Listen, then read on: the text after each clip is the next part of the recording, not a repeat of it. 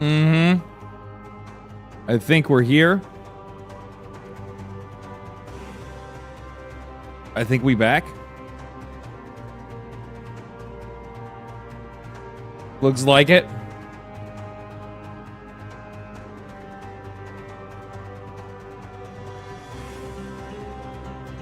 Sound all right? Everything good? Everything good? Live and in the digital flesh. Ain't that the truth, my friend? How's it going, LD? It's good, man. It's good.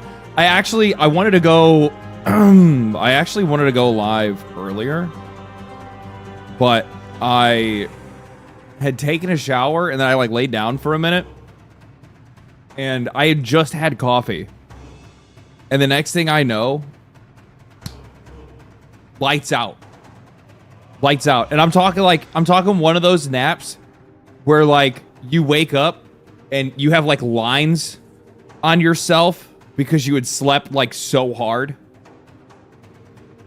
So when I woke up and I saw my phone and I saw what time it was, I just let out like an audible like, whoa. And then, you know, like the minute you like go to like hop out of your bed and you're just like, you feel like you can't move because your body just doesn't want to, like your brain's on. Like it's firing on all cylinders, but everything else is just running, you know, like 5 steps behind you. One of those naps, you were reborn. That's what it felt like. That's what it felt like, yeah. How was your week off? It was really good. It was so beyond necessary. It was so beyond necessary. Holy shit, man. I mean, you know, I talked about it in that one video that I made last week before I left. And it's just the idea that basically since last summer, like I just pedaled to the metal and just didn't stop. Every single week it was the same cycle, just like, all right, what's the next thing that I'm interested in talking about? Oh, this is interesting. Ooh, that's interesting, or whatever it might be. And then if there's nothing interesting, then it's like, well, what's something that I've always wanted to talk about that I've never talked about? And then I hop onto that, and then it's like all the other stuff in the background with the business and all the other stuff that I have with just, you know, life and whatnot. And you kind of just get dialed into this. And I know like a lot of other folks, my construction folks know this, especially the ones that have worked in like turnarounds and stuff like that. You enter into this trance where it's just work, life, and there's no like greater life outside of it. It's just this constant focus on, you know, just maintaining the task and pushing the task, right? And the next thing that you do is you just snap out of it and you're like, what happened? What time is it? Wait, it's been an entire year? It's been holy. And I originally wasn't gonna take so much time away, but then I'm happy that I did. Plus, on top of that, I kind of worked myself pretty hard that week before I left because I tried to make 2 videos before I left. But that also kind of gave me like a little bit of peace of mind because there was something that was still kind of running in there. You know what I mean? What would you say is the content creation to IRL ratio? The dark truth about this kind of work that a lot of people don't want to share is that ratio is like, it's like 85-90. Like 85-10 or 85-15, 90-10 basically. Where it's like Monday, I wake up, I go to the gym, I come home, and I start researching and writing, and then I try to get a video out by, you know, for Tuesday morning. Tuesday is a little bit more like relaxed. I usually like jam a game a little bit, but while I'm doing that, I'm doing like side research and like looking into other things. Maybe I'm watching somebody else's videos. Maybe I'm reading articles or whatever it might be. And then after that, I take a, you know, and then Wednesday comes and it's like, all right, it's time to write. Thursday comes and it's time to record. Friday comes and it's time to stream. And then Saturday and Sunday, I'm still doing like a little bit of side research, like paying attention to things that are going on. But outside of that, I just try to like, I do my best to like try to pull back when I can. But the problem is like, it's always on your mind. I think part of it's like, I do have an addictive personality when it comes to work. I do. And I enjoy it. That's pretty much why. Blake with the $10. Thank you, brother. Appreciate that. With the fact that Bethesda is so lazy for how they monetize the Creation Club, do you think they have the financial incentive to have E6, Elder Scrolls 6 broken? They're basically selling patches and fixing the mods. They're already committed. Like Bethesda's already committed and already kind of infested by the idea that it's okay for their games to be like relatively shit when they launch. Because in most cases, like while people will like complain about it, the vast majority of people will still buy and play the game because they'll still think to themselves, oh, well, you know, the modders will fix it, right? Like I saw like so many people saying that before Starfield even came out. Oh, it doesn't matter if there's any problems. Modders will fix it, right? But, I don't know. The only thing I can say is that they're going to need to swing for the fences because I guarantee they didn't make the money that they wanted to off of Starfield. I know that for a fact. I have a really hard time seeing it. While like some people are like, oh, what are you talking about? It's a Bethesda game. You have to keep in mind that when you think about Starfield, look at this.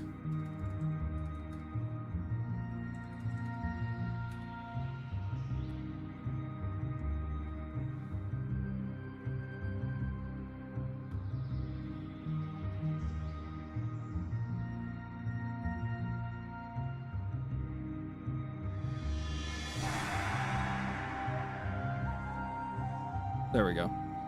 That game came out and then just died immediately. Look at this. Monday, September 4th. And basically, and it was at like 330,000 people. And within like what? A month? It was already down over 90%. Like, don't get me wrong, I know that it's a single-player game, but it's a long single-player game, and on top of that, it's a Bethesda game, which are mostly known for, like, a lot of replay value. And the thing is that, and I just realized this. It's not even realized. It's just, like, I won't even entertain the idea of, oh, well, it's a single-player game.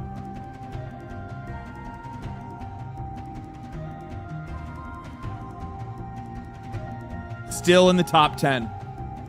Still in the top 10.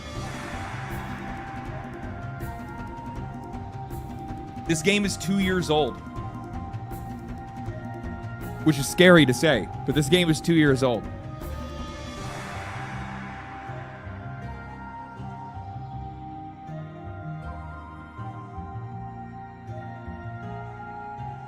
Baldur's Gate is just a masterpiece. I fully agree with you. But at the exact same time, why shouldn't our expectations be the exact same for fucking Bethesda? Bethesda. Right? At least that's my thought.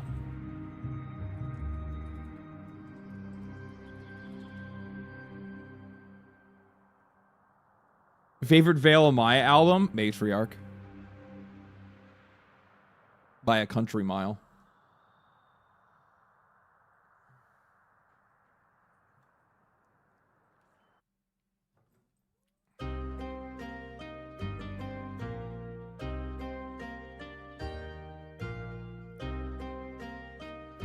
Having just started a new Fallout game that with mods the freaking size of the original, Starfield has Jack for mods comparatively. That's also the crazy thing too, is that like the modding community just straight up pulled out of that game.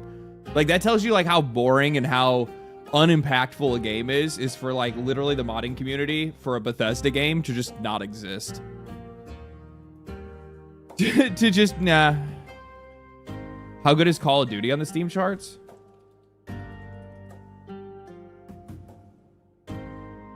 Woof. Woof.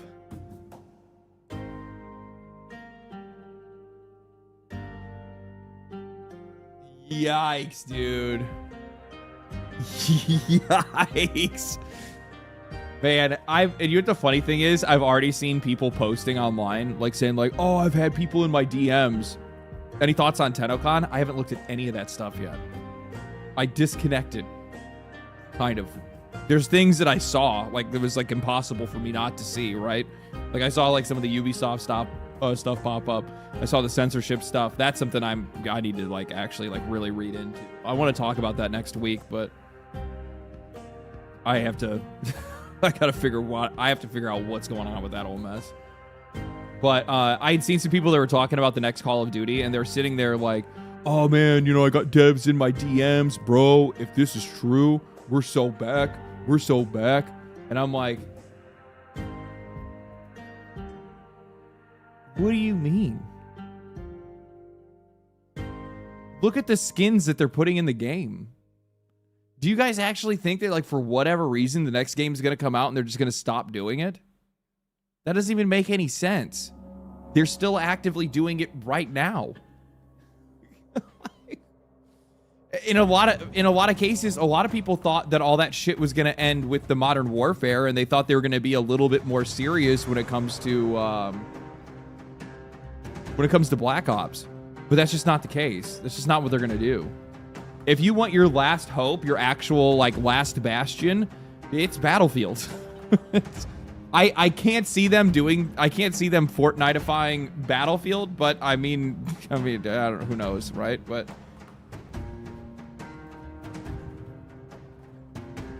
what would they stop doing with selling? That's the thing, though, is that, like, the game's not doing well. Like, comparatively to, like, how this game used to perform. Because if you go back, I mean, like, they were ripping 2024, right? I mean, like, yeah, this is like a big peak that they had, right, with the release of Black Ops 6. But, like, initially, like, Black Ops 6 was doing good, and then they started bringing in a bunch of shit that people didn't want, and the game just kind of fucking settled out.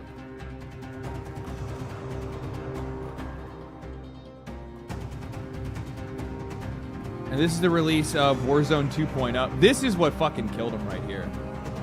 Warzone 2.0 is what killed that game.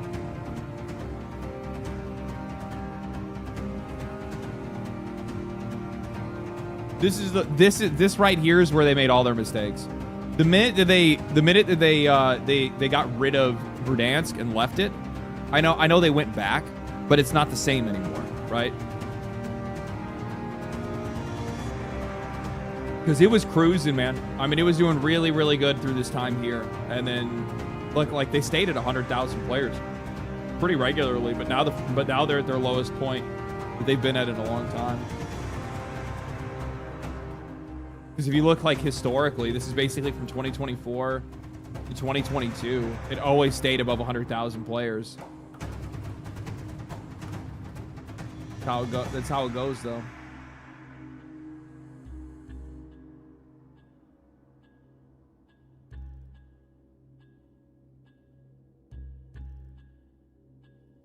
I like cats.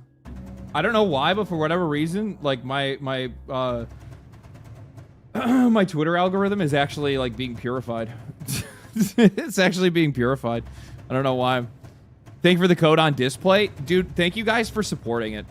Like, I don't think you guys understand how nice it is to have, like, a sponsor that you genuinely enjoy yourself, and then your audience really fucking digs their stuff too. And then you guys go and buy that stuff, and then that sponsor says, like, hey, why don't we just keep sponsoring you? And then I don't have to, like, it just makes life so easy. It just makes life so easy. Bro, 40% off code was huge, man. That shit was crazy. That shit was crazy. They were happy. They were happy. They were happy. So close to getting an Elden Ring display. They have so many cool ones. I'm actually going to be buying some, like, new ones soon here.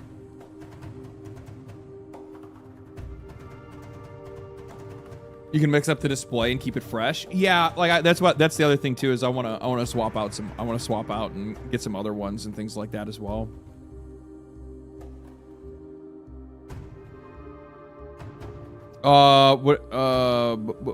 Wuchang Fallen Feathers optimization is a joke. They just pushed an update for it today, so I have no idea. We have to look into it. I'm gonna play it and then see what it's like for myself, right? I mean, if the game plays like shit, it plays like shit, and then I'll talk shit about how it plays like shit. It's really disappointing that some of these like new studios and these Eastern studios are just making the exact same mistakes that the Western studios are making. Where it's just like, you guys can be claiming like the easiest fucking W's. Like literally the easiest W's right now. Because people already want to buy your games. They're already interested in the themes. They're already interested in the fact that you guys have no problem stuffing your games with hot chicks. And you're just self-owning over, like, optimization. And I think a lot of it comes down to inexperience, because there's a lot of inexperienced developers working at some of these studios, because a lot of them are fresh and new. And at that point in time, just hire a third-party company. Right? Just hire a third-party company.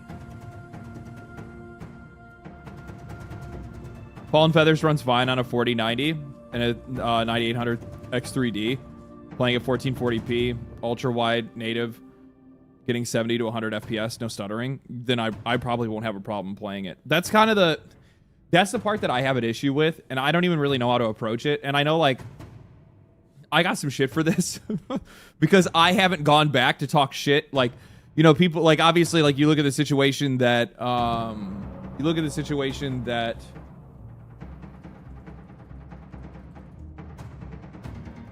Monster Hunter Wilds is in right now. Overwhelmingly negative. Its player counts are, like, critically low in comparison to, like, Monster Hunter World. And a lot of the people's complaints revolve around optimization and how the game hasn't had its optimization fixed. I have a problem, and I don't know how to really approach it, which is that, like, it's hard for me to get, like, upset about those kind of things because it doesn't affect me. So, like, I don't feel the same. I don't have the same heat. And it's not that I don't think it's an issue. It's not that I don't think it's a problem. It's just that, like, I don't have the same anger behind it that I would want to put into a video, if that makes any sense. So, like, if I don't feel personally invested in something like that, it's really difficult. I feel like I'm cosplaying. Because if I'm not actually mad about something, it's hard for me to get mad about it. Why don't you get a mid-range PC to verify this stuff and understand? Yeah. Ironically, if I was using my other PC, which is the one I'm going to be using for, which I'll be using, like, as a streaming PC. The only reason I don't use the other PC for streaming is specifically because the fact it would make the room too hot. It would just make the room too hot. Build a mid-grade PC. I have one behind me. Well, I guess it would be mid-range. I don't know. It's a 3080. Asterion, thank you for the tier 1, man. Appreciate that.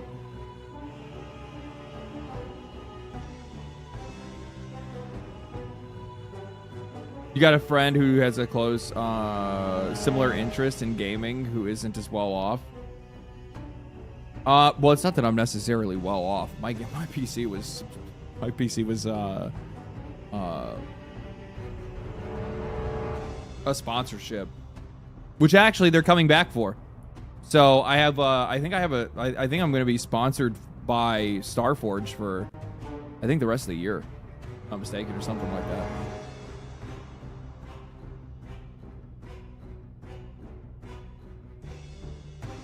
Which is cool with me. I like Starforge. They're, like, super fucking rad dudes. They're, like, actually really cool.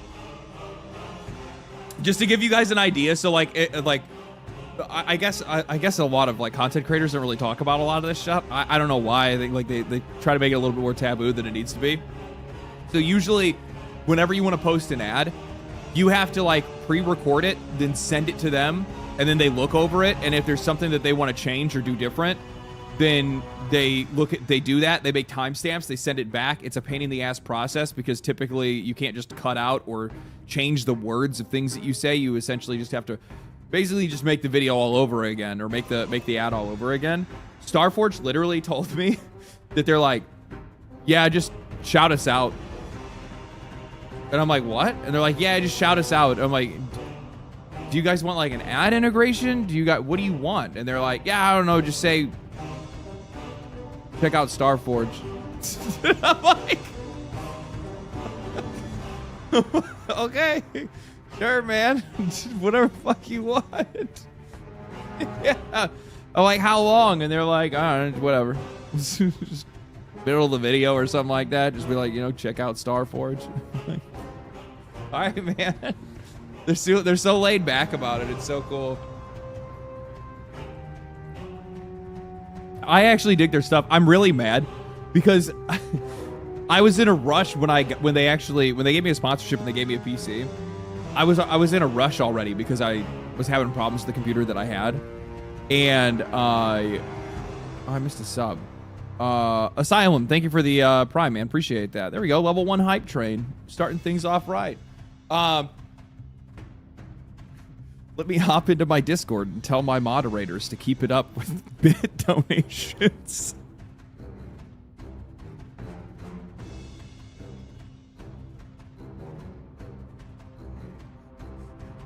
I'm sorry. I'm sorry.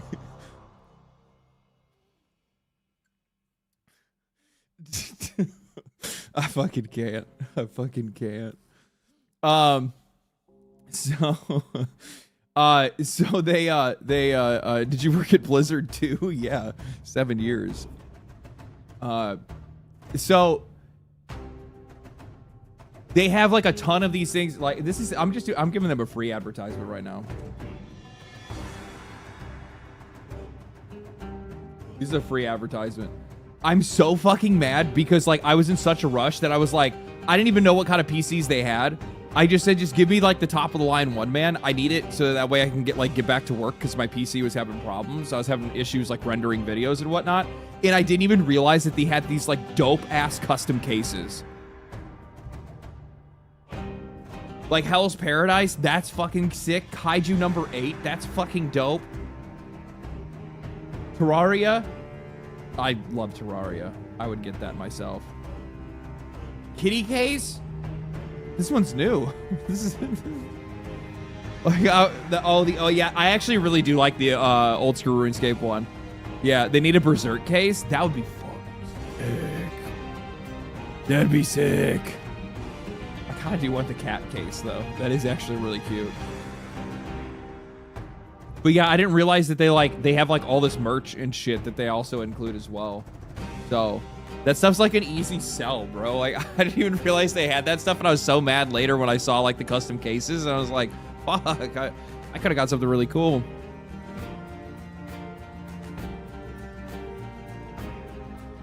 Is there a waifu case? I don't know if they have one like that or not. Where you just want some like, you just want some fucking heavy hangers, just right on the front of your computer. Visa and MasterCard would have something to say about that. We don't consent.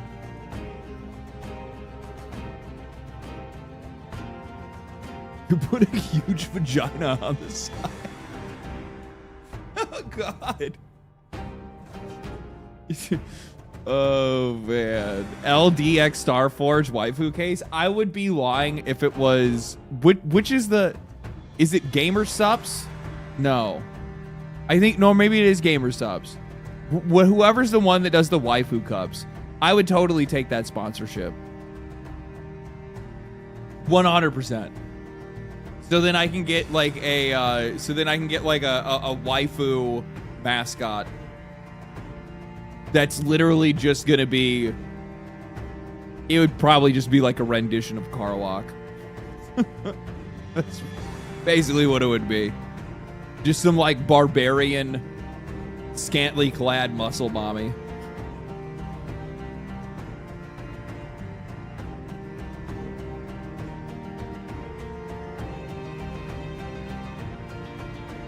Dude, this is so.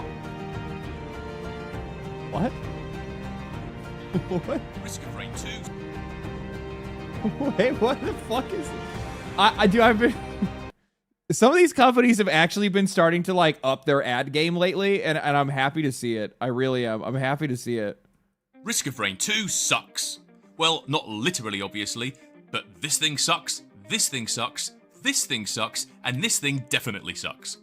In the upcoming Risk of Rain 2 DLC Alloyed Collective, the new enemy, the Soulless Transporter, also sucks. Real bad. Filling the role of a battlefield disruptor, the Soulless Transporter shoots a gravity beam at your feet, which after a few moments pulls everything within that zone to the centre. If you're not paying attention at this vital moment, you'll find yourself yoinked off course and face to face with enemies that you would probably rather not be forced into punching distance with. It's crazy that I picked up Risk of Rain, and initially I was like, this game, I love Risk of Rain, right? I love Risk of Rain 2. And I was like, man, this is such a charming, cool game. It's too bad that there's not a lot of content for it, right? Don't get me wrong, like there's tons of replay value just in the initial content that was on there. I didn't realize that they were that like once Gearbox got their hands on it, that they were just gonna like go wild with supporting the game. And like, because they just released another DLC back, well, like 6 months ago, or was it a year ago? I can't remember when the last DLC came out. But I guess that they're just going to like start shotgunning DLC. And that makes me so happy because I really like Risk of Rain. Like I just jumped back into it recently. Like I was playing it the other day, and I'm like, man, I forgot how like fun this game is. Like just how like your brain just slips out of your head. You just start vibing out. Favorite roguelike OST? It's not even close. It actually, no, I would actually even go as far to say that I think that Risk of Rain is probably my favorite OST, period. Are you going to pick up Wildgate? What is that?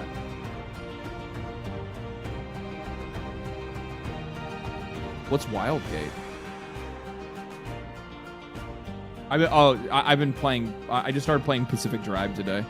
I only played it for like an hour or so, or 2 hours, I guess, but very cool game. Very interesting game. Very interesting game. I like it a lot.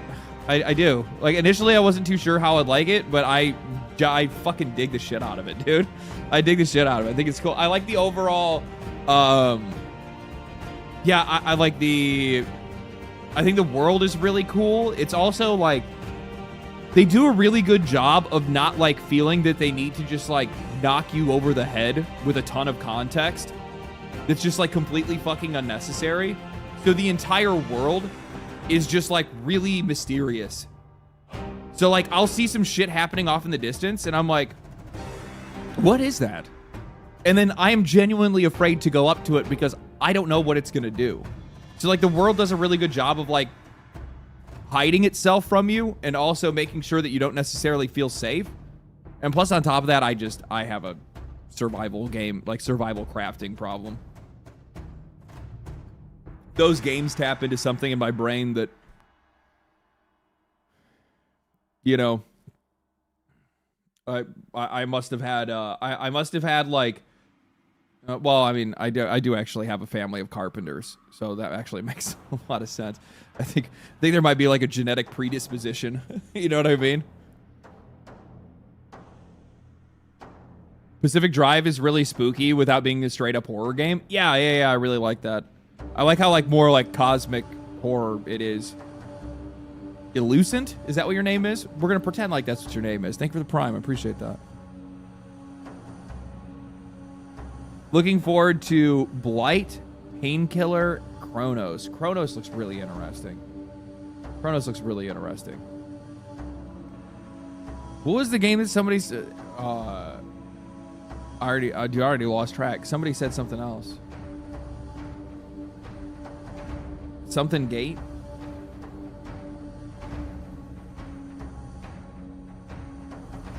Wild Gate. That's... What's this now? Oh, this is the co-op space one, isn't it? Where you're like boarding ships and whatnot. I'll add that to my wish list. Well, it's already out, right? Is it any good?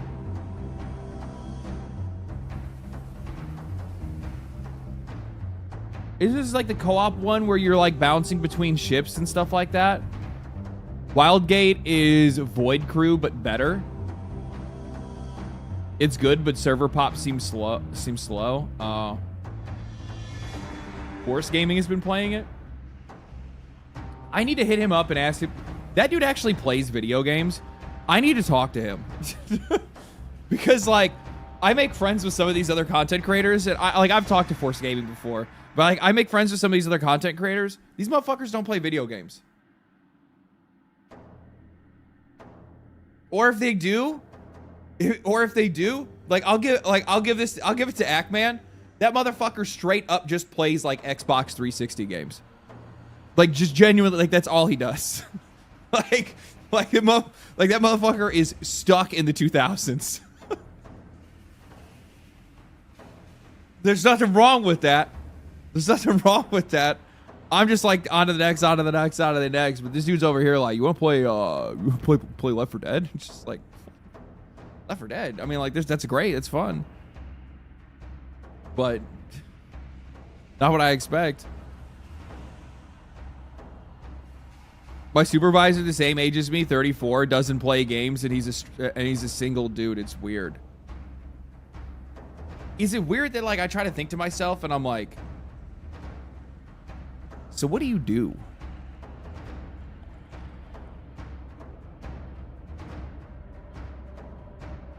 When I hear like another dude say, I don't play video games, I'm just like, what do you do? I wash my car. Sports and drinking. I mean, you're not playing sports. I mean, if you're talking about a dude in like their mid 30s or something like that, like probably fucking not. If like you're like, the problem is like the minute that you hit your fucking 30s, you start thinking about like, man, it takes a lot longer for me to heal. If I fucking break something, I'm fucked.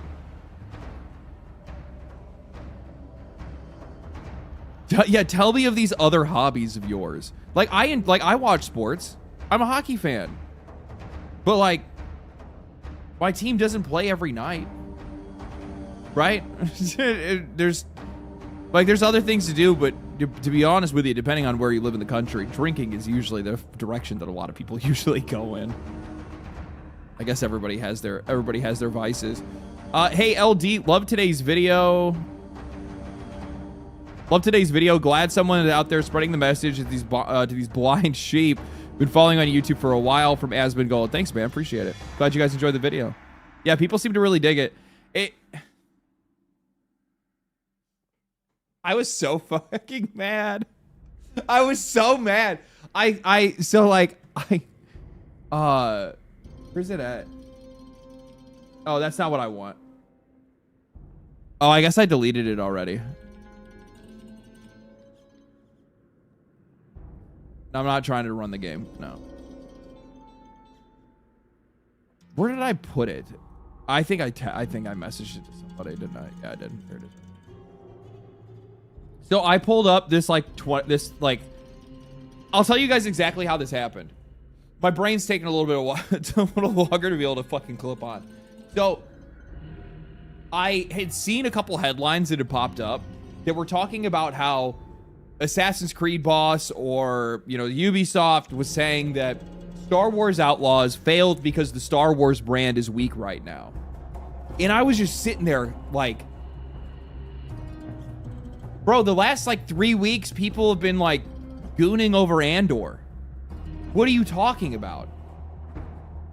And then to use it as background footage, and I actually didn't even use it for the video, because originally the idea that I was going to have was I was just going to criticize their entire thing about how the Star Wars brand is weak and that's why Star Wars Outlaws failed, because I could make an entire video just talking about that, right?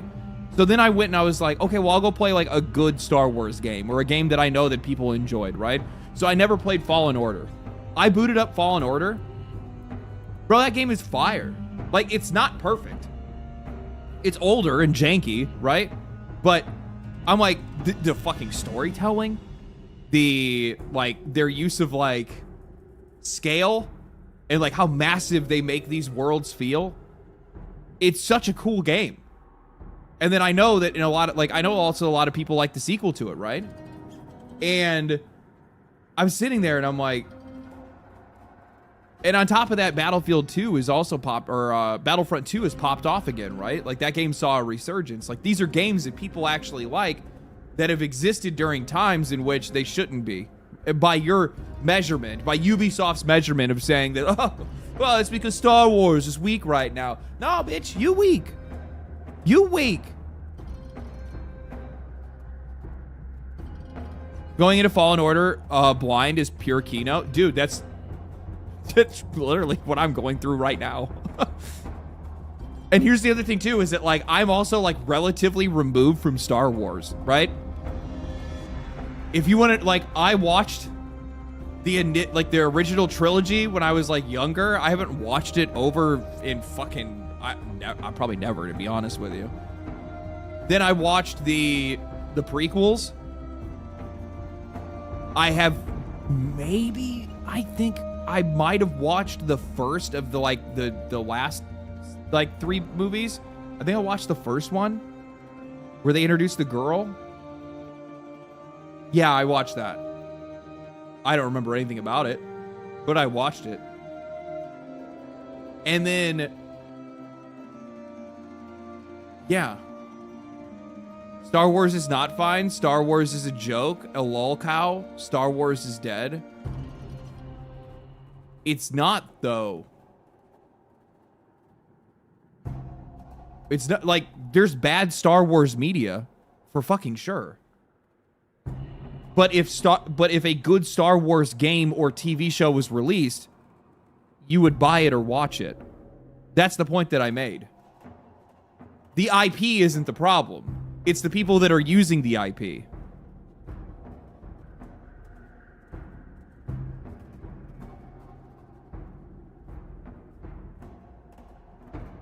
Like, what the fuck are we talking about? Nobody watched Andor? Check the stats? That's not really what I'm interested in. Do people actually fucking like it? The vast majority of people that watched Andor that I've talked to or that I've seen talking about it have enjoyed it. I mean, fuck, even Drinker liked it. And he's gonna be like the first guy to shit on that kind of stuff.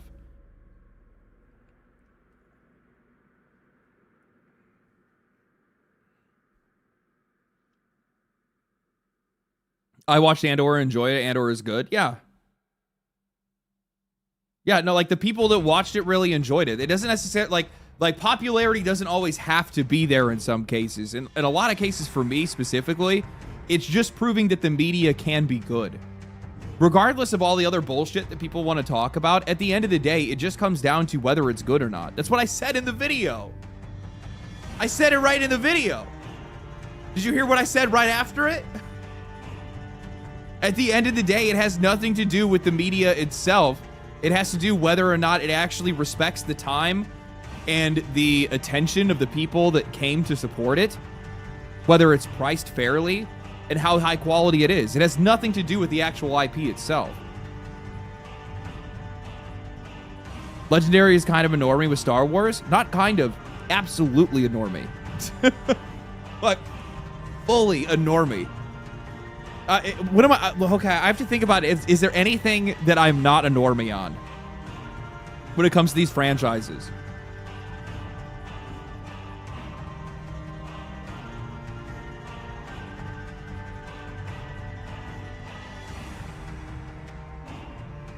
Video games. The video games I'm definitely not a normie on. Right? Like, I'm pretty deep in with, like, Final Fantasy, for sure. Lord of the Rings, I read the Silmarillion. And I watched the movies, but I didn't read the books. Magic the Gathering nerd? I dabble, right? I'm still new to that. I'm not like in there. You know what I mean? Borderlands.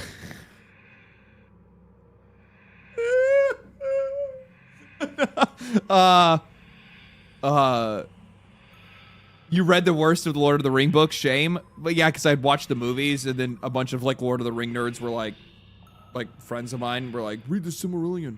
Read the Silmarillion. Fuck, this is boring as fuck.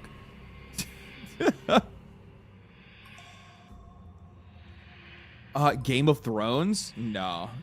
I watched the TV show, and then I'm one of those people that has a very short attention span for things that are like long-running series in a lot of cases. And for whatever reason, like that show, like midway through, like I watched it still, like out of habit, but I was pretty well disconnected from it for the most part. Battlestar Galactica.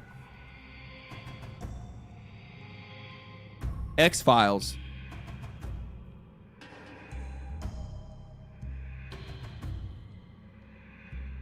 I know that shit.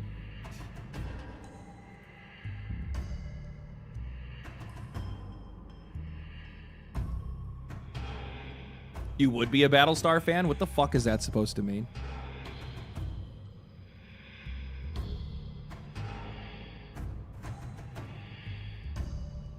Can you explain that?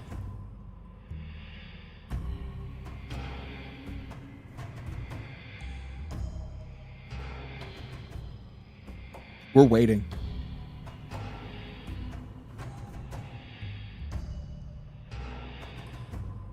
Makes sense for your personality, just south of popular.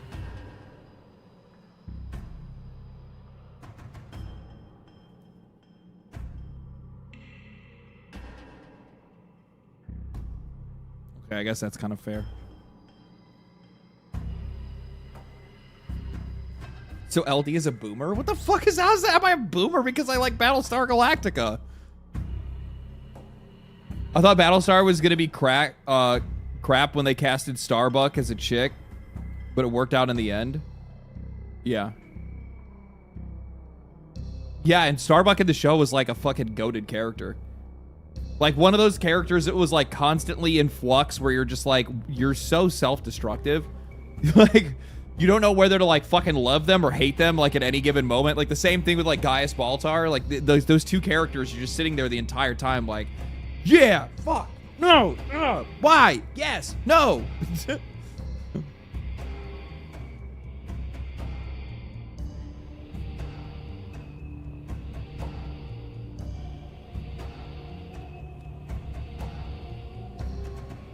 I'm an unironic MCU fan, so no shame. Woof. Woof. Woof. Woof. I'm big on X-Men. I like the X-Men, right? You guys already know that, though. But yeah, no, so the thing is that I had originally saw a couple of articles that had dropped out that were specifically talking about how like they were trying to shovel the blame onto the Star Wars IP for the reason why Outlaws failed. And I'm also not going to pretend like that's not a factor whatsoever. Like that's going to limit people's initial interest in the game. But if the game was just like lights out good, people would go play it. Right? Like people would play it. If it was fire, people would be on it. But the fact of the matter is the game just sucked. It wasn't very good. Across the board, it wasn't very good. And on top of that, it's because of the fact that like Ubisoft, for whatever reason, and I don't know if this actually came from Disney or not. Part of it probably did. It was probably a back and forth, but I had a sit down where I talked to like some of the developers of the game and some other people that were like around it or in like, you know, influenced by or like had some influence with it. And I remember like one of the things that they had brought up was that like they weren't allowed to make the main character look like a bad guy. So even though that this is like a bounty hunter, you know, rogue-esque kind of game, you know, definitely supposed to be seedy. For whatever reason, like, you're not allowed to, like, you know, shoot other people's ships, like civilian ships, or take out civilians or anything like that. You couldn't do anything that would ever put the main female character in the position of looking like they could ever be a bad guy. And it's just like, how does that make any sense for the character? Especially for the kind of work that she does. It's just like, what the, like, beyond that, the gameplay mechanics and the gameplay itself just wasn't very good, right? And I just found that really funny that they were saying that, and then I realized where it came from, and that's what they're like. Their universal registration document and annual financial report. This thing, guys, I read this entire thing. There's a bunch of stuff to skip, which is like talking about like corporate governance and just like some of their employees and stuff. But then there's like all this other like shareholder dialogue, vote by shareholders. There's a lot of bullshit in here, but also at the same time, like, it's when you start to wade through this bullshit is that you start finding the stuff that you're like, oh, I see the problem. Flop, thank for the Prime, man. Ubisoft is one of the lead.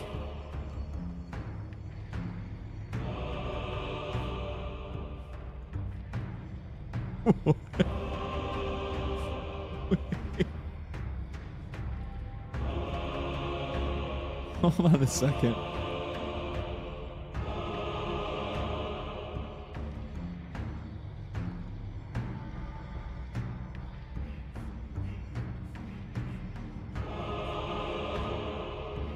I just want to make sure we set the tone for this right here, okay?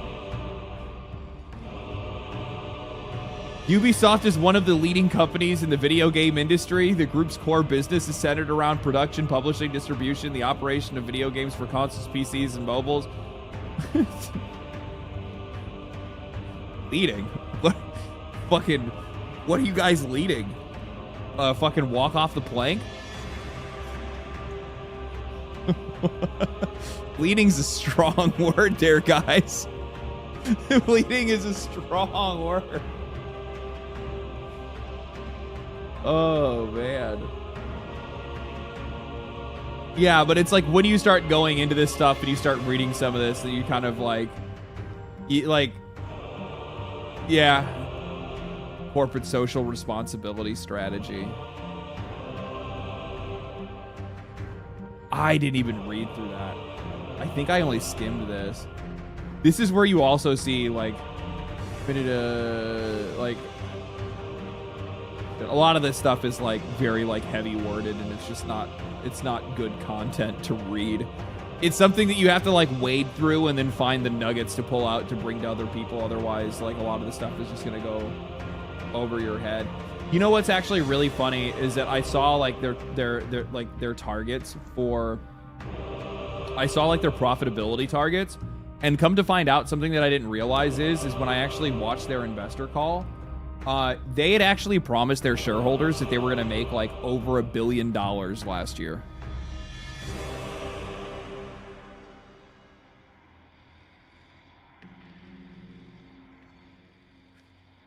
I'm just sitting there like, how?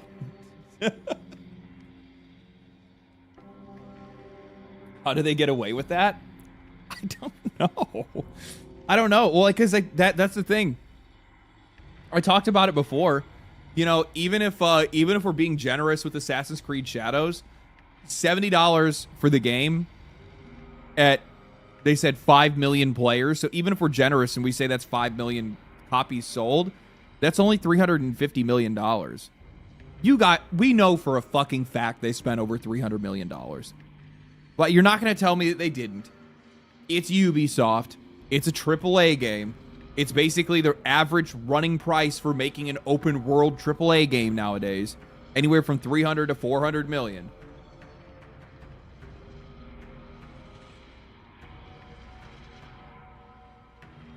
You know what I think they actually meant? You say, like, did they say gross or profit? You know, I think what they actually meant was debt.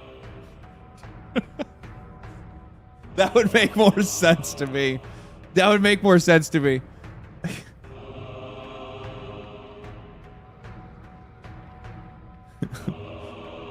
Sorry, did we say profit? Actually, no. We actually meant we're going to have another $1 billion in debt. Because they're in debt now, actually. Like a pretty solid amount still. Even with the 25% investment that they got from, like, that's the one thing that I don't think people really understand. How much is Ubisoft's current debt? This is shit they can't hide, by the way. This is public record.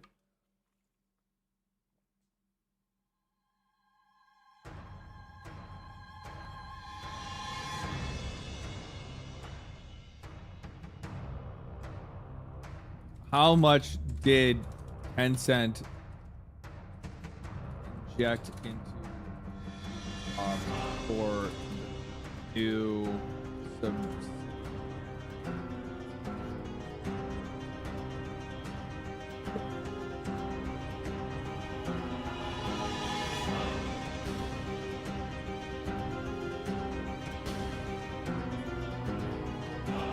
So Tencent invested half of what their debt was in 2024.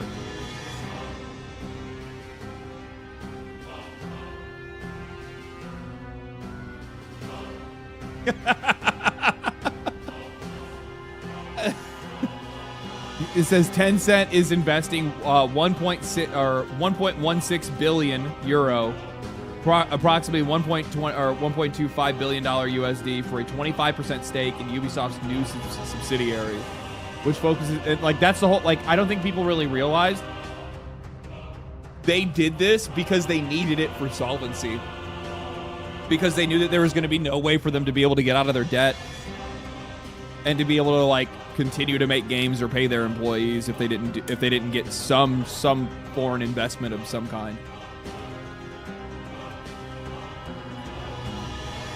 Really feels like Tencent is playing the long game. They are. Tencent will own Ubisoft.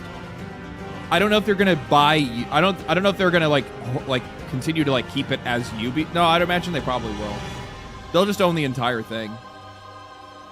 There's tons of companies that Tencent just owns out like outright.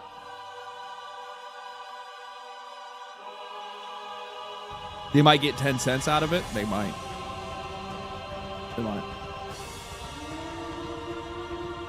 All our gaming data is China's now, but the games are better. We take the good with the bad.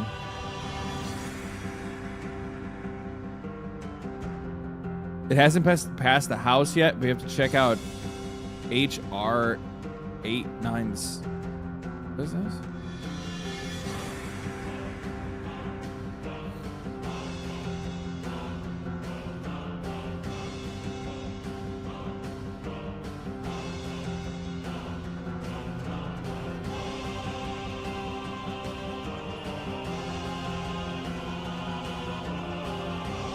Oh, Fair Access to Banking Act. This bill aims to amend banking laws to prevent certain financial service providers from denying fair access to financial services based on factors the lawful products. It hasn't passed the House yet? How the fuck is that not even the case? Is that something that just came up?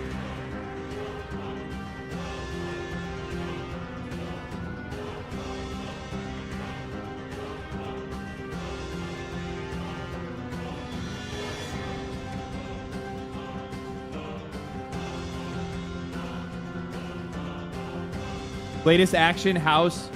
This is February of 2025. Referred to the House Committee on Financial Services.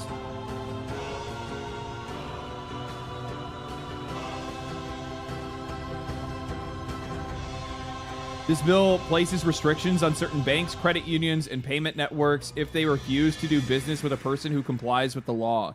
Restrictions include prohibiting the use of electronic funds transfer systems and lending programs, termination or of an institution's depository insurance, and specifies civil penalties. Banks and other specified financial institutions are allowed to deny financial services to a person only if the denial is justifiable by a documented failure of that person to meet quantitative, impartial, risk-based standards established in advance by the institution. This justification may not be based on reputational risk or to the institution. That's the fucking key part of it right there. That's the key part right there. Doesn't this have to do with the payment processes on Steam? It does, but the problem is that like, so the one of the issues that we have in the U.S. is called bureaucracy. which means that this bill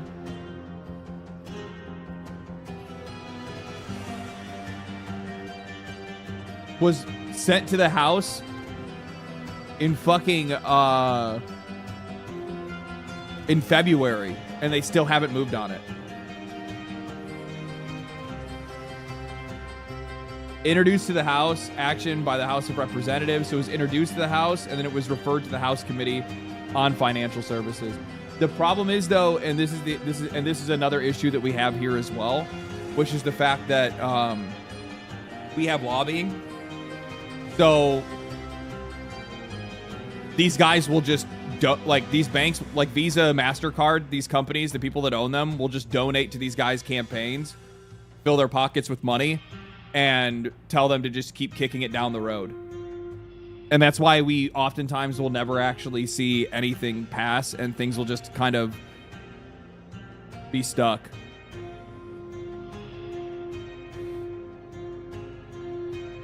No more porn games where under 20s can access. That's not the point.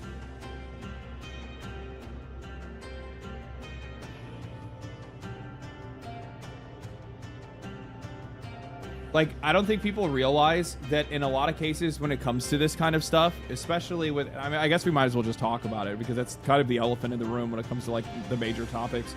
Because this shit's like, everything's on fire right now. I mean, it's crazy how fast this has been, going. So first they hit, there was like another site that they hit, then they hit Steam, now they hit Itch.io, I guess, which is like an indie site that has a bunch of other stuff. No more free market. Free market doesn't exist. Like it does in the case of like the direction in which we like buy stuff. It does exist in certain corners of the market, but the issue is that in any market that has a limited amount of businesses, the first thing that they do is try to make sure that they can control that market. That's the first thing that they do. A really good example of this is Microsoft, right? Like, Microsoft has been in battles for being a monopoly multiple times over the years. And the thing is with Microsoft, and the reason why they're so indomitable is because like people just cannot like, and I'm right there with them, right? Like, I'm ignorant to Linux.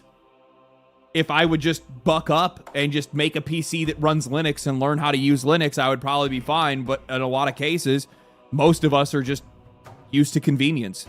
People don't want to think about it. I already know how to use Windows. It's already on the computer, right? So in a lot of cases, we are the ones that create a lot of these monopolies, specifically out of convenience. The same thing goes for these credit card processors. We make it easy for them because it's not like we're trying to run out and get another payment processor. I mean, has anybody ever, like, I don't even know a single person that's ever talked about the benefits or the costs and benefits of using MasterCard over a Visa card. And in a lot of cases, you don't even have a choice because it just depends on what bank that you use. Are you using, Chase? Are you using a local credit union? Whoever it might be. And in a lot of cases, you don't really have a say, and it's not something that people really take the time to think about, nor do they even really care about to begin with, right? So in a lot of cases, these monopolies, duopolies, or whatever else, they're just created out of convenience. You don't get a choice most of the time. Yeah, exactly. But partially you don't get a choice, which is definitely something that they're trying to make sure they keep. The other part of it is, in a lot of cases, we don't care if we have a choice, right? Like, has it ever even crossed my mind that a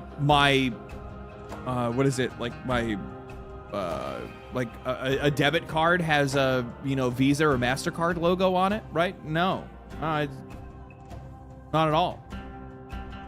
I don't even know what the difference between them is, right? So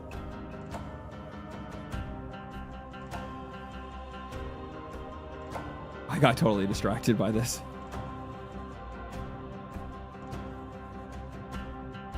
They shouldn't have the power that they do, and they shouldn't be allowed by any means. And to be honest with you, what I don't understand why they're doing it. Like, what do you get out of it? It's just not necessary for you to step in the middle of this. It's really not necessary for them to step in the middle of this. They have an agenda. You know, I hate to say it, but in a lot of cases, I'm not somebody that really like gets into like conspiracy weeds or anything like that. I don't wade through a lot of that stuff. But in this case, yeah, it actually kind of feels that way. Because the thing is that like, I'm thinking about it and it's like, if they did nothing about it at all, there's no legal action these people could take against them. And nor would their voices ever reach any point that these guys would actually suffer any type of financial damage. Do you guys really think that if some like group of Karens was making enough noise that people would stop using their banks because people can buy NSFW games? What? Like, it's such a fake issue on all sides. It's fake. It's a fake issue from the Karens that made this happen in the first place, but it's also a fake issue from the perspective of the banks because, like, nothing would fucking happen to you. And you know that.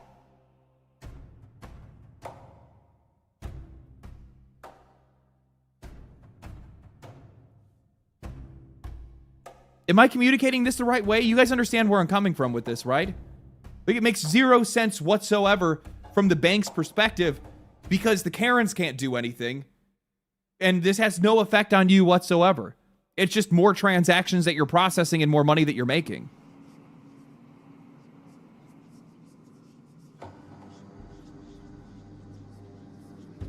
So, like, it makes no sense. The only thing that does make sense is that on a moral justification, on a, I guess more on a conspiratorial sense, on a agenda justification, they are siding with these people and the things that they care about, the things that they want to have happen in the world that they want to live in. And that kind of makes a lot of sense. And like, I feel like just because the more I've been looking into a lot of this stuff with some of these companies, especially right now with like the stop killing game stuff, you come to realize that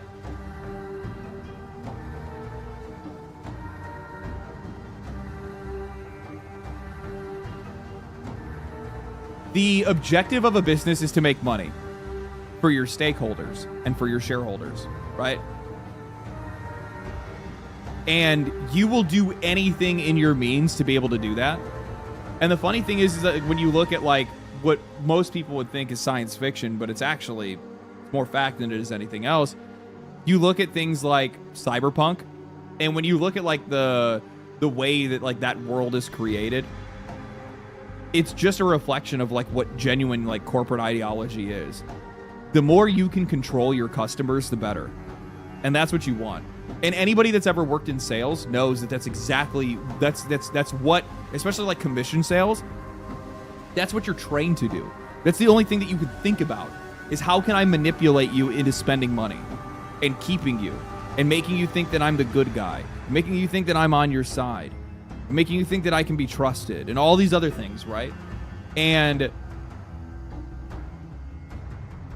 when I look at a lot of the ways that these guys are overreaching, they do in a lot of ways feel that like they should have, hold, and also use the same level of power that our governments do. Because that would make them the most money.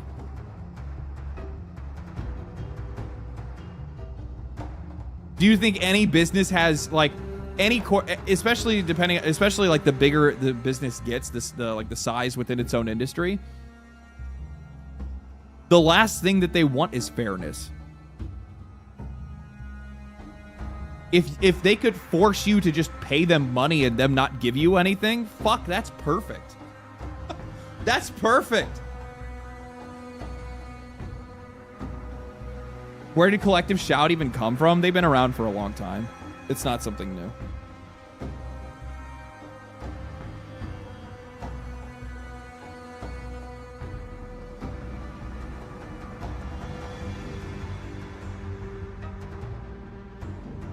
I'm religious and I see Karens as the devil worshippers. You know what the funny thing is that I actually have like seen people have like really varying opinions about like what collective shout is. I also see people like, for some odd reason, like I don't know why people think that they're left. People think they're like leftists or liberals, and they're not. They're conservative. Like very blatantly in a lot of cases. Like that's the kind of, remember when I talked about this before, and I don't remember if you guys remember this conversation, but like I said before, like when I talk about these issues in video games, I don't want any single like extreme like political direction influence in video games. I think that it is just a bad thing overall, regardless of whatever direction it's coming from, because on one side, it's either going to be fucking Puritanism, I need to tell you what you can and can't like, and guess what? The other side says the exact same fucking thing.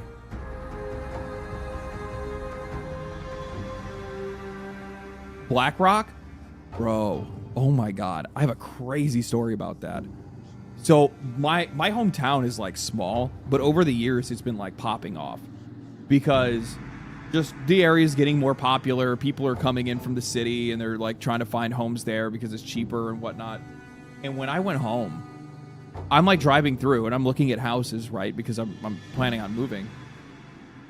And as I'm like looking around, the next thing I know, I start seeing that like all of the like, some of these older neighborhoods are starting to like look nicer now. And I'm like, holy shit. I'm like, there's actually some like pretty nice fucking houses out here. And then you go and you look, there's fucking signs outside, and these motherfuckers are selling. It's BlackRock. They came in and they bought up all these like old like crack houses and shit like that. They remade them, and some of them are actually like close to the water. They're close to they're close to the lakes. So they're like trying to sell these fucking houses that they just built for like $800,000, and there's like no fucking way anybody's ever gonna buy this. But they're coming in, like BlackRock has come in, and basically, this is happening across the whole Midwest right now. They're coming into these areas, and they are just buying up all the property, rebuilding houses, and then increasing the prices to be so high that, like, the common people that are in the area, especially, like, the poor folk and the people that, in their eyes, and honestly, in the eyes of the community as well, that have, like, dragged down those cities, like, they can't afford to live there. But they're, like, everywhere. And it's like the creepiest fucking thing. It's the creepiest fucking thing. And then rent the properties? No, they're selling the houses. They're selling the houses and the land. It's just that, but I'm not gonna pretend like they aren't like popping up a lot of rental stuff as well. But even the rental stuff is crazy. There's like they're building this like massive condo complex. Like, it's just like this huge building of like high-rise condos and shit. And they're like an average price of like $800,000 to $900,000. And again, like,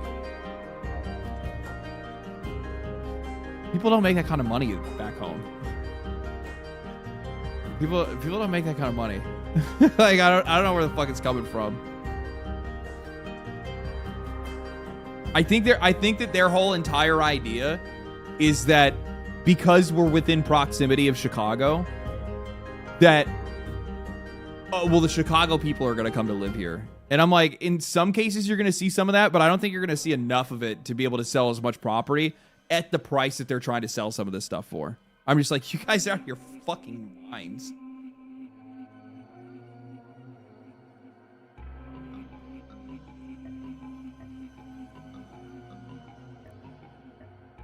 My hometown got taken over by transplants. Yeah, I mean, you have a lot of that as well, right? But the thing is that, like, New York and California both are going through this, like, transitionary phase where, like, basically people, like, just kind of have to get the fuck out. A buddy of mine, he has, like, a really tiny YouTube channel. I hate, it's so weird to say that now. When I first joined, I thought he was, like, the most massive fucking channel in the world. Like, I was like, man, I can only hope to be as big as this guy one day. He's such a fucking cool dude, though. If it wasn't for him, like, giving me the confidence to keep making videos and, like, continue to make YouTube videos, I probably wouldn't have kept doing it. But my buddy Fonz, he just left California. And he moved out to, like, I think he moved to, like, Wyoming or something like that. And he's just like, Bro, this is just the greatest thing ever. Like, and as somebody that's like grown up in the Midwest for most of their life, yeah, I'm like, I know exactly what it's like. I'm from Chicagoland area too. Yeah. Share his channel. Yeah, I'll share Fonz's channel. He just has a podcast.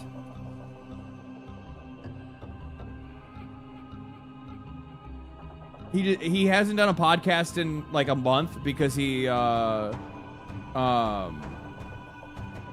just moved, so he left California and got out. But yeah, I'll share Franz's channel. He's an older guy. He's an older guy, but he's really fucking cool, and he's a super nice dude. And if it wasn't for him, I probably wouldn't have stuck around.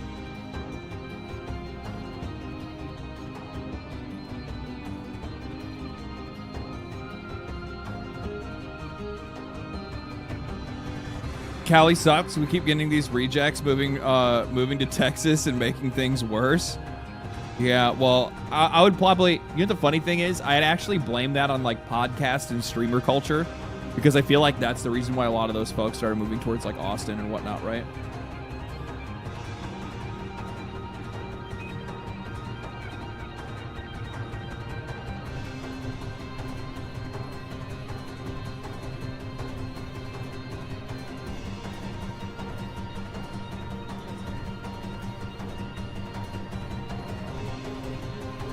Texas is booming, but at what cost?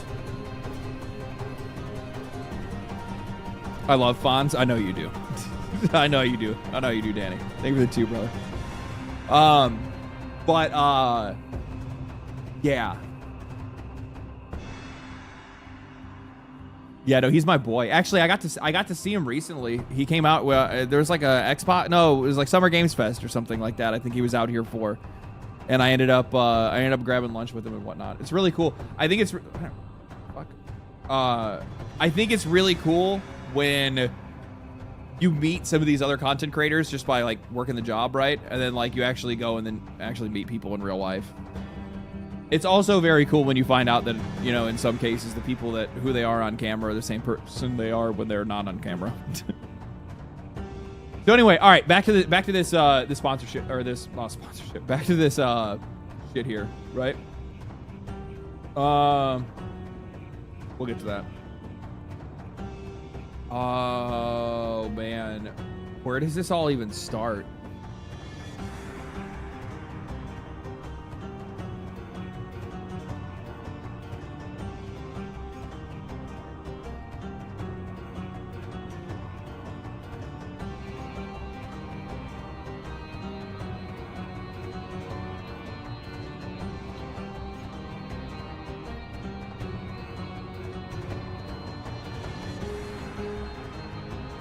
Okay, it's up here. Okay, so essentially, what had happened was, this is the first shoe to drop. This is the one that really kicked off everything, right? Are you gonna play Devil's Triad when it comes out on Warframe in the next few days? Oh, I gotta watch the Warframe stuff. I don't know anything that happened with TennoCon. I was out of town. I was visiting visiting family at the time. So I didn't look at any of the Warframe stuff. I grabbed 2 of the trailers that I'd seen, but outside of that, I haven't looked at anything else yet. Did you see Vice fired the journalist who made the articles about Collective Shout and all the shitty things that they did? Yeah, but the weird thing is with that, and it's like it's such a it's such a bittersweet thing, because that writer is also one of those like gamer hating, VTuber hating weird people that write a bunch of garbage on the fucking internet that you wouldn't want them to be in journalism at all, because their shit is just because it's just not good. But also at the same time, at one point in time, they were doing good things because they were making these like articles calling out Collective Shout.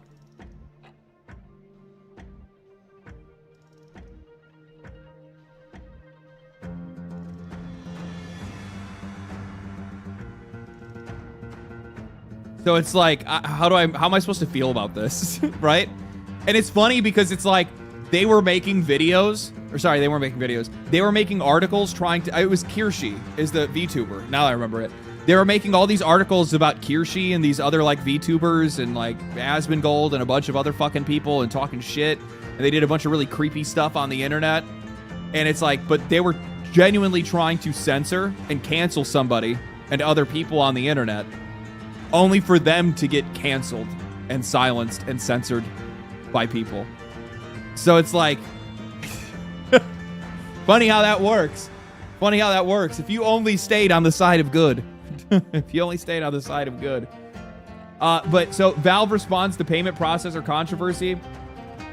I need an article on this.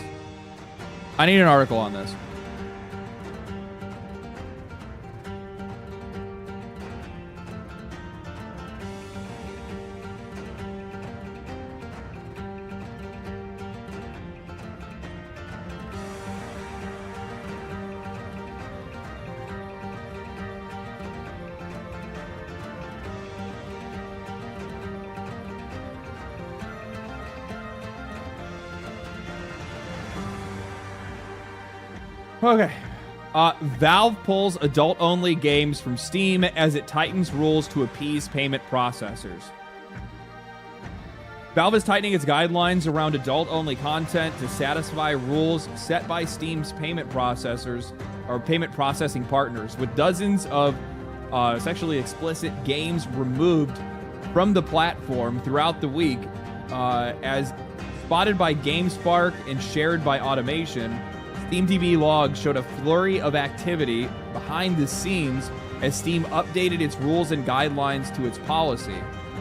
We'll look at that in a minute here. Making it clear that publishing certain kinds of adult-only content could violate them. The newly added clause 15. The newly added clause 15 of the policy now explicitly states content that may violate the rules and standards set forth by Steam's payment processors and related card networks and banks or internet network providers.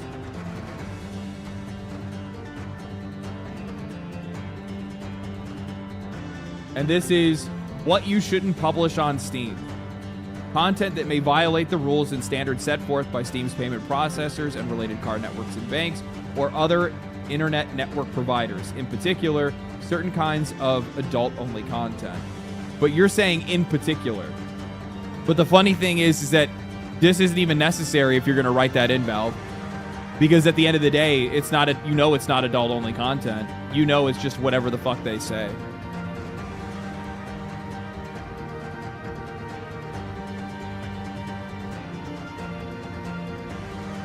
The devs should take payment processing companies to court.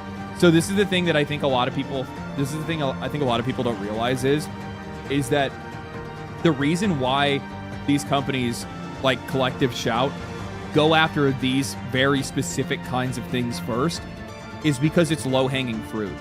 It's because it's difficult to be able to defend without context, right? Because you look at the themes of the games that they canceled. Effectively, they canceled, right? You look at the themes that are used in those games. Some of it was like incest, some of it was like a bunch of other stuff, right?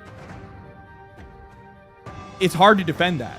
Oh, well, why do you want... And the funny thing is that when you look online, that's the exact kind of response that you'll see. Well, why do you want that kind of content? Why would you defend something like that, right? It's something that, like, a lot of people, one, don't really feel comfortable trying to stand up for. And then in a lot of other cases, it's difficult to be able to... It's so easy to manipulate the narrative around, because if you just remove the context of censorship specifically, then it's just like, well, why would anybody defend this kind of stuff? Right? Oh my God, those are the kind of games? Look at these gamers, these disgusting gamers. Disgusting gamers that are trying to, do all this, or trying to promote these games or whatever. I actually, I had posted something on it before. I saw one of their people post something because they were like trying to defend themselves.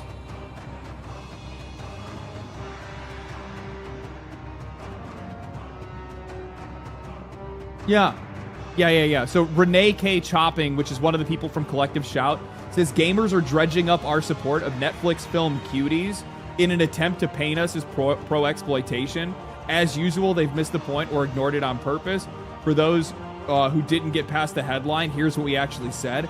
I don't want to hear what you have to say because the movie that you're talking about is literally child exploitation. There is no justification. You're a fucking circus, and that circus is just a fucking clown. I don't need to hear any justification for why you want to promote that movie. Because all that tells me is how deeply hypocritical you are about how you want to portray this and how you want to spread your rules around. At the end of the day, it actually has nothing to do with any type of moral hierarchy. It just has to do with what you don't want. That's it. One of the things that I had seen that they had said, the same people attacking us now are defending games that literally allow players to simulate, rape, incest, child abuse. That's what she says. Make that make sense. We campaign against this content because it contributes to the very culture of Cuties critique. This film made people feel uncomfortable. Good. I'm pretty sure this film made a few people very comfortable. And I'm sure those people took screenshots.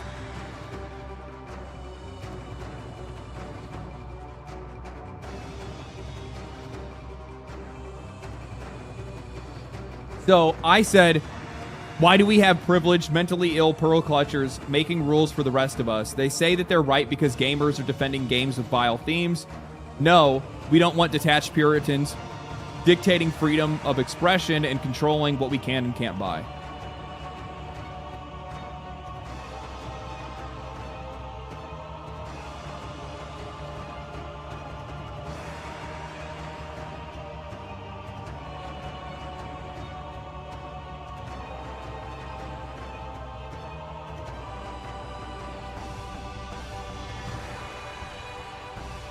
Simple as that.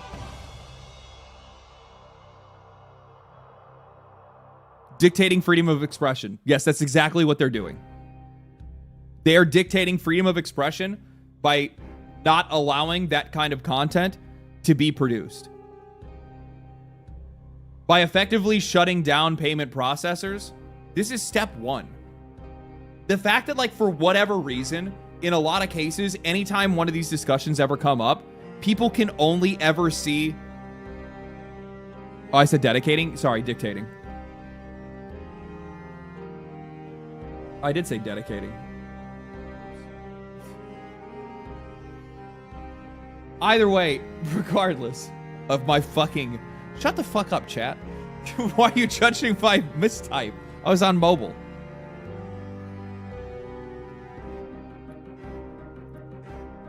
Fucking grammar Nazis. Now you just derailed the fuck out of me. For whatever reason, in a lot of cases, when it comes to these kind of issues, what ends up happening is that for whatever reason, like, people can only see step one. I brought this up in the video that I just made for Ubisoft. This is exactly what the media does. The media will go and they'll point at something like Assassin's Creed Shadows and, like, look, oh my God, look at how racist these gamers are. They're just mad because the character's black. And it's just like, no, that's not what they're angry about.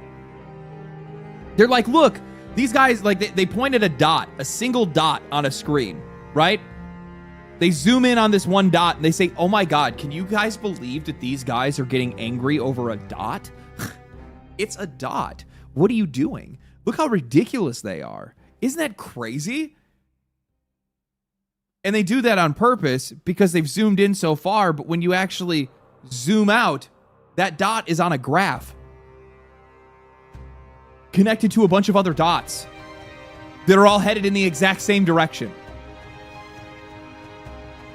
That's what people are pointing out. That's what people are talking about. That's the conversation that they're trying to have. And that's also something that in a lot of cases, like, maybe that trend just isn't resonating with them and they just don't want to see it in their media. Right? Fanboys do that all the time. Yeah. It's crazy how disingenuous these people are. It's not even just how disingenuous people are. I think it also has to do a lot with just like, there's a critically low amount of critical thinking going on in the world anymore.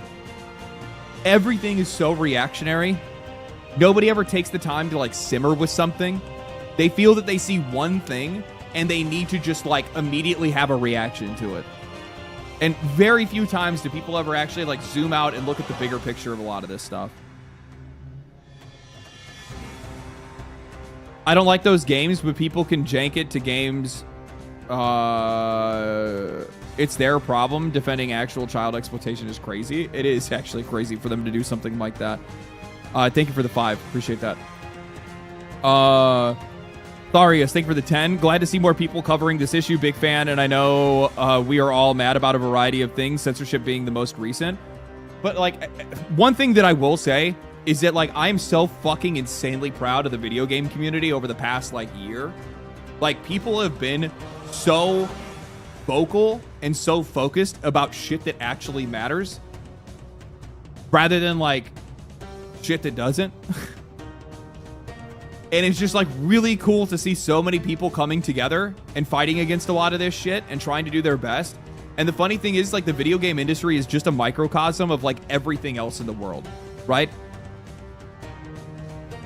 And I think the reason why I think the reason why video game players are a little bit more sensitive to this than a lot of other people are is specifically because of the fact of like, one, how dedicated people are to like their media, to like the hobby.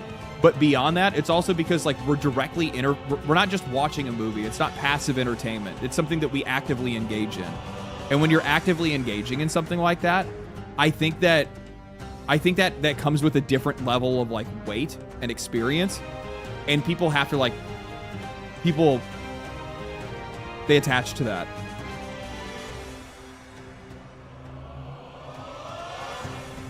Pedo players aren't something that I support. That's not. This is the other thing too, is like, you don't even need to say that. You don't need to say that. These fucking Karens want to put you in the position of needing to say that first before justifying freedom of expression and freedom of speech. Do you see how that works? Tell me how much more stronger this sentence sounds. You say, fuck payment processors for controlling my purchases. That's an easy thing to say. That's an easy thing to stand behind. But then you change that to, well, I don't want to have anything to do with these gross games or anything like that, but fuck these payment processors. See how fucking weak that makes it? You see how weak that makes it? Where all of a sudden you need to justify your want and your desire to fight against censorship? That's why they go after this shit. And they know it's a non-issue. They're acting like they're protecting people. You're not protecting anybody. You don't even give a fuck about protecting anybody. You're doing this for the vanity. You're doing this out of fucking narcissism because you believe that you know better than everyone else in the world. So you're picking something that on average, probably less than 1% of people, probably even less than 1% of gamers have played, bought, experienced, or even knew existed. And then acting like you claim some type of fucking victory. You didn't do shit. You don't give a fuck about any of this. You get high on the power. You want to be able to control how other people live their lives. And this is step 1. You go after the weakest link. You go after the low-hanging fruit. You go after something that makes it really difficult for people to be able to defend it, right? Because even I have a hard time saying, well, I mean, am I okay with these games existing? When you hear about like some of the themes and the things that they do, I mean, I would be happier if they didn't exist, but I mean, I don't know, right? But all I have to say, these bitches aren't the ones that should have a say. Payment processors aren't the ones that should have a say. Our government should. If everything you are doing is according to the law, why do they think that they're above it?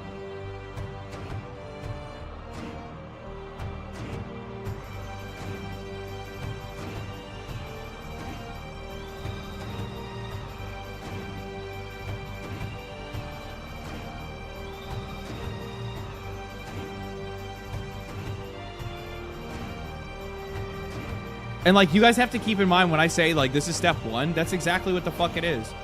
This same group has made this same group has also made pushes against Grand Theft Auto, around Detroit Become Human, around a bunch of other games as well.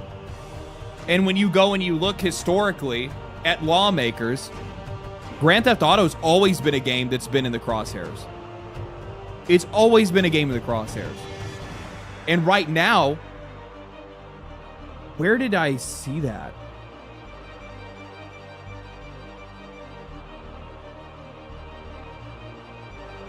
I wonder if I kept it somewhere.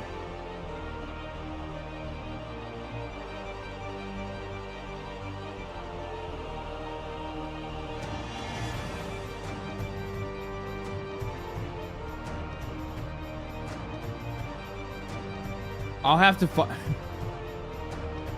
to find out exactly where it is, but there was actually a thing where it actually showed like what like the payment processors like dictated as like harmful content, and like one of the things that was on the list was like pointing a gun at a woman. Well, I mean, like that could be a lot of video games. That could be a lot of video games.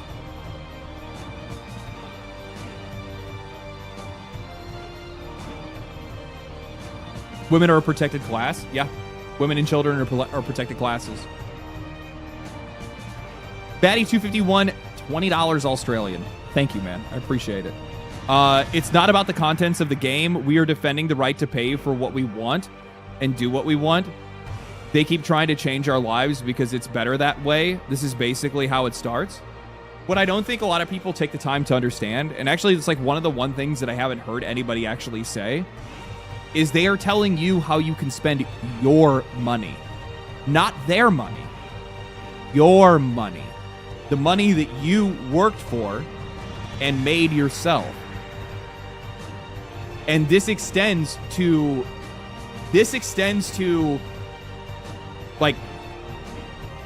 like even the money that you have in your bank, even your debit card, because in a lot of cases, your debit card likely has a Visa or MasterCard logo on it, right? So even your actual money, your cash money, you can't use that to buy what you want. That's what it's moving towards. And that's how they want it to be. That's the life that they want this to. You know, I was thinking about this. Hold on. Let me use the bathroom and I'll come back. Hold on.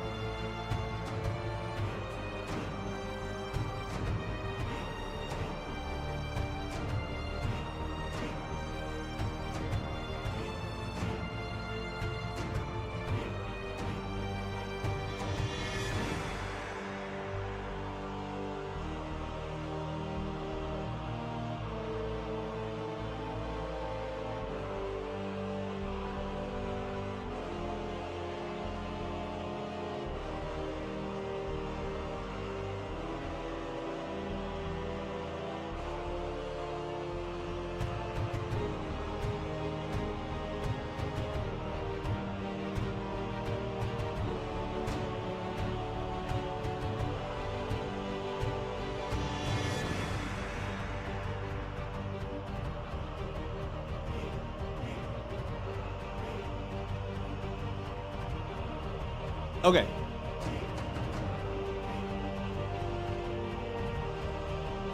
One of the things that I'd seen, because there's been a lot of flack that's been sent towards Steam. There's been a lot of flack sent towards like Itch.io or whatever the name that site is called. A lot of hate has been sent their way. You're spineless. You didn't do anything. They don't have an option. If PayPal and Visa and MasterCard all say you can't do this, their recourse is to say, if they want to try to fight back, they go, okay, well then we have to go all cash. How do you go all cash with a digital platform? We're now going back to the discussion of what I was talking. This is fucking great. This goes back to the discussion that I started with my Stop Killing Games conversation, where I said this is going to open the door to some conversations, some tough conversations that we need to have right now, because everything is becoming increasingly more difficult. Everything's becoming increasingly more digital. As things become more digital, these credit card companies and payment processors have gained more and more and more power over how you actually spend your money. That is a conversation that we need to have, and it needs to happen fast. Otherwise, it's going to get out of control. And I saw somebody say Steam cards. How do you think the entire user base of Steam would react to, hey, you need to go to the store and buy Steam cards? I'll take that. So one, they're going to immediately get hit with backlash and likely tank their fucking company, specifically because of the fact that's probably not an option for everybody, because you don't even know if Steam cards are even available in your area to begin with. Beyond that, who's to say that those payment processors then say, oh, okay, well then we're going to call Walmart, GameStop, wherever else, and say you're not allowed to sell Steam cards. People cannot buy Steam cards if they're going to use a Visa or MasterCard logo. So then that way, now people have to use cash regardless.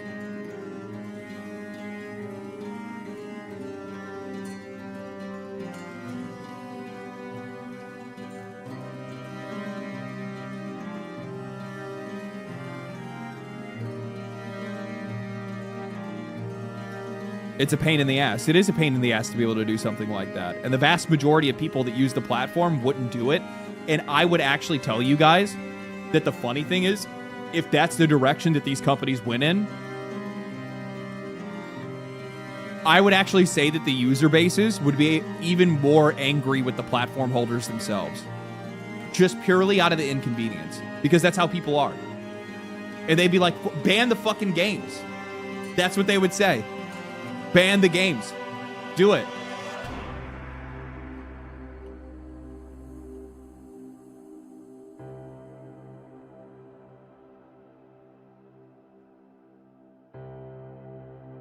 Panda, thank you for the $10, man. They tried going specifically after games that show depictions of women and children going through severe trauma and stress. It's so ridiculous. Well, I mean, that's what they do initially. That's step one. Step two is all the other things that Collective Shout has been like pushing back against. If you look at their website.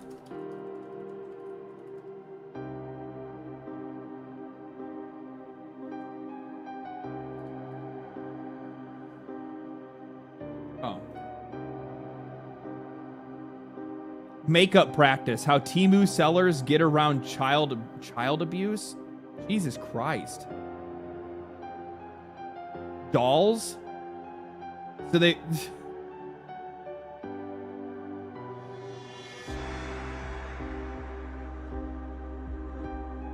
Shein's Playboy merch is a capsule of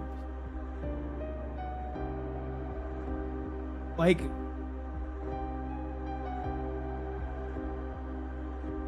Do you see the trend?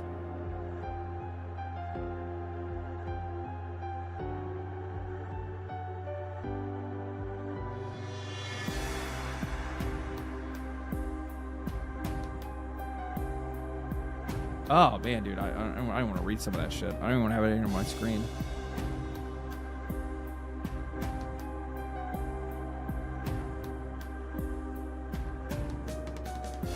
The issue is not being able to boycott MasterCard. Well, it's just not MasterCard. It's Visa, MasterCard, and payment processors, right?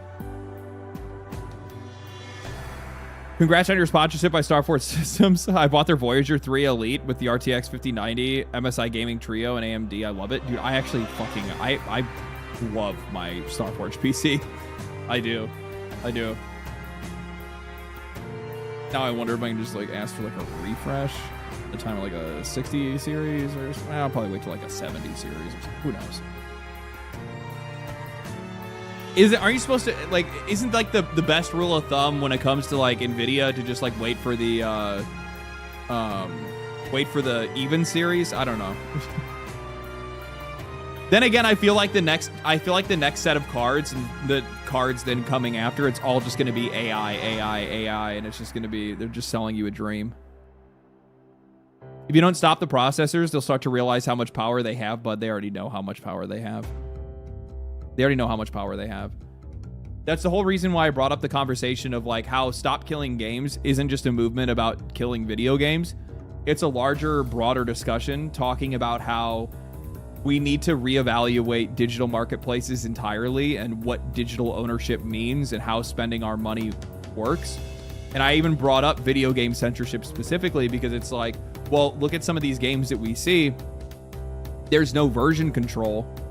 So retroactively, these companies can just change what you bought to be something completely unrecognizable from what you originally invested in. And if that's the case, like what the... You can't do that anywhere else. I can't go buy a Forerunner and then 2 months later or a year later Toyota comes over and switches it out with a fucking Corolla. Yeah, well, it's still a Toyota. That's not what I bought.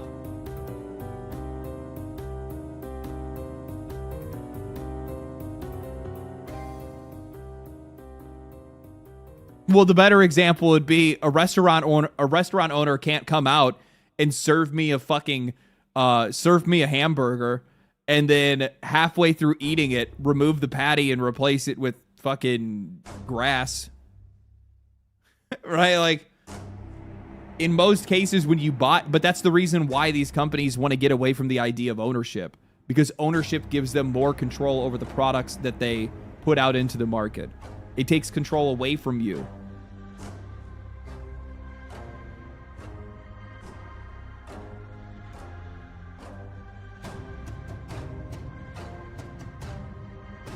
Lobbying via payment should be illegal. Lobbying in general should be illegal. It's the most disgusting practice that we have in government. And it's the fact that these guys can just pay. They can just pay to get their way. Or it's not even pay to get their way. It's just pay to kick the can down the road. That's really all it comes down to. That's the easiest way for them to be able to get around it. And they do pay to get their way in a lot of cases. Look at California and a couple other states in the U.S. for like flavored like vape stuff, right? Like vape juice. All of the controls, like also, if I'm not mistaken, I think it was like late Obama administration, if I'm not mistaken, in the U.S. that they had Marlboro and all these other like it was like Marlboro and all these other like cigarette companies. They lobbied against these like vape company startups that essentially put a pause on all that shit and made like all the stuff nearly impossible to be able to get a hold of until they had the time to be able to make their own shit.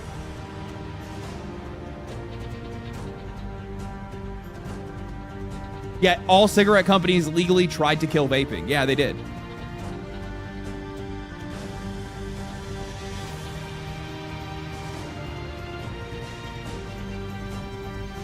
Are you willing to react to my lawsuit live? What do you mean?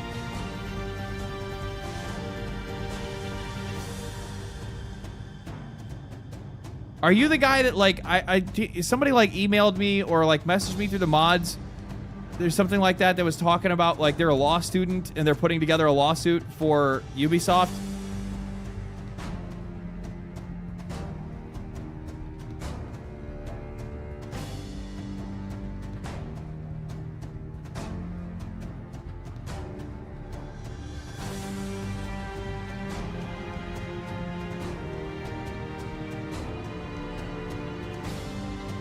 We live in a very corrupt society. Well, yeah.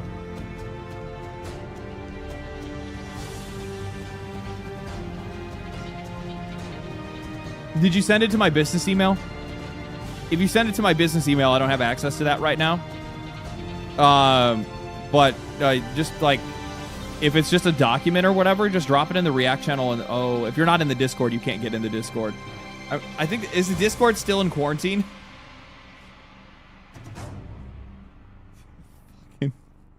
So stupid.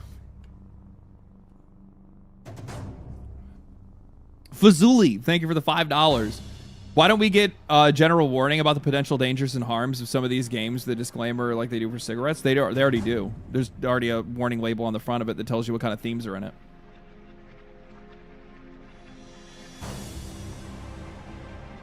It's public record. It's a PDF in your business email. Any other way to get it to you? It would be in the Discord. Or I don't know if you're in the Discord or not.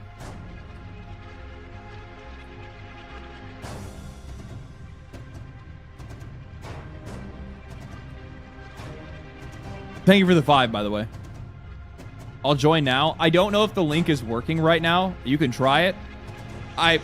Long story short, like, I was gone on vacation, and some like people from like a war gaming or like World of Tanks or whatever, something like that, like came into the Discord trying to like, they brigaded the Discord with like 25 people in the matter of an hour to post a video in the React channel and then upvote it and get my attention. And then when I said that I wasn't interested, and they also had the post taken down because the moderators saw it as suspicious activity, which is exactly what they should have done. They all fucking freaked out and started screaming and being weird and posting weird shit and breaking Discord rules, and we ended up having to quarantine it because they kept brigading it and trying to get more people to come in and be weird. Bunch of spazzes. It was like the weirdest fucking thing. It's so, like, the thing is that, like, if you want me to see something, one, make sure it's something that I'm actually probably going to be interested in. And then two, don't be fucking weird about it. Don't be weird. It was so weird. It was, I don't know. Like, I said to them specifically, I was like, do you not understand how weird it is that you posted in another Discord, posted my link to my Discord and said, I'm going to post this video and this whole document or whatever in Legendary Drop's Discord. You know, go to his Discord, upvote it, don't be weird, blah, blah, blah, blah, blah. Like, that's brigading. Do you not see how fucking weird that is? To, like, come and want to, like, try to put pressure on the Discord or pressure on me and try to signal boost something like that. You're not allowed to do that. And they're like, I don't understand why it's such a big deal. And I'm like, well, that's because apparently you lack social skills. I don't know what the fuck to tell you.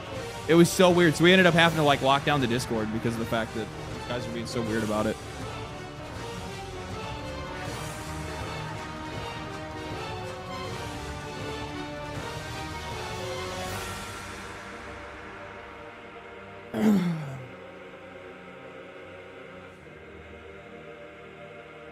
You said it's public.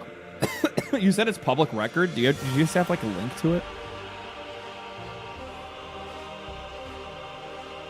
Couldn't Steam theoretically have people use Steam Wallet to purchase games? How do you put money into your Steam Wallet?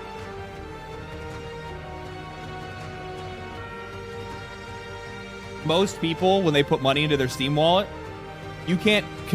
From what I don't think that you can directly connect your checking account to Steam Wallet.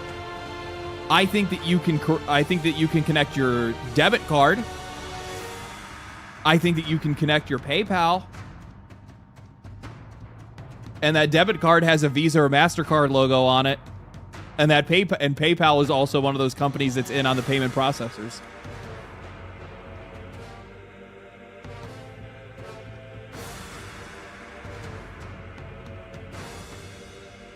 Speaking of weird, LD, when are you gonna go down the femboy VTuber pipeline? You think I would become Rev? I'm just gonna be on here like a anime vampire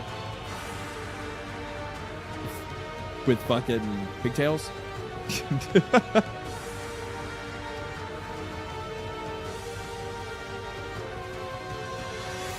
When you know what? When I start having gray hair, that's what I'll do. When I start having gray hair, I'll just become a VTuber.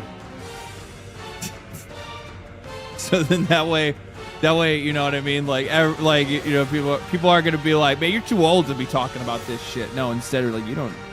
I'm a 3,000-year-old vampire.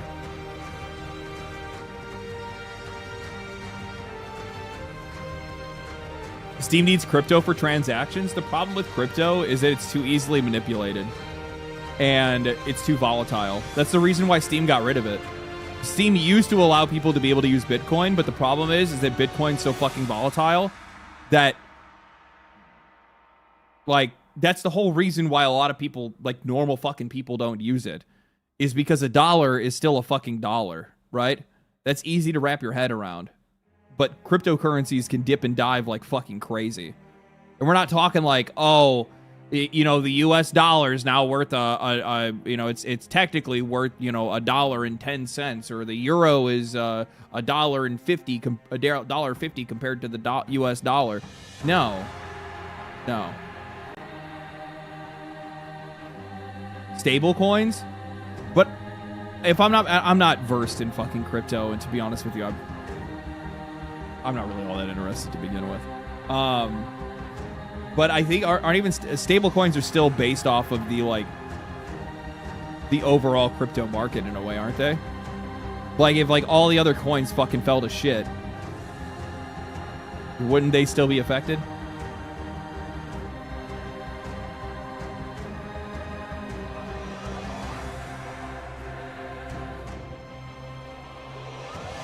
Can you post the Discord link so I can test it?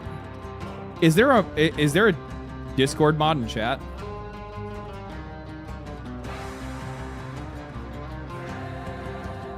Yeah, there's a Discord link in the description. I don't know if it's working though, because we put the Discord in quarantine. I think it's till the end of the day if I'm not mistaken. Though I thought I saw somebody turn it back on. Just joined a bit ago. Okay, then it's working again.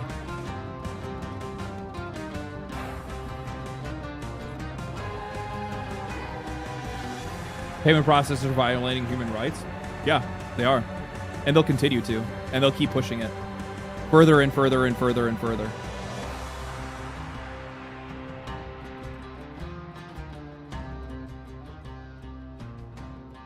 They're not going to stop. It's just going to keep going.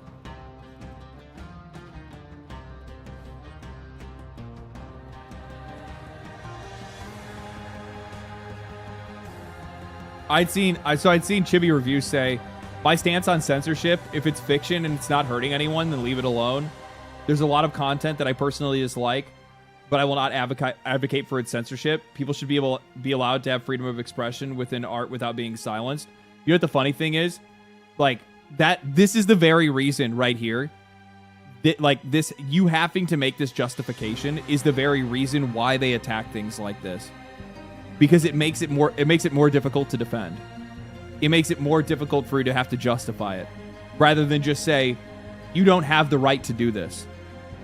That's it. That's all you have to say. That's all you should be saying.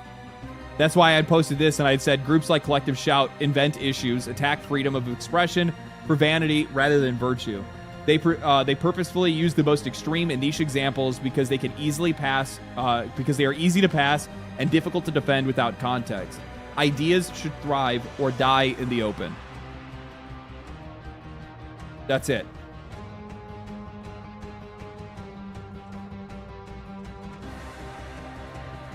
They don't do this to books or art or movies. Fucking yes, they do. I showed you their website. Their website's literally talking about going after advertising campaigns. It's going after movies. It's going after books. It's going after magazines. They go after everything. Everything.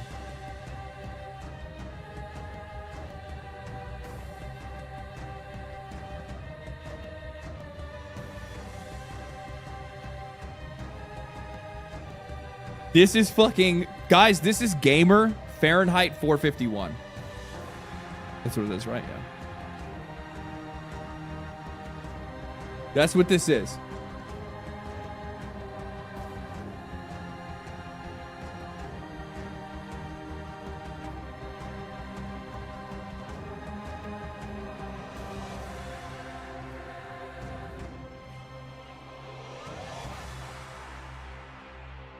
That has a happy ending, right? Dude, I haven't read Fahrenheit 451 and like I fucking read that shit in like first year of high school, freshman year or something, I think. I can't remember.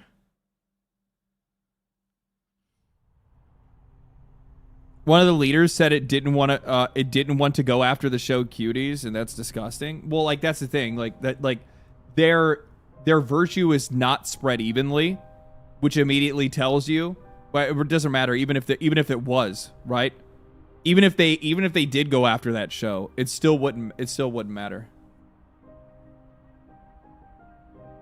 But that level of hypocrisy does show you what's actually motivating them. And it's just ego. It's just narcissism. It's just that they believe that they are the ones that know better than everybody else. Panda, thank you for the $10. Yes, they're going after everything, but it's not so easy to take books off of the shelves in every store or DVDs, but digital media, that's a cakewalk to buy for them to bite off. Yeah, exactly. Thank you for the 10. That's also the point, right? Like that's the other thing too. That's why I said low-hanging fruit, something easy to go after. This is what they want to do. They go after those kind of things because there's not really a whole lot anybody can do about it. And within one instant, they just made a shitload of media, whether you like it or not, disappear. Effectively unable for you to be able to purchase it. They effectively removed a source of income and living from a massive group of people in an instant. Around the world. Not just in the US, around the world. This is one of those times where, you know what I want to do?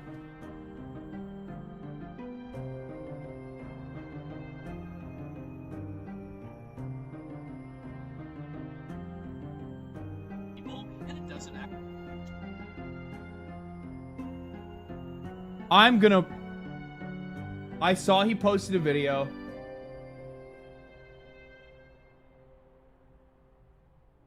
I wanna hear Baldo's thoughts on this.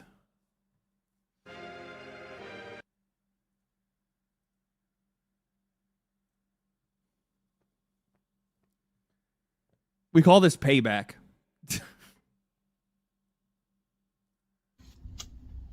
Hi guys, it's me again, and today we're going to talk about the parasite that is payment processors, primarily The saintly aura. I like that he doesn't even, like, he's obviously recording this using like his cell phone, but I find it like so funny that he doesn't just wipe off the fucking lens. just wipe off the lens. Visa and MasterCard, in between their very busy schedule of scamming random financially illiterate people into contracts with credit cards that have 30% interest, they've somehow also managed to fuck up the internet at the same time. Dude, there has never been a truer statement said. The funny thing is that he's talking about like you know, low IQ individuals, but the funny thing is that it's actually like, I don't know if a lot of other people have gone through this, but like the minute that I turned 18, I was getting fucking hammered. You want a credit card? You want a credit card? You want a credit card? You want a credit card? Here's a credit card. I don't even know how credit cards work. Mostly because the US government fucking completely just yeeted the entire like finance classes out of high school, so like you have no idea. Spawn camp, that's exactly what it is. You're getting fucking spawn camped by these companies, and our fucking government is allowing it to happen. I defaulted on both of my first credit cards. Why? Well, because I was also being spawn camped by private colleges and out-of-state colleges. So I went out of state to go to college. I bought my books and all of my other shit and all my school expenses using those credit cards. I could never pay those credit cards down because I was working part-time while also in school full-time. So I was only ever paying interest. So by the time my second semester rolled around, my cards were already fucking maxed out with books to begin with. I could barely even afford to get new ones. And then I'm also saddled with college debt. Like, it's so fucking bullshit. They're absolutely fucking parasites. They're so bad. So recently, there's been a group called Collective Shout, which is... I'll tell you this. I didn't pay off all my debt for like 10 plus years. The whole reason why I got into construction was specifically because it was the only way for me to be able to make good money, big money fast. It's like the best place to be able to do it. And you don't need to have a job. You don't need to have a resume or anything like that. As long as you can, fucking do whatever job they point you at and tell you to do, you're pretty much good to go. And as long as you don't get your fucking foot cut off or anything, you'll be all good. And I just immediately went and just did that, and I busted my ass, and I paid off all my credit card debt and a bunch of this other shit that I had in the background and college stuff and all that stuff, except for the federal loans. They can fucking eat my ass. Eat my entire ass, as Pirate Software would say. Too dumb to realize that you need to pay back what you owe? No, not too dumb to realize that I had to pay back what I owe. The problem is that I wasn't educated in how in how compounding interest or how the interest would work on those cards, how those rates would change over time, how quickly all of that shit can pile up on you so quick, so fast. Such a boomer take? What? The fuck are you talking about? What are you talking about? It's the interest. The problem is that you think that you can afford something. You go to school. It's such a fast process to begin with. Troll, probably. It's just a dumbass comment to make because when you think about it, you're talking about somebody who's freshly 18, who has no experience in the job. I had jobs while I was in high school, but I wasn't all I did was just pay for my car that I had got, right? That's it. And I paid for gas and other bullshit that I wanted to buy. But outside of that, you don't really have a whole lot of responsibilities financially. So you don't even really understand how to manage your finances properly unless you have really good parents that understand that kind of shit. And mine, they're not bad parents, but my mom was definitely not good with handling finances. She was fighting bankruptcy when I was in high school, right?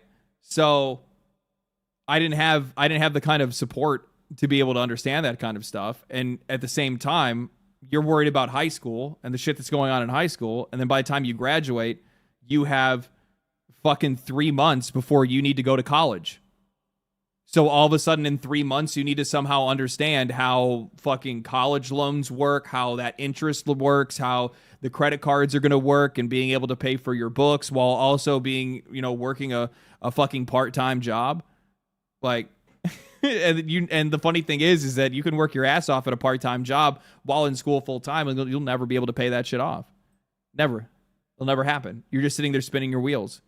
So the next thing I knew, I think I was a year into college and I was like, what the fuck? I basically have enough money for gas and then that's it. and even then with gas and shit, yeah, I still didn't have enough to really pay things off. I know this might surprise you, a militant group of obnoxious Karens from, I believe, Australia, but let's be honest, it's going to be all over the world, that have gotten together to bully and attack Visa and MasterCard into refusing service with Steam and pressuring Steam to remove certain games off of Steam because these games hurt their feelings. Oh no, it's an incest game. Oh no, it's a fucking not safe for work game. It's a porn game. Who gives a fuck? Who cares? The thing is that, and this is the big issue that I have, I'm very agitated about this because I see where this is going. It begins with the incest games and it ends with whatever the fuck they want. That's exactly what this is. That's what I brought up earlier, is the fact that this is only step one. After this, it just goes on to the next thing. Do we know what religious denomination they are, right? Let's find out what religion they are, because then the next thing is it's going to be games that, you know, portray their religion in the wrong way, right? Because their religion is a protected class or something like that.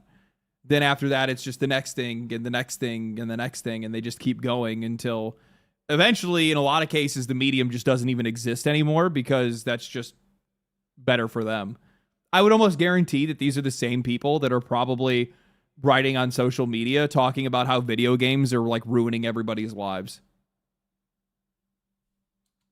And so if anybody remembers back in the 2000s, if anybody 3,000 years ago, whenever they were talking about how Grand Theft Auto is causing school shootings and bro, that's been something that's gone on forever.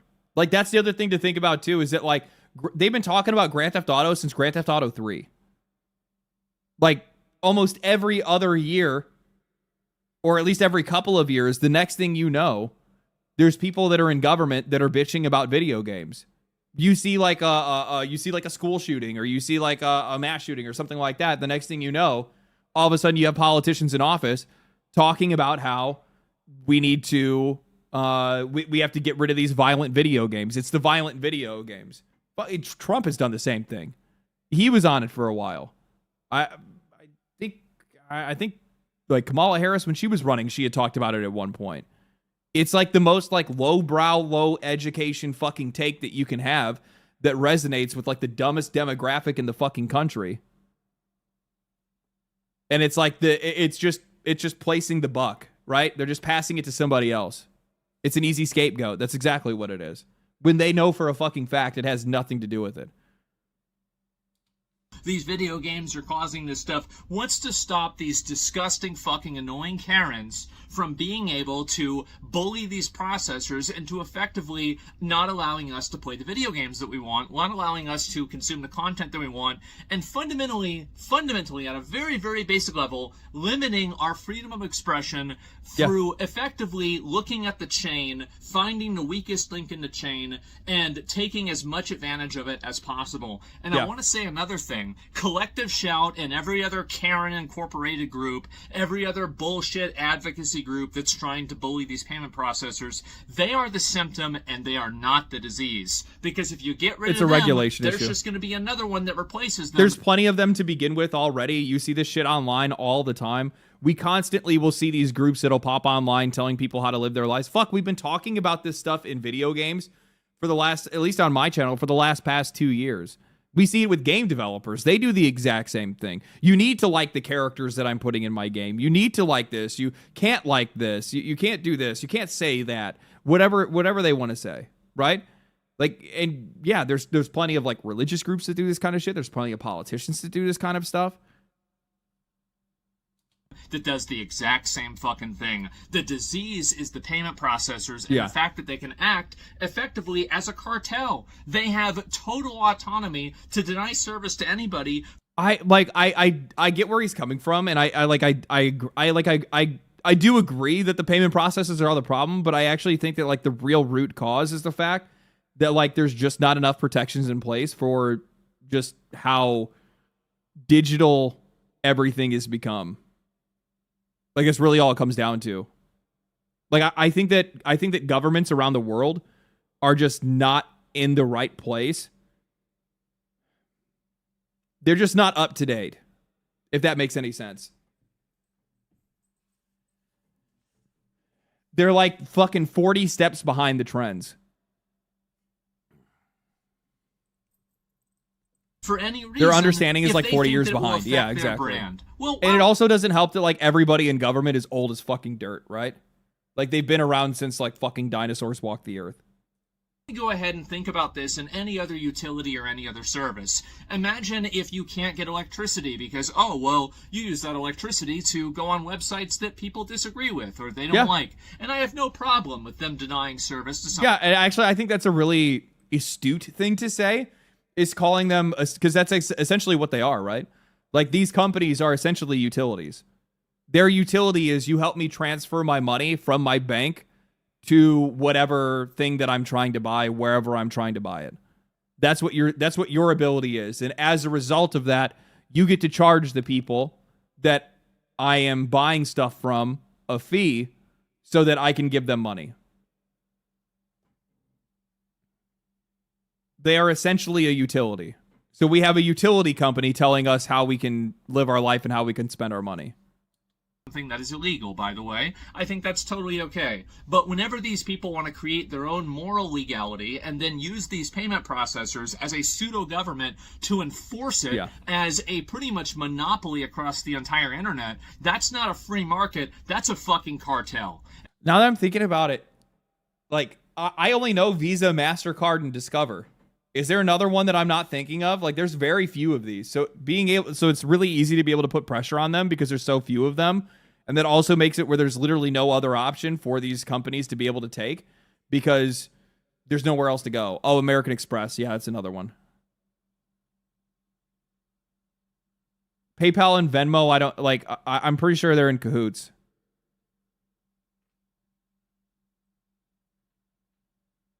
Capital One just bought Discover.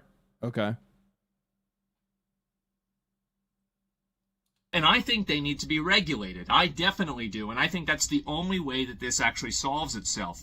Now, obviously, it's great if we had new payment processors come into the space. And I know that a lot of people talk about crypto as a solution to this. I understand that. I personally think that you need to have more regulations for financial stuff, but that's a different conversation. The one thing that I think we can all agree on is that the current situation is bad. Yeah, it's really bad. Anyway, so the issue that we have right now is that these payment processors are able to effectively limit our freedom of speech, limit our freedom of expression, tell us what we're allowed to see and what we're not allowed to see on the internet by denying service and refusing to do business with these different companies. The worst part is that, like, I hate to say it, but the current people that we have in power right now in the US, I actually think that they would probably side with Collective Shout on this. Because it makes more sense in regards to like what their like morals and standards are. So like this is sadly one of those things where it's like we actually like I hate the fact that in the US right now it feels like we have to have other companies. Sorry, we have to have other countries helping to defend our freedoms as consumers. I'm looking at everything that's going on right now and I look across the sea and it's like, okay, well we need Europe to be able to step forward to be able to put protections in place so that we can own our video games. Because it'll never happen in the US. It'll never happen here. Simple. Like, it just won't. Because, like, our petition systems don't work. Talking to your local leaders isn't going to help.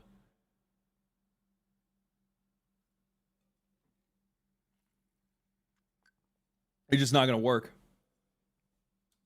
Now, you might think that this is freedom of association, and to a certain degree you'd be right, but the problem is that it's not a free market. If it was a free market, you would have some companies that would be willing to do it and some companies that would not. But the issue is because Visa and MasterCard control such a large market share of payment processing market, what that causes is... Can't force a change with a petition like in the UK. Oh, no, we can't do that in the US, no. We don't have the power to do that here. Causes people to be Doesn't work that forced way. effectively into using them petitions as a service. Petitions are basically like sneezing into a napkin, man. Like, it's just, they just get thrown away. And in the same way that you guys know this, if you live in an area that only has maybe one power service, or you live in an area that only has one internet service, oftentimes that service is either, there are two outcomes, guys. It's either regulated or it's garbage. And sometimes it's both. But I can guarantee you one thing, it's certainly not good. No. And the fact is that I understand some people might be against regulation, but I've got to tell you, okay, if you're sitting on the internet using your smartphone complaining... Petitions don't equal votes, that's why. No, actually the thing is like the US specifically, I don't know how this works in other countries, but at least from my perspective when it comes to politics, the US really, like US politicians like to keep issues. Solving an issue doesn't get you votes. Campaigning an issue does. So all they want to do is basically just continue to kick the can down the road because people will just continue to vote for them in hopes that something will actually change, even though they have no interest in actually changing anything. Make sense?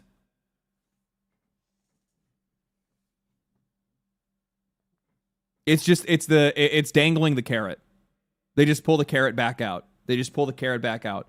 That's why like race issues in the US are always such a big deal, because they're not actually a big deal, but politicians make them one. On average, most Americans could give a fuck less what somebody's skin color is. But what they do is, through the media and through their campaigning, they hyperfixate on very specific, very minute, very niche issues, and they broadcast it and talk about it constantly to make it feel like it's happening right next door to you when it's not.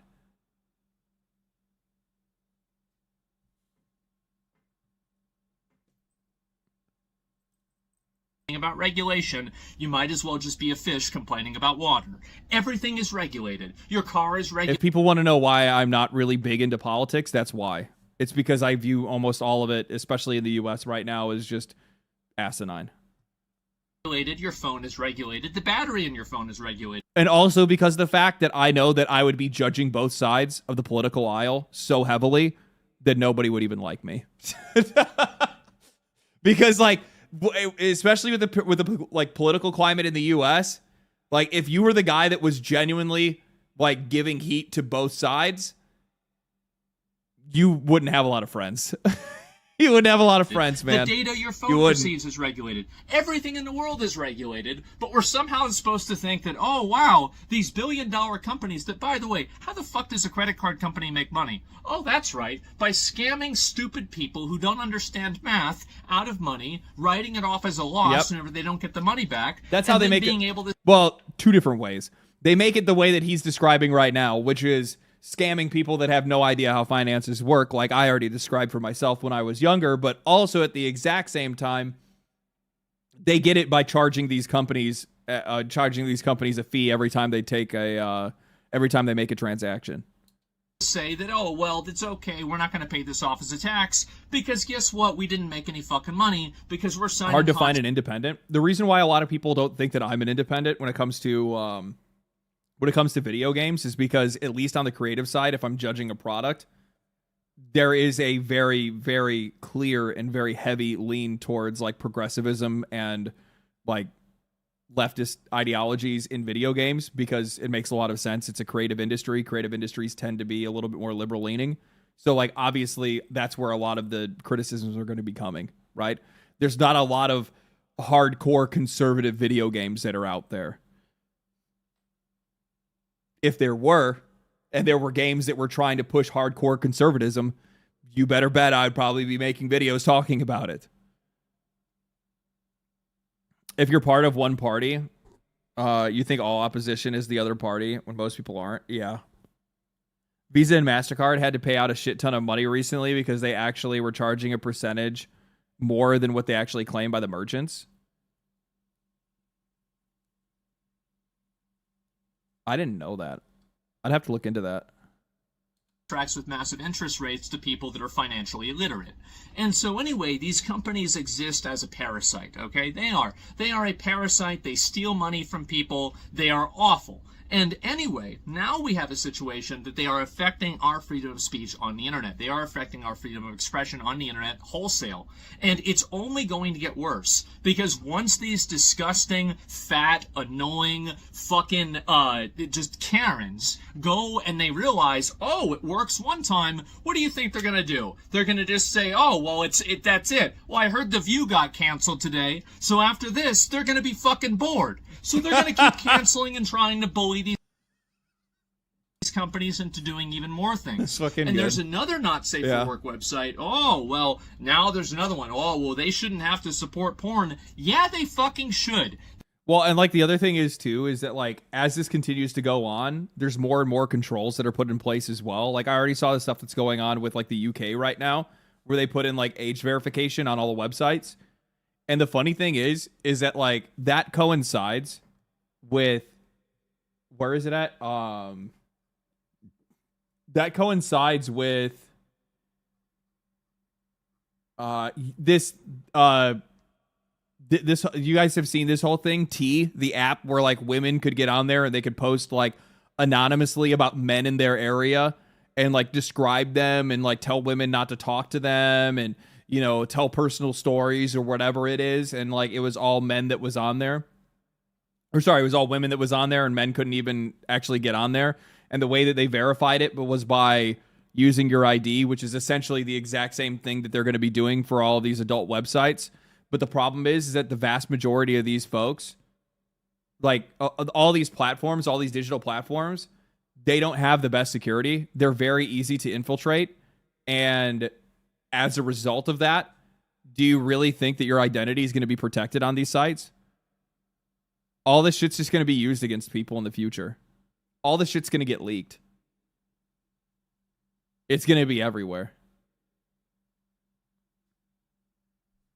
So it's like continually, like constantly forcing people down one avenue, and that avenue is just going to be more suppression, more control, and more risk of your personal information.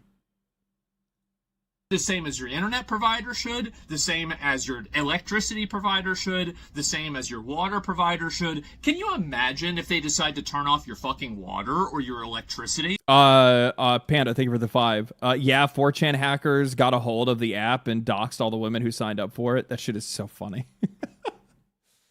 Well, that was the post that I liked. It was a Reddit post where it's like, I guess it's a few women that are like freaking out because they're like, I'm so angry because all these men are now posting all of these things that we had posted on this app talking shit about them. It's so funny because that's literally what they were doing. But now that they've been exposed and people are doing the same thing to them, now they're like, this is so unfair. It's just like, how do you get to like just ruin the reputation of people behind their back without their consent and without their knowledge? But when it happens to you, all of a sudden now it's the wrong thing. What comes around goes around. Ain't that the truth, baby? Because you're going to a porn website that they don't like. It's ridiculous. Yeah. And so I think that we need to have a degree of accountability here. These companies enjoy a massive privilege in this market. They do. They are effectively totally free to do whatever the fuck they want. Yep. And that is going to, unfortunately, negatively affect everybody else. And to be honest with you guys, how many of you know somebody who has credit card debt? It probably already has negatively affected people. And so anyway, my video, what I'm talking about right now, is that I think we need to spread more awareness to this. More people need to know about this, because if it doesn't stop here, it's going to keep going into politics. It's going to keep going into different worldviews. It's going to go into religious stuff. It's going to go into every single aspect that you can possibly imagine, because these companies are gun shy and they're afraid of any degree of pushback. That's what I don't understand, though. Like, you're already a duopoly or a monopoly or whatever the fuck you want to be already, right? Like, they already control the entire market. So why are you gun shy? What are you afraid of? I don't think that it has anything to do with fear. I think that they just share the views of these people. I think that they just share the views and the ideas of controlling media. I think that's what this really comes down to. I think this is like the test. This is dipping your toe into the water. How far can I get away with it? Can I get away with this? Well, because if I can get away with this, I can definitely get away with something else later, right?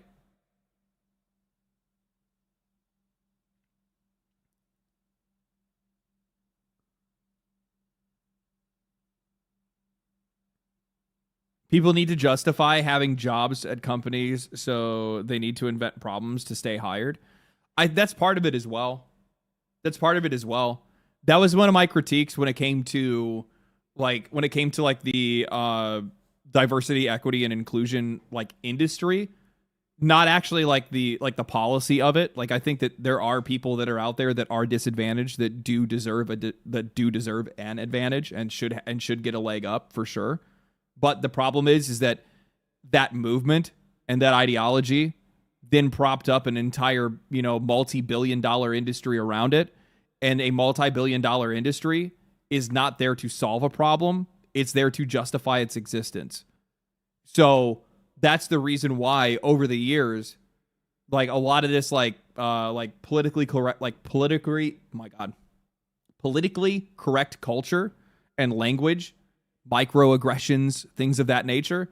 That's the reason why more and more of that language, more and more of that ruling, more and more of those discussions kept coming, because you have an industry that's out there that is trying to justify its existence. So they have to constantly keep coming back to these companies and going, You know how we gave you guys that entire HR lesson on, how not to be racist?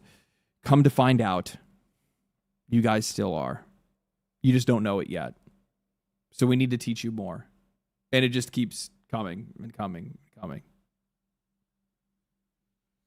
So the best thing that you can do, by the way, is if there's ever an instance where people are trying to push for a payment processor to not do something, these companies are afraid of pushback and they're afraid of backlash. That's what they're fundamentally afraid of. So if you want to make it to where they don't do these things and they don't make these changes, you have to be louder than hey, want to be our Japanese history specialist? Yeah. Siren Karens. That's what you have to do. You have to do that. And if you don't, they're going to be a lot louder than you are. And that's what's happened for the last 10 years. And luckily, now, especially in the past 3 years, the majority of the internet has basically said, hoes mad, too bad. And we've decided to ignore them. Just ignore it However, entirely. they have found, as I said, that one weak link, which is the payment processors.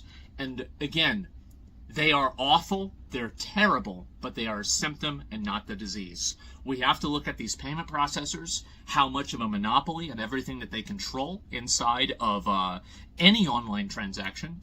I don't think you're going to be able to do anything about the monopoly itself. Maybe these companies. The problem is that it gets so complicated because of the fact that like people's money is invested in these companies, so it makes it a little bit difficult to like actually like break them up the way that you would want. But I do agree. Like there just has to be regulation. They need to step in line and say that like you're not allowed to base how people make or how people spend their money based on your public image, because that doesn't even make any sense. Like literally the bill that was put in front of House, or that apparently is supposed to be going to House, that was posted in February. Like that language that was contained in it is like fucking perfect, right? Oh, I don't have it on here anymore. I forgot what it was. I'll have to look that up again. What was the number of that bill? Is the person that is still whoever posted it before, send it to me again so I can save it. Side of anything that you're doing in terms of money, and are they using that position in some way that is beneficial for everybody? Is this something that subverts people's expression, or is it something that hurts it? Well, it's pretty obvious, isn't it?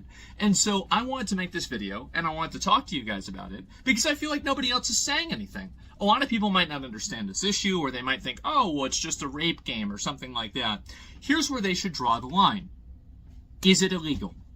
If it's illegal, then yeah, of course they shouldn't give it service. If it is, then yes, they should absolutely have to. It should be the exact... The act of doing it is illegal, but the act of, like, putting it in media is not. So unless the government's going to come forward and say that it's that the act of, like, depicting it is illegal, which I don't think that they can, and I don't think that they would, that would be the only way that this would actually fall on the side of these payment processors.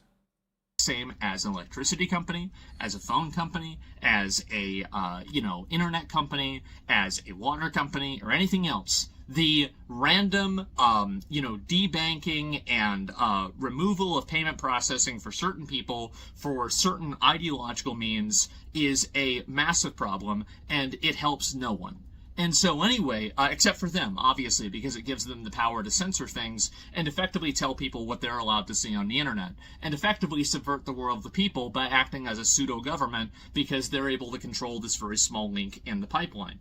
So, like, the one thing that I will say is this, and I think this is something that's, like, maybe, like, the only concession that you could give to something like this is maybe making it a little bit more difficult to access so that it's not something... No, I don't even think that even matters. That just gets into the same shit that they're doing right now with, like, that just gets into this. It gets into the same problem that they're having with the UK right now and all these people needing to do their, like, age verification and all that. It just doesn't matter. And so anyway, that's why I'm talking to you guys about this. I want everybody to be aware of this. I want people to see it. The only reason why my mind... And I can guarantee The only reason why my mind went in that direction is because I'm sitting there thinking that, like, at one point in time, you're actually going to have to make some type of concessions, right? For an issue like this, there are likely concessions that you're going to have to make just because that's just the way that a lot of this shit ends up working. So my mind immediately went to like, what is okay to sacrifice? But I don't think that there is anything, to be honest with you. To you, this is the worst thing. I can guarantee you that it's going to get worse. Because people, I don't think that there is enough awareness about this yet. I don't think that there's enough people talking about this. Yeah. And I don't think people really understand this issue because there are still people who are afraid to speak out about it because they don't want to be seen as defending incest games. That's it right there. That's it right there. That's literally why they went after this specifically, is because they don't, like, how am I supposed to even talk about this stuff? It's even difficult for, like, content creators because, like, I guarantee you right now, this stream that I have has limited monetization. Like, YouTube hasn't flagged it yet, but I guarantee when I wake up tomorrow and I look at, like, this stream, it'll say that its monetization was limited because of the language that was used, because of the words that I used. Because for me to even be able to talk about these issues, I have to be very careful about how I word them. Otherwise, I'll be demonetized. Isn't that fun how this works? I have no problem defending incest games. I think that's totally fine. You want to play a fucking anime incest game on Steam? Go ahead. Yeah. That's okay. Nobody's getting hurt because guess what? It's not real. Imagine that. A video game doesn't hurt real people and it doesn't actually exist. So why is it that it's being regulated? And most of the people that are playing those games probably don't even have siblings to begin with. And why is it that people are being told what they can and can't see, especially through this third party that shouldn't even be making these decisions to begin with? You want to talk about the brand for Visa or MasterCard? So you know I have to ban you for that, right? Brody? I just want to point this out. Like, you know I have to ban you for that. I can't have you in my chat saying boo YouTube. And then putting in it, like, what are you doing, bro? You can't be doing that shit in here.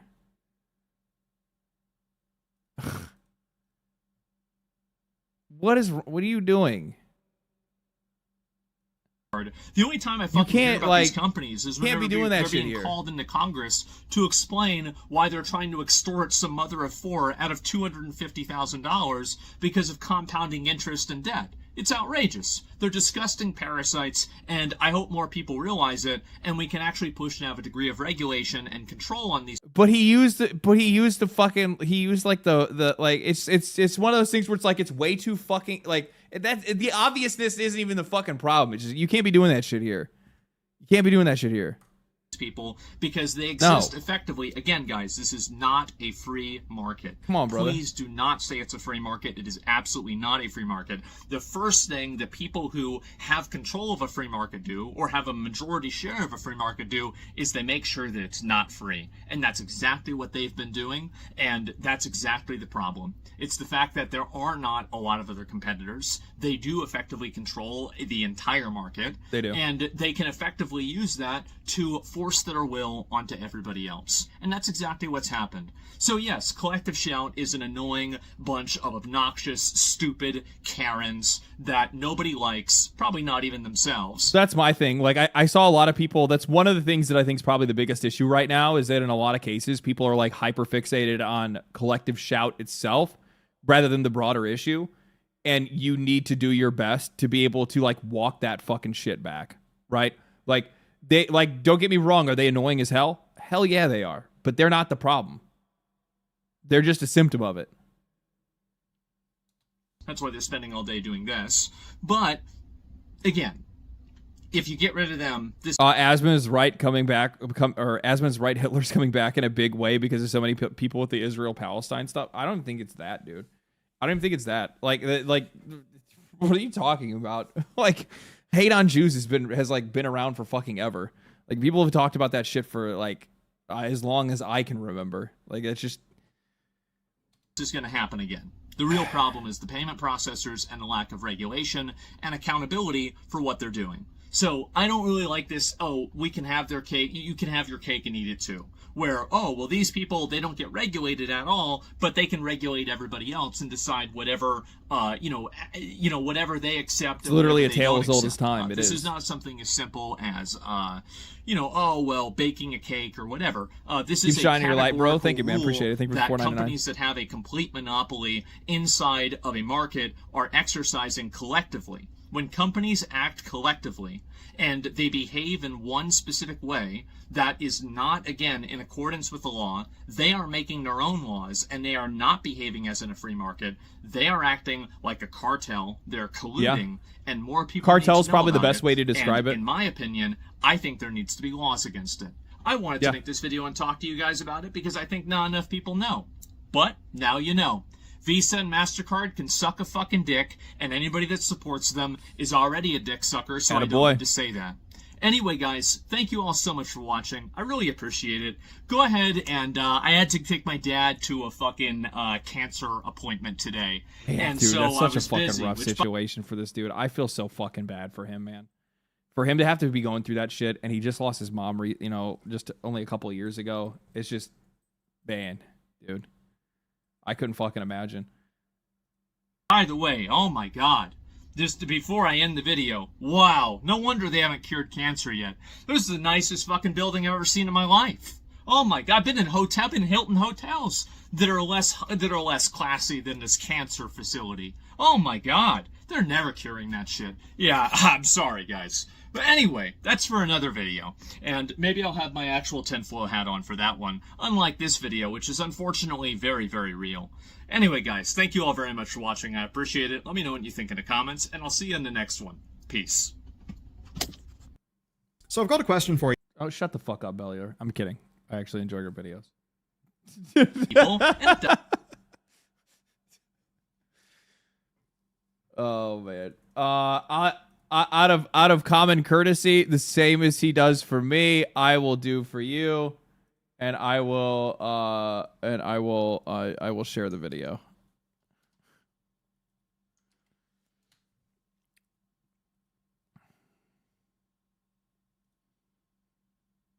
Not Bellular. No, I like Bellular. I do.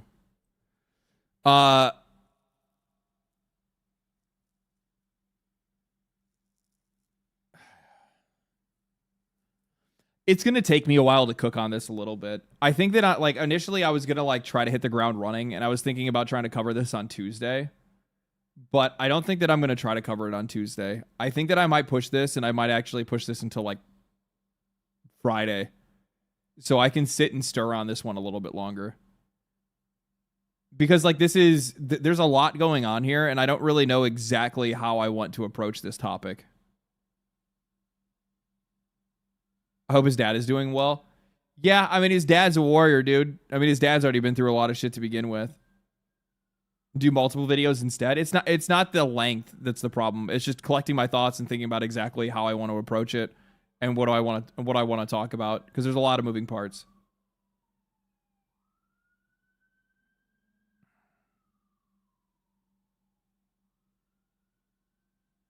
His dad sounds like a badass. Yeah.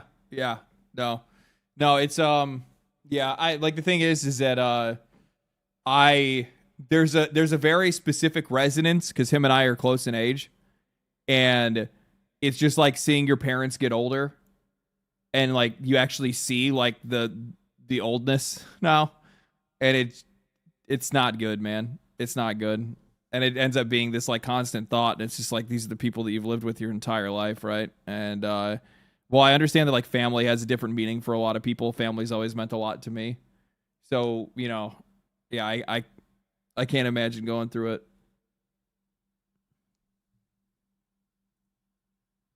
Watching my hero get old sucks, man. Yeah, especially when they get sick. You can use the credit card for clothing companies that exploit labor around the world. That's a point. That's a good point.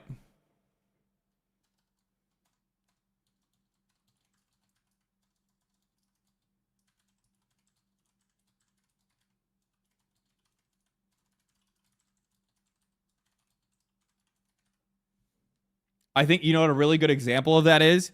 Look at cell phones, right? Most people know that cell phones are used like in those like lithium mines that are used making like with like child labor and like slavery. But, you know, they don't have any problem with buying cell phones. Go ahead.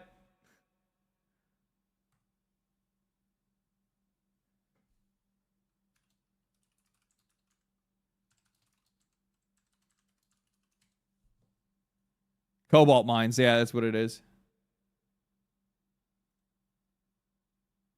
Yeah, you have companies with nets around the buildings, and they're fine with that stuff too, right? Yeah, I don't know. I'm gonna have to take the time to think about it. I like the way I like the direction of the things that he brought up here.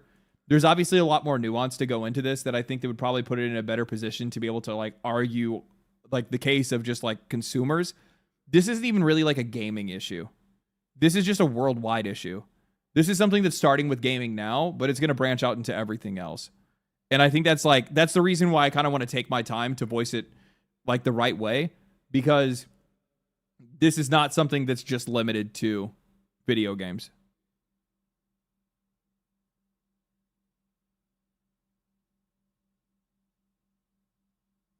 The videos on live were leaked regarding the Congo cobalt mines. Oh, yeah. I still think it's Valve's fault. I wonder if they'll put out a clearer statement. What do you think Valve's recourse is? I think this is the one thing that I want people to understand when it comes to this entire thing, is that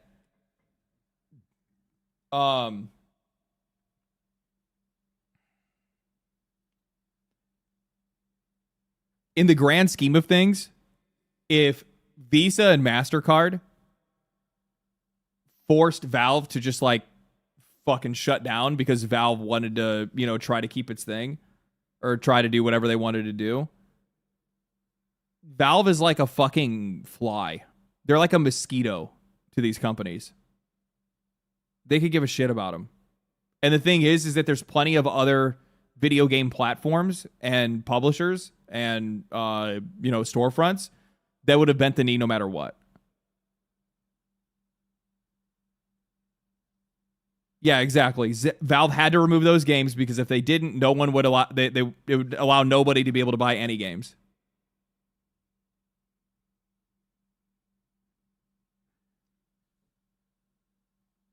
Payment processors have so much money that they can buy and sell multiple countries.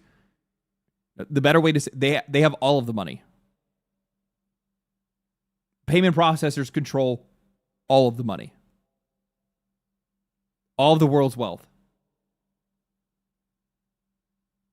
They direct where it can and can't go.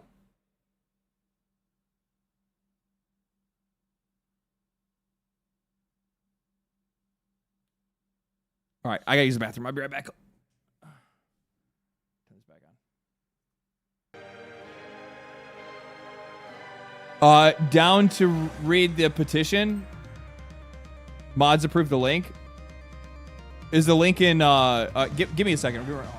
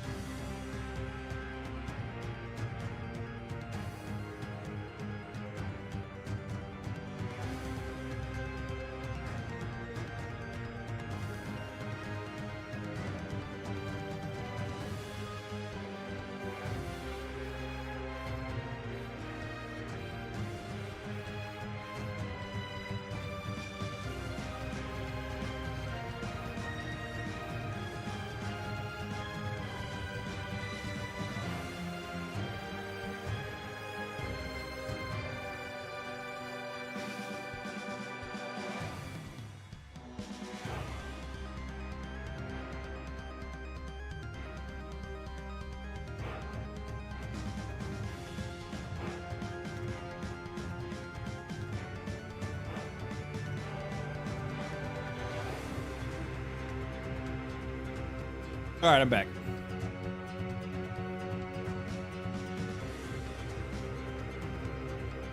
If Valve was really ballsy, they could malicious compliance and remove every game that could apply to specifically everybody to get angry at the payment processors.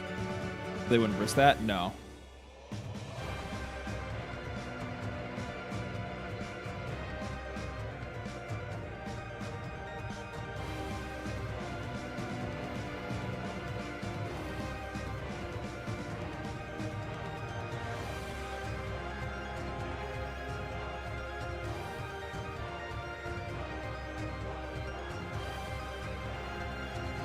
I'm actually really surprised at Andy Pants gaming game. Like, the problem is that like Steam has so many games that gets published on the website or published on the marketplace that I guarantee there's definitely some slip through with like the games that actually get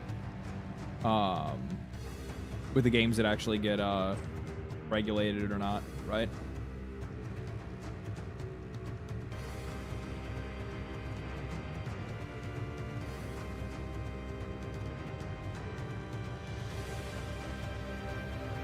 Applications built on blockchain technology.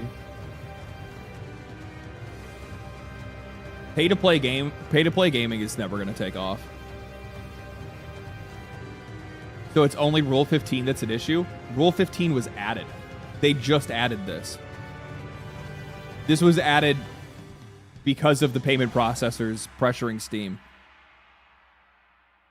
Which, I'll be honest with you, it would have collapsed the entire platform if they tried to fight against it.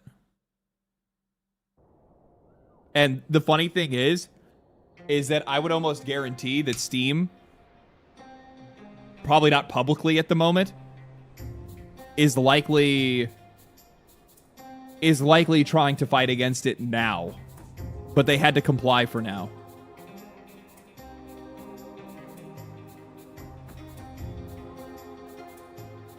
Does that make sense?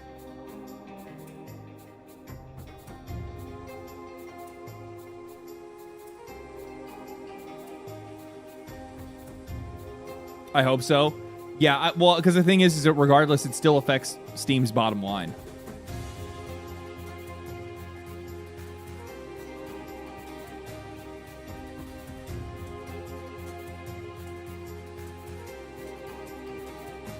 Which, by the way, you know what the funny thing is? This right here, this is also the reason why I am against subscription services like Game Pass, PlayStation Plus, all that stuff. The reason why like people are like, why are you so vehemently against subscription services in gaming becoming the norm? And the reason why I would never want subscription services to become the norm is because those platforms would then essentially become this. They would become the processors. And while that already exists to some extent right now, the thing is that just the nature of like being able to buy and own games makes it a little bit difficult for them to be able to nail that down. Because in a lot of cases, they're like already partially funding these games. I think that's the part that I left out that really brings a lot of added context. Where it's like, if you're making a game for a subscription service, or you're going to put your game on a subscription service, they pay you up front a certain amount of money, which then justifies your development. So while it wouldn't be outwardly like, oh, we're sorry, we're not allowed to post this game because this game doesn't meet our guidelines, that wouldn't even be what it is. You would be forced to make games for their guidelines. Otherwise, you wouldn't get the funding to make your game.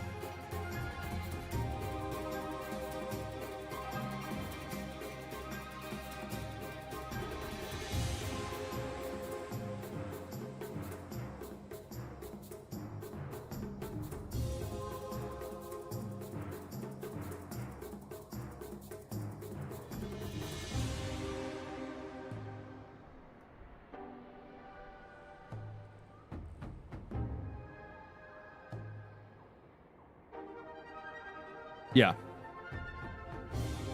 I also don't want gaming to become a monopoly. That's the other part of it as well, right? Because, like, obviously, if you go that route, then most of these companies are going to be able to control exactly what they want. If payment processors move towards more censorship, do you think that it'll shift society back towards more of a cash-based, physical media-based society? You know, purely out of convenience because most things are digital nowadays. A lot of people don't really have, like, and the thing is, you have to keep in mind, like, think about, like, societal constraints and, like, my brain is slow today. Societal constraints as well as, like, physical constraints. So in a lot of cases, a lot of people don't have a lot of, like, DVD players, VHS players, CD players, like, and a lot of that's just based off of space and convenience. It's so much easier just to download a game on my phone or download a game on my computer or download a song or listen to a song or whatever it is or watch a movie. And because and we are addicted to convenience. Convenience is nice. And as life gets more difficult, convenience becomes more attractive. And as a result of that, it just gives more and more controls over to these companies. What day isn't your brain slow? I don't know. It wasn't slow yesterday. I actually had like a really easy time recording my video yesterday. And also writing that script the day before that.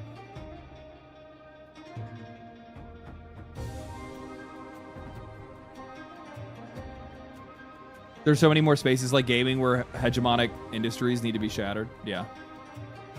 Have you played Uma Musume?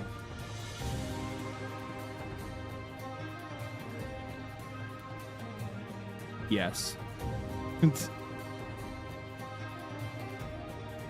Yes. Shit is unironically very fun. I'm ashamed to say yes. I'm ashamed to say yes. There's something about going to the races.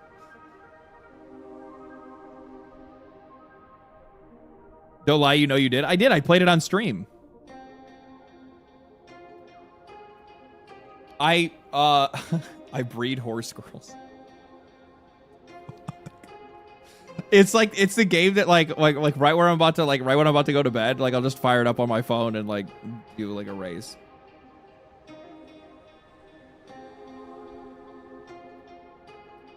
Don't be ashamed. Embrace the horse girl.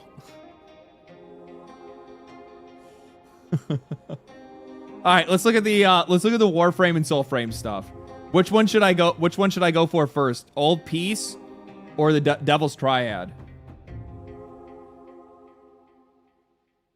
Soulframe first? Devil's Triad would be the first one out of the two. Okay, so we'll do Soulframe first.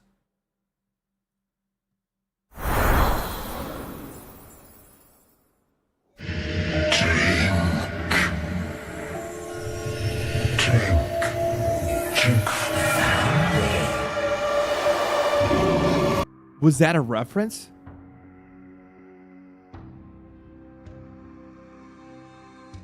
Was that a reference?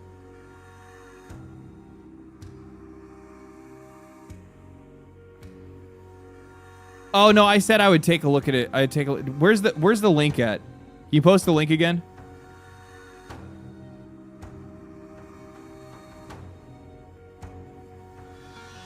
I didn't see it pop up. I don't know if it went to the Discord or if it went to where.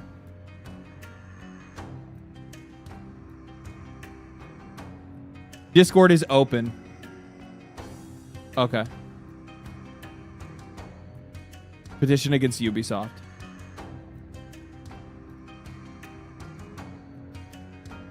Okay, we'll look at this in a bit.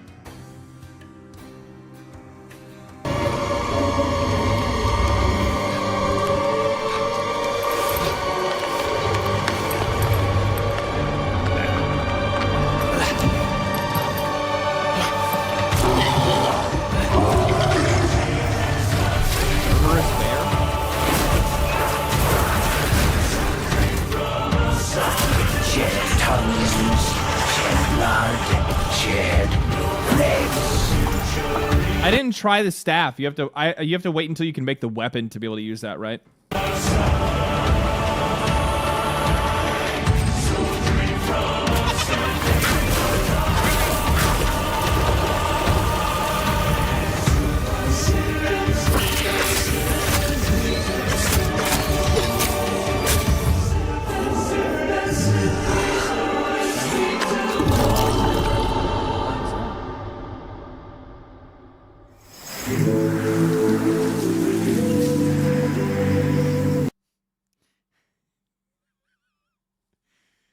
You know what I love about Digital Extremes? You know what I love about Digital Extremes? They listen to me.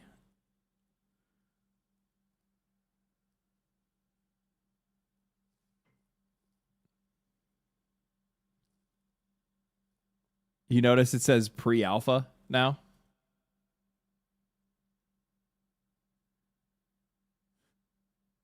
I made an entire video specifically about how they need to be calling Soulframe Preludes pre-alpha.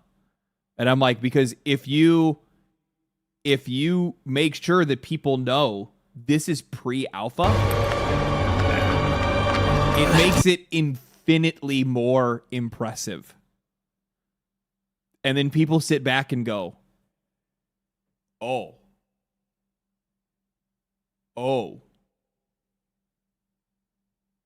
Wow. Instead of a detriment, it's a boon. Yeah, but the problem is that they like wanted to be thematic and they called it Preludes. And it's like, don't like I made an entire video about that because last year at this time, Asmongold reacted to Soulframe and its gameplay, and he was like, this game looks like ass. I would cancel it. Nobody's going to play this. Blah, blah, blah, blah, blah. All because he thought it was a game that was finished. And there wasn't a single person in his chat that was like, hey, dude, this is pre-alpha. Because there was no language to tell you that it was pre-alpha. And I'm like, you are sending, like, this is the worst marketing you could ever do because there are so many people that are so absolutely gun shy when it comes to these games today that if they see something being marketed like this, where the combat looked as chunky and as, like, janky as it did back then, and it still kind of is. They still have some work. They still have some work to do when it comes to the combat. They still have some work to do. But either way, the thing is that you're sending the wrong message. Uninformed take. It's not his job to inform himself when the game itself is not informing you.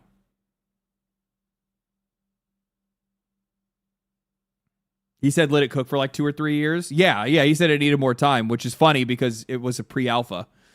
So it's like it is going to be cooking for another 2 or 3 years.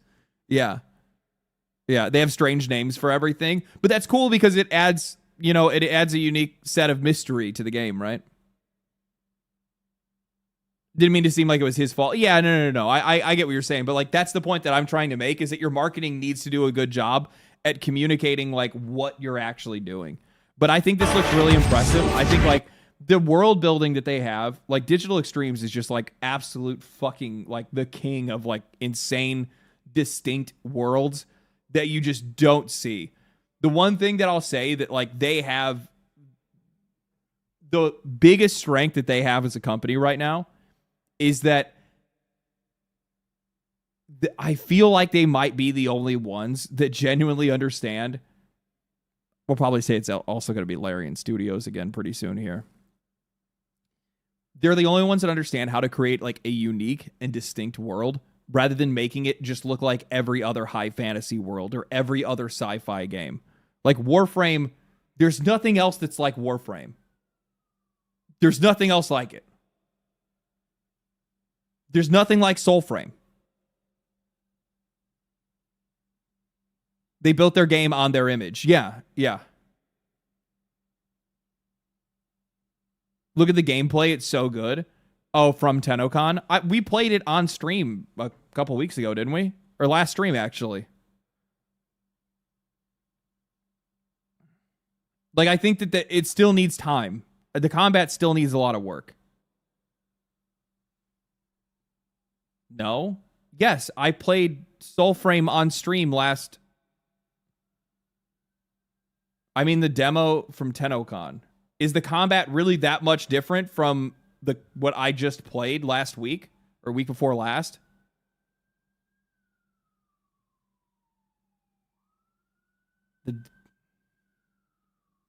They have a demo from TennoCon that goes over the new bear quest. Post it in the React section on the Discord.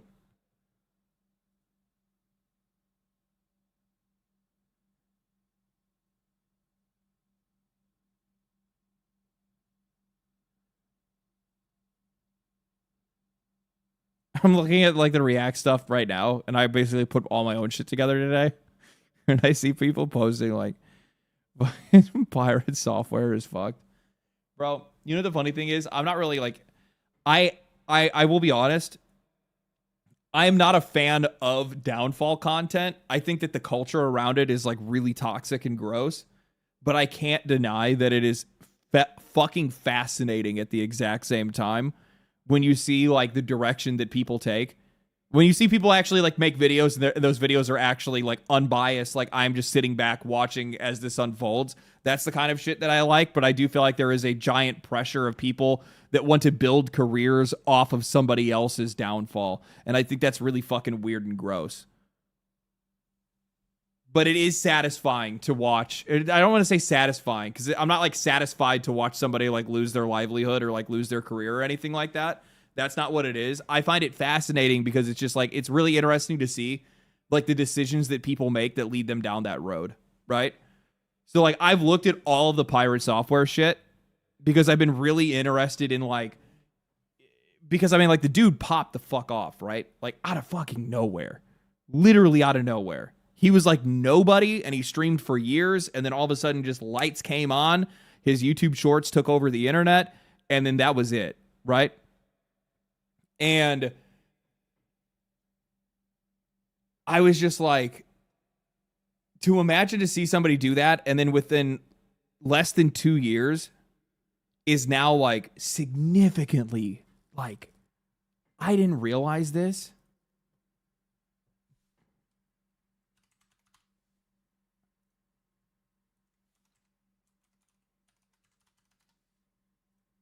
I looked it up because I was curious because I'm like, because people keep calling him a lolcow. People keep talking about how his career's over. And I'm like, okay, like, is that really what's going on right now?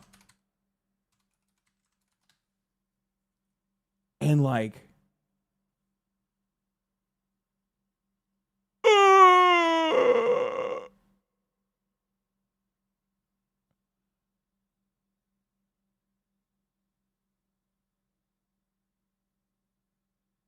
that is fucking crazy.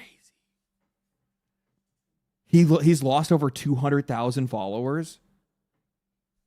I don't think I've ever seen anything like this before. Like, look, it's like followers per hour is up minus 384. He got nuked. He self-destructed. He was just plain out flat fucking wrong about stop killing games. And he just could not get his teeth off of it. And because of the past drama combined with that, and because like the thing is that like, okay, the World of Warcraft drama, that's going to be something that is relatively confined to just like that community, right? That's fine. But like when you get into like basically destroying ownership and saying that there's nothing wrong with destroying ownership of video games, you're now exposed to like the broader internet, which means that you're going to bring in even more people that are going to have that are going to be exposed to you. And that's going to come with some pretty serious consequences when you want to take that position against that many people. He can't admit he was wrong. It's not he can't admit. It's that he doesn't believe he is. And because of that, he will not come forward and say, I'm sorry. Because in his eyes, he is basically just bending over to society and telling everybody they're right when he thinks they're wrong. And then that he will then need to live his entire life knowing that he capitulated when he was in the right. But he's not in the right. The thing is that like the claims against him for like narcissism is like the most warranted shit I've ever seen. I'm not one to like shit talk content creators or anything like that. You guys know that more than anything else. I just find it really fascinating because like I'm sitting back watching this and I'm like how can you genuinely not see you're wrong here?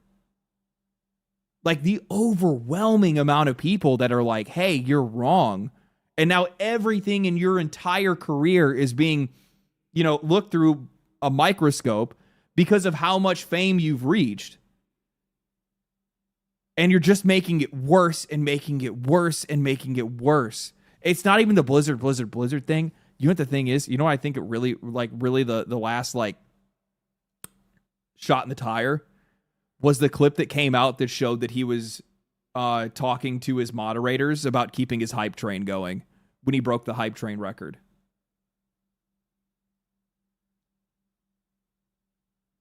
That was it. Because, like, in my eyes and in a lot of other people's eyes, it's like you've been faking your fame somehow.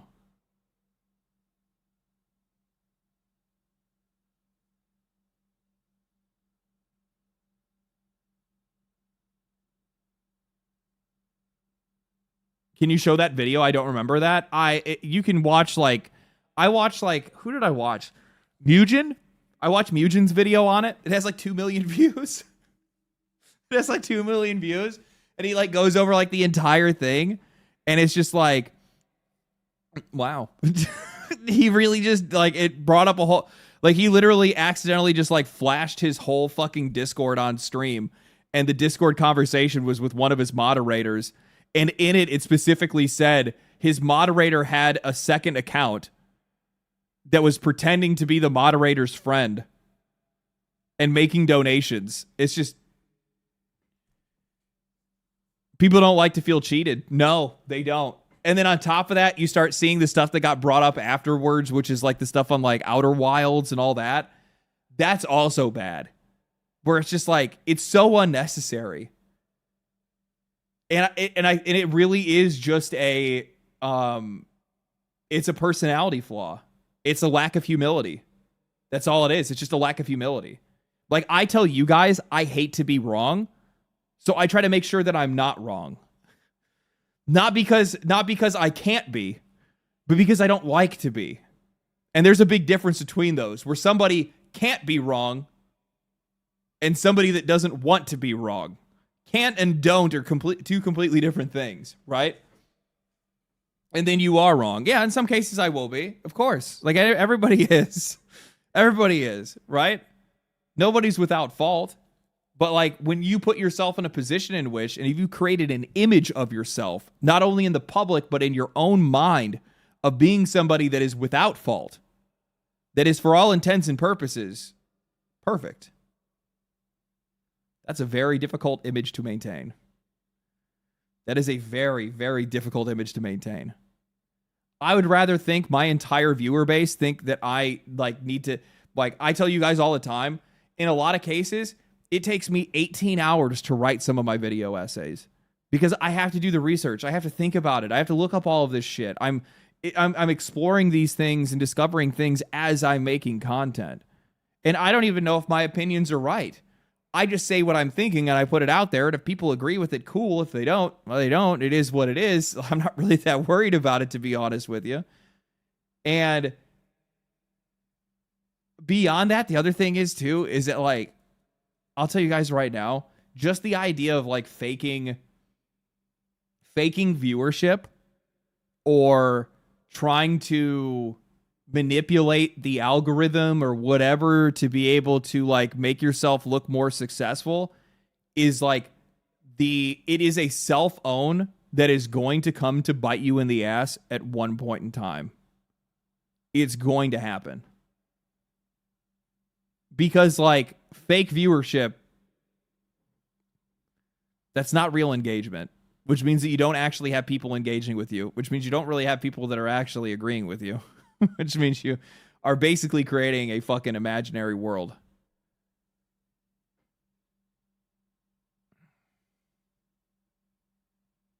When I first started on YouTube, I think I tried to look into a lot of that stuff.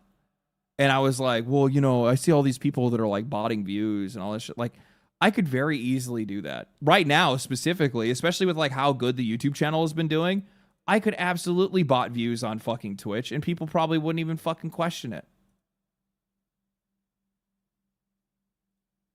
You look at the YouTube channel and how healthy it's doing, and you wouldn't, and to be honest with you, you wouldn't be surprised if I had 1,000 viewers on Twitch, right? I mean, I got 500, on average, I have anywhere between, like, 5 and 700 or 4 and 700 on YouTube on a live stream, right? So like most people wouldn't even question it. But the problem is that you're setting an expectation that's just not realistic. There's just grow organically. Just be yourself. Like I think in a lot of cases when there's one thing that Asmongold said a long time ago. And he said, don't be yourself on the internet. Not if you're not interesting.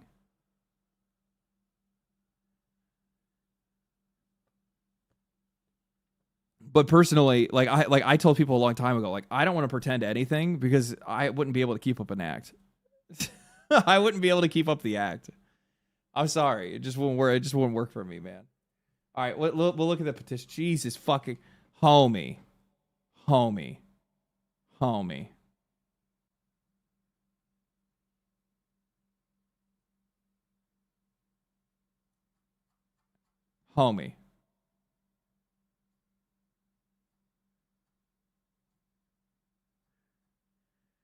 Did you really send me this? Hey, you want me to react to this?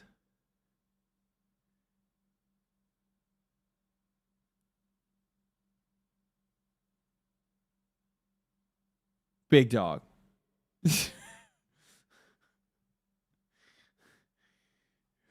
Holy shit. Good fucking Lord, my guy. I'm going to skim. I'm going to skim, okay?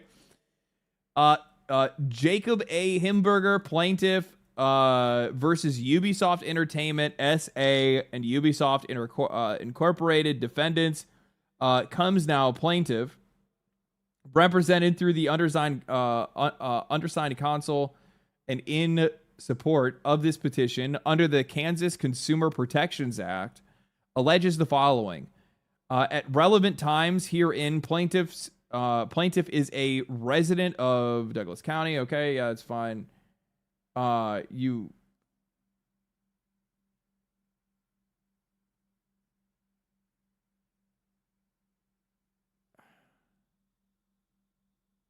do an ASMR voice, yeah. Let's see here. Let me see if I can be really. Also, you should be really careful about sharing this kind of stuff, but it's fine. Defendant Ubisoft is a subsidiary of the defendant Ubisoft Entertainment SA, a foreign multi-billion-dollar entity headquartered in the country of France. And both defendants, here and after, will be known as Ubisoft. Okay. What's the plaintiff is an individual defined. Oh, plaintiff. This is just the language of. This is the language of. Okay. So plaintiff is an individual defined as consumer pursuant. Defendants are business defined as supplier. The court has jurisdiction over defendant pursuant. True. Venue is proper pursuant. Okay. In further jurisdiction, the plaintiff sued. Okay. Yeah, this is just legalese. Plaintiff at relevant times was subjected to the. Oh, okay. Hold on. This is just in further support of the venue. Okay, so this is their action implies Federal Copyright Act and right of remedies. Okay, federal jurisdiction, federal court is in proper venue. Okay. Plaintiff at all relevant times was subjected to deceptive acts and practices alleged while in the country or in the county of Douglas County. Okay. The alleged deceptive acts were publicly disseminated through the use of social media outlets, streaming and video platforms, and television networks. The deceptive acts could be and were conducted online and available in every county in the state of Kansas. Ubisoft decided to charge $70 for a video game released on February 2024 titled Skull and Bones. Okay, so you're going after Skull and Bones. On February 8th, 2024, during Ubisoft's earnings call for the third quarter of its 2024 fiscal year, defendants, through CEO Yves Guillemot, made statements in support of the purpose of solicitation of the game Skull and Bones, published and sponsored by the defendants. During said call, Guillemot, in response to the question of whether the $70 price was reasonable, a reasonable justified price tag. It's a very big game. We feel that people will see how vast the game really is. It's really full, triple, quadruple A game that will deliver in the long run.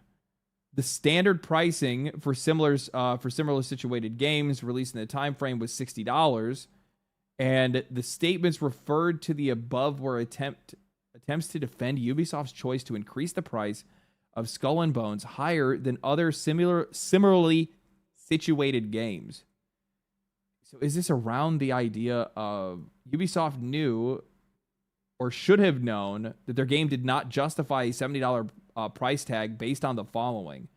Its content and structure were designed as live service.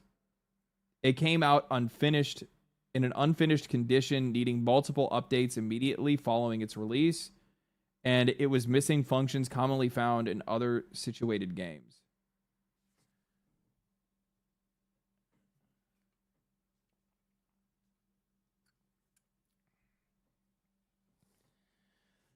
I don't know. The statements.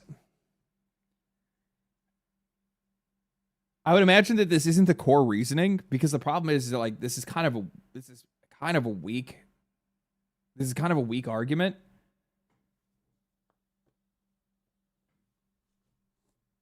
It's too broad. The statements is this exhibit 1, see exhibit 1. I don't even know where exhibit 1 is.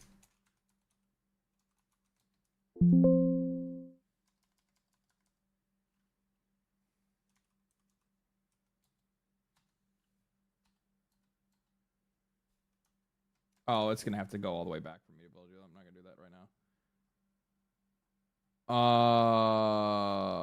now. Where was I at? Skull and Bones, similarly situated games.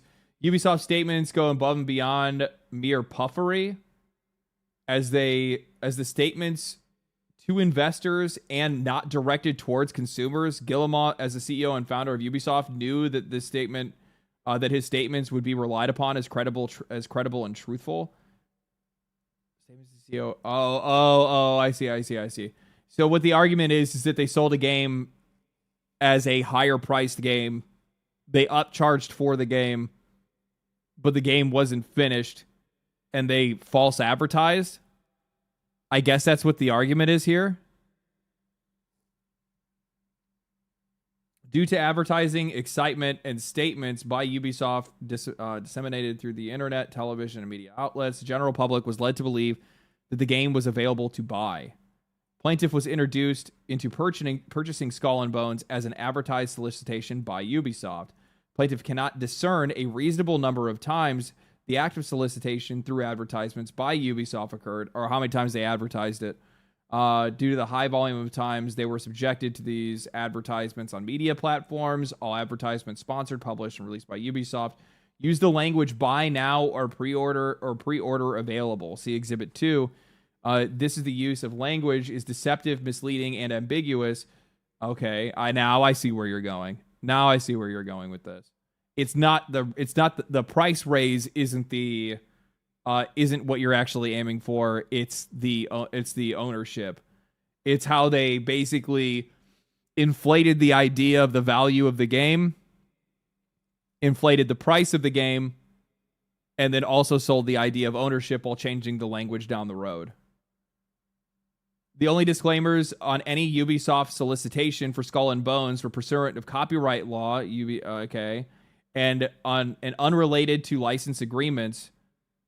Unrelated to license agreements. This is supported by the same disclaimers that are being used when other entities have logos present at the end of their advertisements. See Exhibit 2. I never thought about that.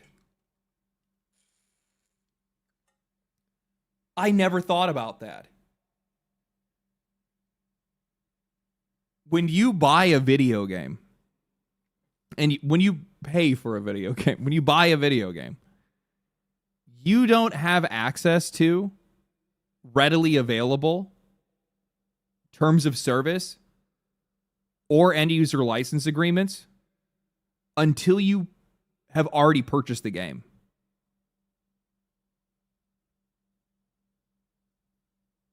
So the knowledge of you not owning it, or like how they have the language in there to say that you need to delete all copies of the game when they get rid of, when they stop supporting it. All of that stuff is actually behind the purchase, not before it, when those things should be disclosed before point of sale. The problem is that the video game industry, by and large, gets away with the fact that like everything they have that we hate is actually past the point of purchase, not before it. So none of that information is disclosed, and they're trying to treat it like it's public knowledge, but it's not, because they constantly keep changing the language. Further copyright disclaimer only puts on customers on notice of Ubisoft claiming rights under the Copyright Act, and the copyright disclaimer is vague and ambitious. And if the consumer were to look at the act, it states the consumer is entitled to first sale doctrine and ownership control of their purchases.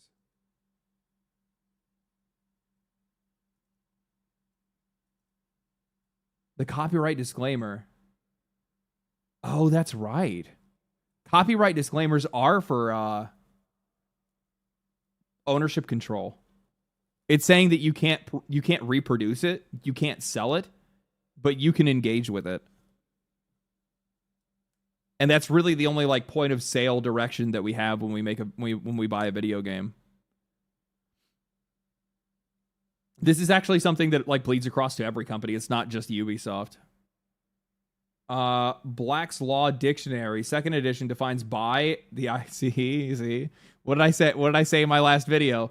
To acquire ownership of property by giving the accepted price of a consideration, therefore, or by agreeing to do so, to acquire by payment for value, for price or value, purchase. Yeah. That's the one thing. That's why I said before. That's why they're getting rid of the idea of buyers and players. And notice, and the funny thing is, by the way, if you're the one that's heading this widget, and this, since you said this is your suit, or this is your petition,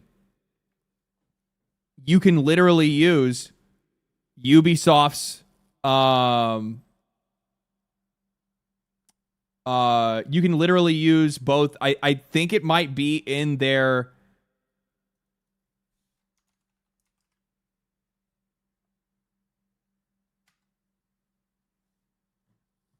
so this is their current this year's financial statement. The implementation of this policy, overseen by the procurement of teams, giving buyers key roles in successful application. This is not what I think it is.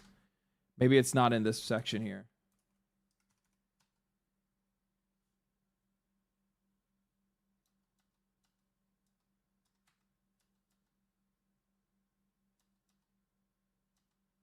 This is for stock buyback. This is all stock buyback, share buyback.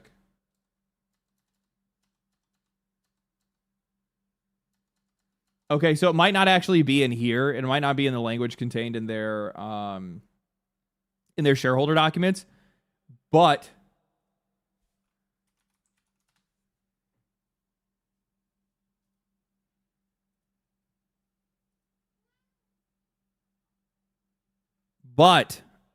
hold on. I use their own registration statements against them. Well, no. I have something even juicier for you. Let me get it. Okay, so this is their investor center. If you go to their investor center and you go to general meetings and you pull up their last general meeting, this is their last meeting that they held, their investor meeting. Right here, this is Yves Guillemot. It's super quiet, so I can't turn it up. I'm sorry. For some odd reason, the audio is all fucked up on it.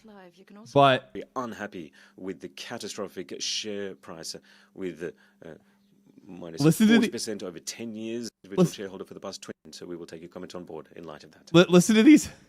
Good afternoon, Chaluquet. I've been an individual shareholder for the past Individual shareholder for the past 10 years, this guy says. 20 years. I am 20 years. Very unhappy with I'm very unhappy with the catastrophic state of the shares. Minus 40% over 10 years. Minus 40% over 10 years. I'm very disappointed with everything that we have been seeing of late. This motherfucker.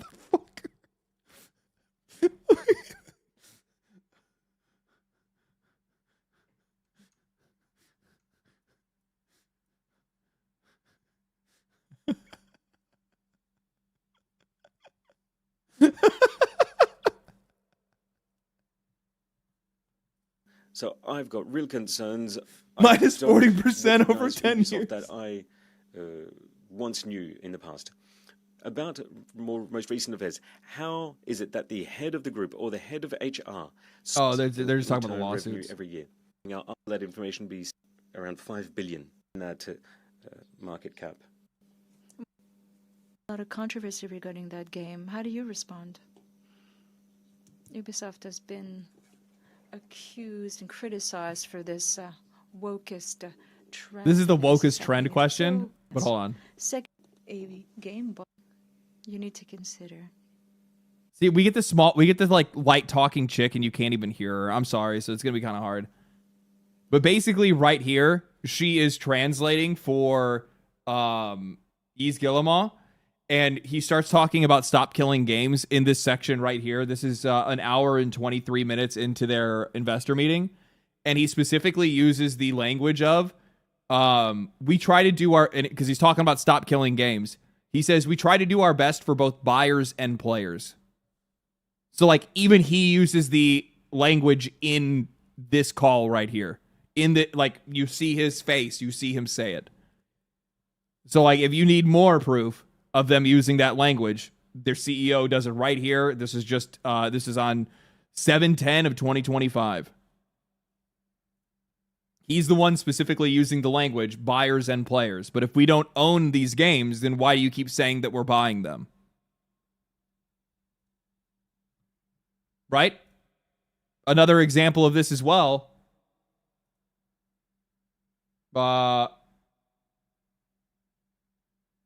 Your price, add to cart. I mean, nothing here says buy or anything else, right? In most cases, a lot of these digital storefronts say buy. Buy now, right? Right here. Buy Wildgate. What is buying? Buying is the act of acquiring something for money. The language is used everywhere. So unless they think for whatever reason they can just reconfigure the laws of language to suit themselves, that's crazy. I didn't know that. On February 2024, the plaintiff... We need some background music. On February 2024, plaintiff purchased a video game titled Skull and Bones. No wonder you're fucking mad.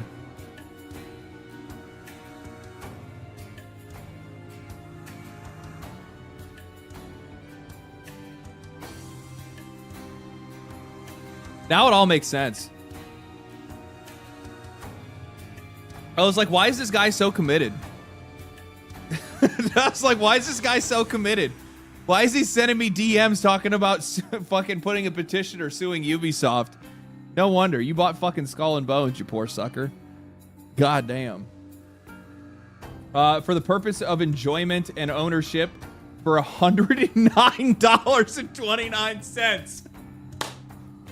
God damn, son. You need some video game suggestions? I feel like I need to help you out. I have a list of about like 30 really banger indie games that you can pay, and you'd probably still save money. Yeah, stick around here. Yeah. Yeah, my last Ubisoft purchase was 10 years ago. Yeah, I got Assassin's Creed. I got a review copy of Assassin's Creed Shadows.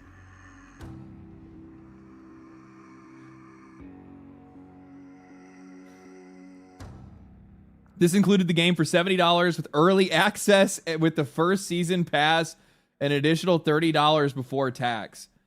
Now the problem is that so the problem that I have with this right here is that up here you had said that its content and structure were designed as live service. So Ubisoft knew or should have known that the game did not justify a $70 price tag based on the following. And then you say its content and structure was designed as live service. But then down here, you actually purchased the season pass and early access, which means that you knew going into the purchase that it was live service. So I don't know what impact that would have, but that's something that they would probably argue against. The purchase of the game through third-party PlayStation Incorporated. So you bought it through PlayStation 5. It is still the product of Ubisoft. All advertising solicitation was conducted by Ubisoft, and Ubisoft was still the primary supplier of the consumer's transaction. The purchase of the video game was a consumer transaction. The game was titled Skull and Bones. It was qualified as property from here on. Okay. Under the defendant's end-user license agreement, here and thereafter, EULA, defendant admits it provides services that fall under the scope of the KCPA, even if Ubisoft alleges it's not selling goods. This is regardless of whether the product is offered as a game or a license. That's true. The court doesn't care if it costs over how much it costs over a corporation got your money. Oh, well. On or about December 14th, 2024, Ubisoft released an official announcement related to the game titled The Crew, stating that all services would be ceased for this game, and it would pull the server and licensing support. This was regardless of whether any copy was purchased was digital or disc. On March 31st, Ubisoft moved forward with the decision to shut down all services for The Crew. Regardless of the form of content, the consumer's products lost all function. Per Ubisoft's end-user license agreement, owners of The Crew were also expected to destroy all copies. Sometime after March 31st, 2024, the other thing that I would look up for this as well is I don't know when Ubisoft, I think it was actually 2021 when Ubisoft changed their end-user license agreement to include the destruction of copies. If I'm not mistaken, that was something that happened within the last 5 years. And that also adds another layer of another layer of issues. The fact that you can buy something and then they can just change language like that later on. It was 2023. Yeah, that's something that I would probably have added to this, is the fact that that was something that changed after the customer had made the purchase of the product. They retroactively went in and created a new end-user license agreement that also included The Crew and this new rule to destroy your game. Sometime after March 31st, 2024, the plaintiff came on notice of an incident due to a massive online media coverage on platforms like YouTube, articles being published, and other media coverage concerning the controversy surrounding the decision to disable The Crew. Ubisoft asserted it's defending its actions disabling The Crew, that users purchased only a limited license and not the game itself. The information that Ubisoft sells licenses and not ownership. Interest in games was a material fact of the plaintiff and all consumers engaging in transactions with Ubisoft, as evident by the controversy over disabling The Crew. The information in the event that Ubisoft pulls down its services, the product consumers purchased would no longer function, and that a refund for a one-time purchase would not be issued is a material fact to the plaintiff. Yeah. And all consumers engaging in these transactions. True. Plaintiff would not have purchased Skull and Bones if plaintiff knew that it was a license and not ownership rights of the game.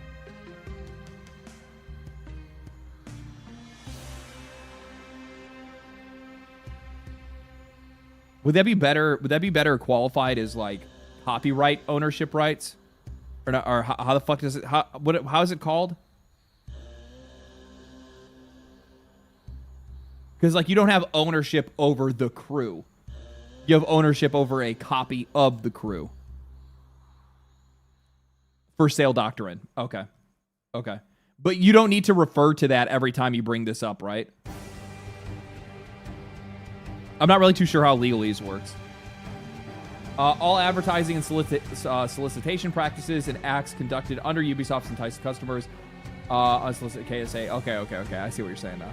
Ubisoft advertising and soliciting practices using the language buy now, pre-order available now, is indicative of selling ownership interest in property and not a licensing agreement. True. In the defense of other litigation. And also, by the way, I want you guys to keep in mind the very last thing that these companies want is for this language to be changed or for this language to be forced to be changed by the government. Because there's something incredibly powerful about the language of buy or purchase. And the minute that changes, the minute it makes people a little bit more hesitant to buy something.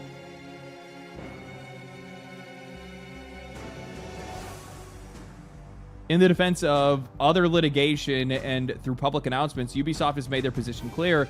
The company claims it never sold ownership of games. Games never were owned by the gamers never owned their games and only purchased a limited license, and gamers should not get used to owning their games. I mean, that's a little inflammatory. That last line's a little inflammatory. Because because essentially what you're doing is you're taking their words out of context, which is the original statement from the from Yves Guillemot, or maybe it might be one of the other guys that came forward and said that their subscription services would take off in the future once players got more comfortable not owning their games. But that's also something worth holding on to, because that is essentially them already admitting that we did own our games, but we don't anymore.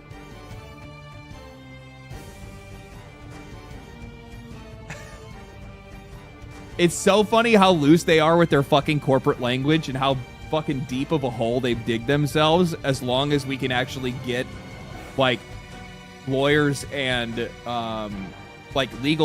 legal teams and governments interested in this, because like these dudes have just straight up like dug them, like they've dug like the biggest fucking hole of their life. It's so good. The end user license agreement and public statements by Ubisoft are contrary to the language and of impressions created by Ubisoft's advertising solicitation. To this day, Ubisoft engages in deceptive or unconscionable acts or practices and acts. Sorry, I read ahead sometimes. Through its advertising solicitation, prior to purchase, the customer was selecting still on both on PlayStation website. There is no available information immediately present to buying a license from Ubisoft. Yep, that's the point that I brought up earlier. The fact that there's nothing at point of sale, everything happens past point of sale. So essentially, one thing they would need to change as well is essentially every single time that you go to buy a video game or a license, if that's what they're trying to do, they would have to have you have those agreements before you buy the game, rather than a pop-up after I fired the game up for the first time.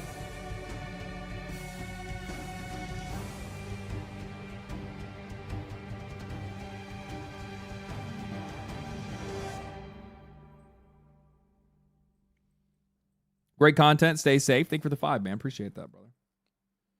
American Heritage Dictionary, Second College Edition, defines purchase as to obtain for money or equivalent to buy the acquisition of property other than inheritance. Additionally, Ubisoft on the game on the website, there's no information that the game is not being purchased.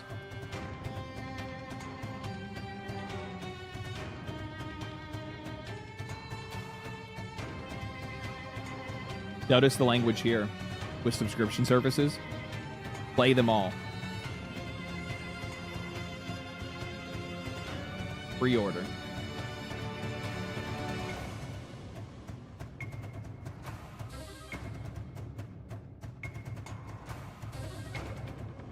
Plaintiff cannot provide the equivalent screen for Skull and Bones on the PlayStation Store due to the plaintiff already owning such game/license. To find any legal information on the PlayStation Store, the customer must scroll 6 times down beyond more purchase options and advertisements. That's true. That's true. If you want to find any more information on the game before you actually play it, that information is hidden and it's buried under DLC. It's buried under other games that they're trying to sell. Yeah. Prior to reaching the legal statements, further, the only legal statement on PlayStation is terms of service, not Ubisoft's end user license agreement.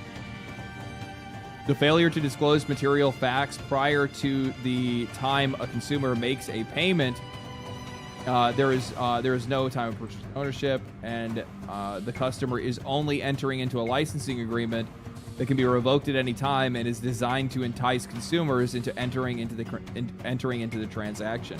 And the funny thing is, they're gonna have a really hard time. They're gonna have a really hard time arguing this, since historically this industry has always been a like purchase consumer goods industry, right?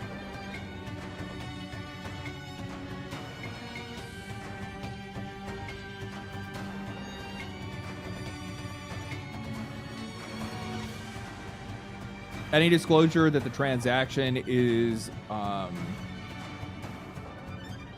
entry into a license agreement is ambiguous, if there is any at all. Labeling the consumer's payment as a purchase is misleading or deceptive and unconscionable act or practice. After such consumer payments made the transaction complete, the game begins downloading and installs automatically. After the completion of the consumer's purchase for payment, completion of the download and installation, and opening the video game for the first time, consumers are only then provided with a copy of the first request to agree to the end user license agreement. Yeah, that's the first thing that pops up, is just agree, right? It's not to read, it's to agree. And even still, the thing is that they then include like ways for you to like skip most of it, like just quickly scroll over it to be able to just get into the game. The end user license agreement has multiple clauses noted, including but not limited to grant of license. This product is a license to you, not sold. You shall not directly or indirectly sell, rent out, lease, license, distribute, ownership, all title, ownership rights, and intellectual property rights, and to the product, therefore owned by Ubisoft or its licensors. Yep. Okay. The end user license agreement was last updated 2023 on Ubisoft's website. Plaintiff does not assert that Ubisoft believes it is selling game ownership or addressing whether the rights or remedies are available under its Federal Copyright Act. Plaintiff is asserting that its advertising, solicitation, and subsequent omission of material facts are deceptive and misleading in nature to customers. Such practices and acts should include sufficient disclosures in the general public, advertising and payments. More specifically, licensing. Plaintiff has been subjected to advertising, misleading, ambiguous, deceptive. Yep. Combos there after the games. Yep. Further, upon investigation, plaintiff found even less information was available in the identical processes of purchasing Assassin's Creed Shadows, a Ubisoft product, which plaintiff chose not to purchase. The advertising and solicitation for that game follows the same allegations set forth from paragraph 34 to the 46. Prior to entering into the initial consumer transaction and Skull and Bones, plaintiff was subjected to counts above alleged deception acts. Yeah, of course. Plaintiff is still subjected to advertising and solicitation, is false, deceptive, Yeah, so you're like saying that like not only were you subjected to it when you made the purchase, you were subjected to it again when you saw Assassin's Creed Shadows, and you're still being subjected to that same false, deceptive, or misleading practice right now.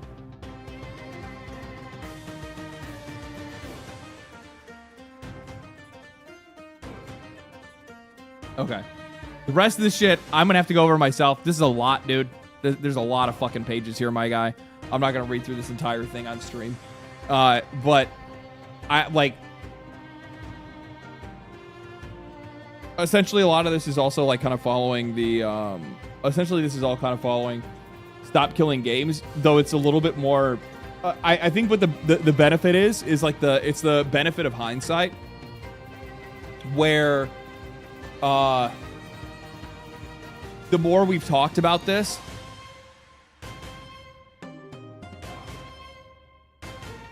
the more we discover, and the better we are at voicing what the issue is and discovering how to fight it, right? That's kind of the best part about Stop Killing Games, especially now that it is going to reach Parliament. So, I know, but I do allege that they are committing securities fraud.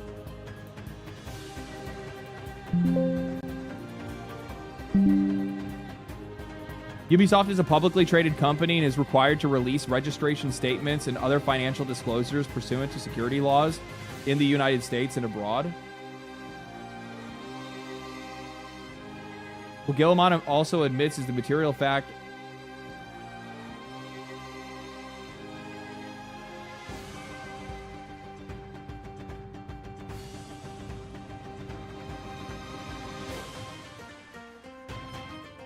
shelf life to be justified if it were not for Ubisoft itself creating and implementing such a limited shelf life without disclosing such material facts to consumers. If Ubisoft had only ever sold licenses, then its advertising should reflect so. It should acknowledge these statements put forth by its own staff, that at some point in the past consumers were justified believing that they owned games, and its advertising practices have never changed to support this misbelief. Ubisoft is a publicly traded company and is required to release registration statements and other financial disclosures pursuant of securities laws in the United States and abroad. Prior to 2019, Ubisoft's registration statements were labeled all of its income as games as sales. However, as of 2019 registration statement, Ubisoft refers to IFRS 15 sales and net bookings in its publicly available investment disclosures and incomes from sales.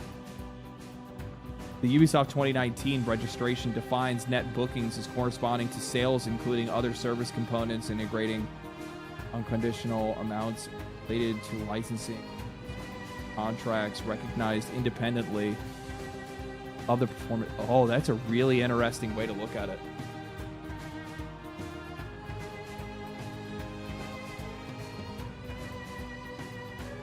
So you're saying that basically they up to 2019, because like Ubisoft and a lot of these other companies are essentially spreading the idea that games are not owned by you, they are services.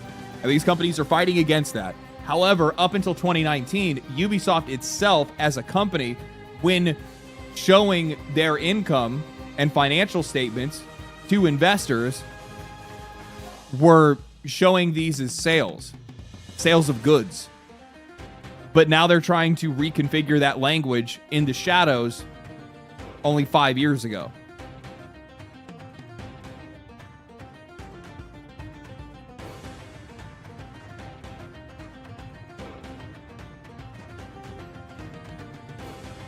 Huh.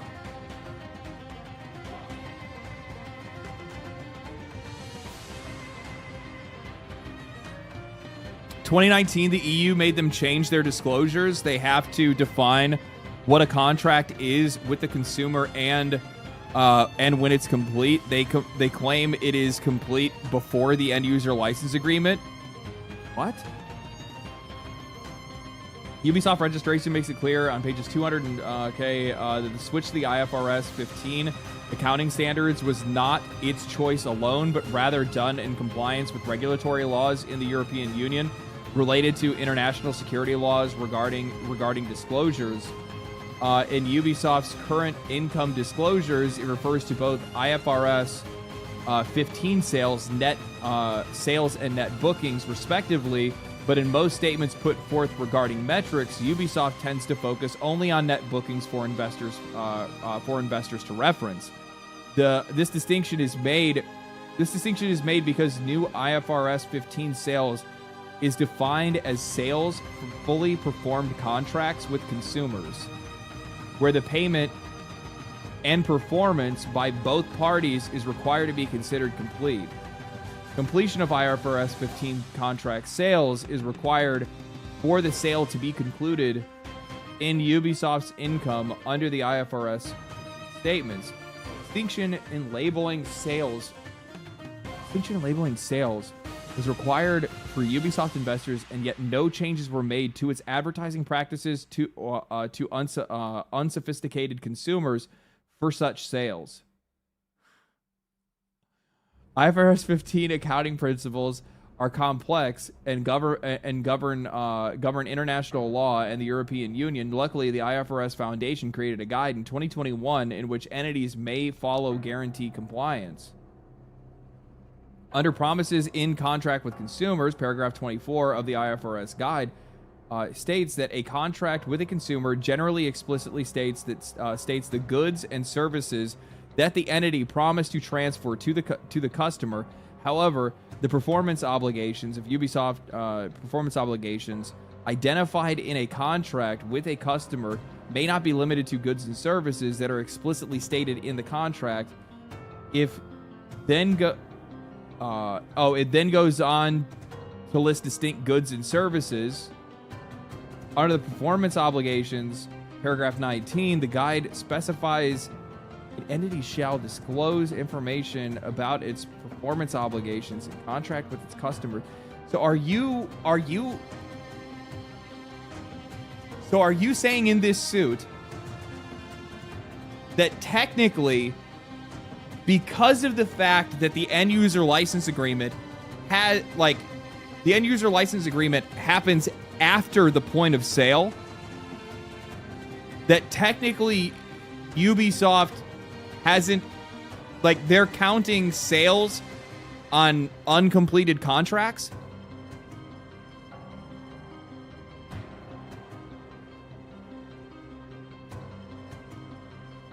You're so close to what I'm at, it's not part of the contract? What number do you want me to go to?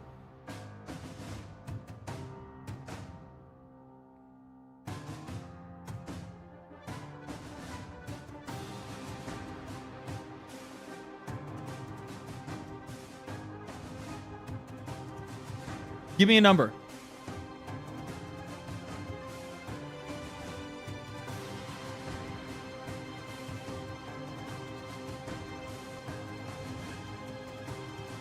It's actually kind of interesting. Well, I mean, there is legal base for this.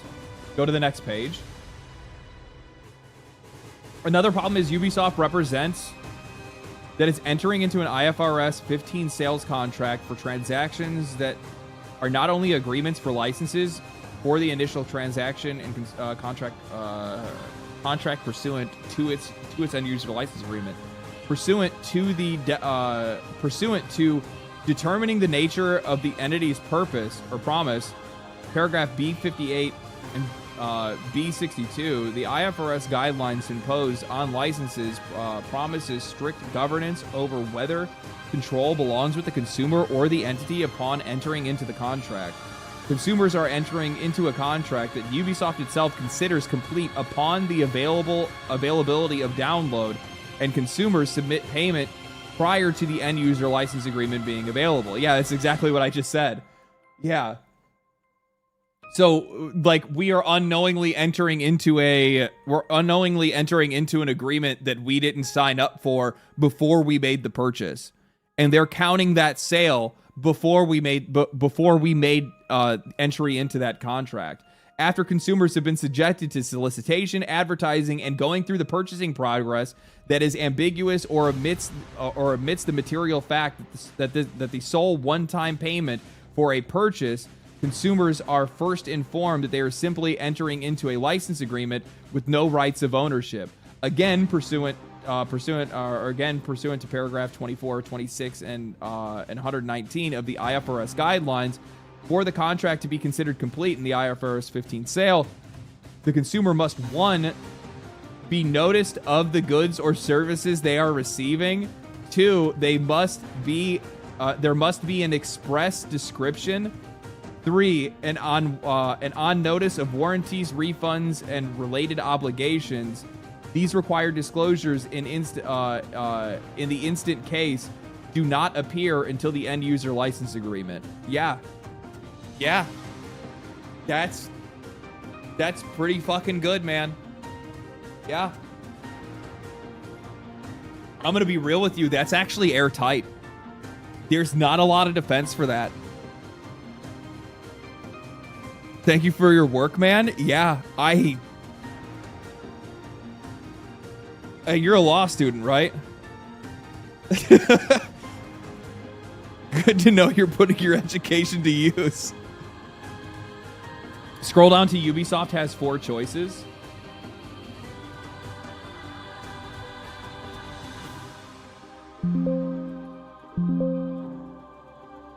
You have a page number for me?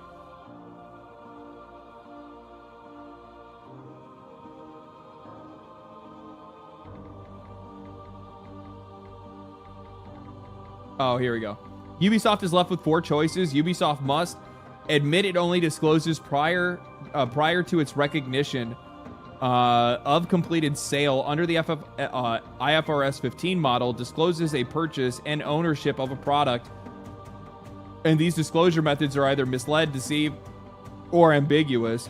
Admit its disclosures are misleading, deceptive, and ambiguous for the purpose of inciting customers into licensing contract agreements. Admitting it is offering ownership control over its games, assets, services, and then choosing to force end-user license agreements on consumers, changing the transaction to a licensing contract after such contract ownership has been entered into or completed. Admit it has and is misreporting its financial disclosures for investors and misleading investors under IFRS 15 sales model since 2019 by claiming completion of customer contracts prior to the end user license agreement entering. That's crazy, dude. Yeah.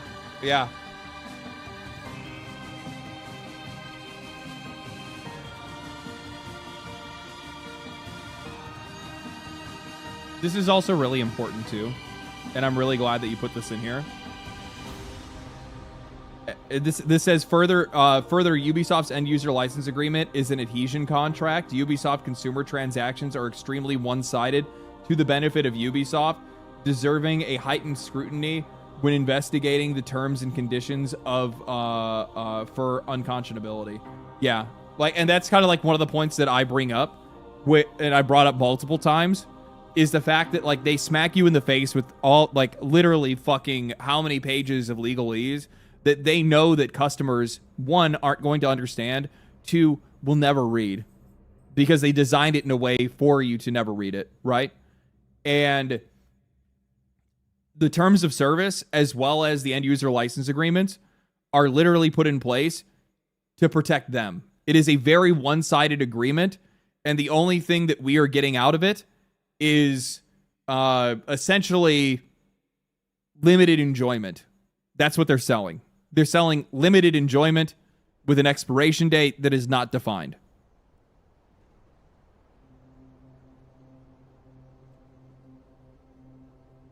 Check the wherefore section to see what I'm asking for.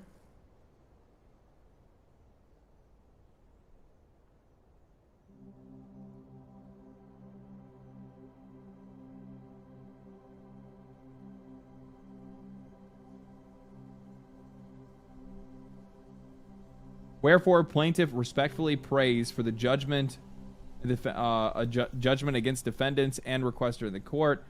Issue a declaratory judgment that Ubisoft has violated KCPA under KSA. Okay. Award the greater of the actual damages to plaintiff in the amount of $109, or award statutory damages in the amount determined up to the court up to $10,000 per violation under KSA 15. Okay, up to $10,000 for the consumer transaction plaintiff entering into the contract. Okay, up to $10,000 per day pursuant KSA of a total of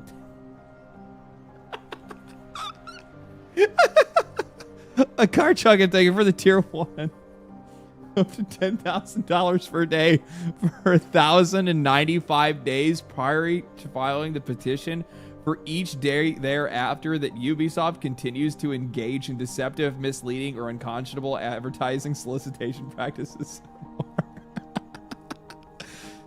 Up to $10,000 for each IFRS 15 sale.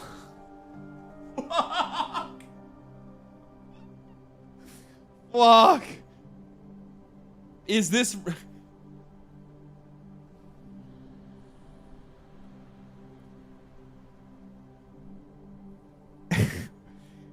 I guess they better fucking hope they didn't sell 5 million copies.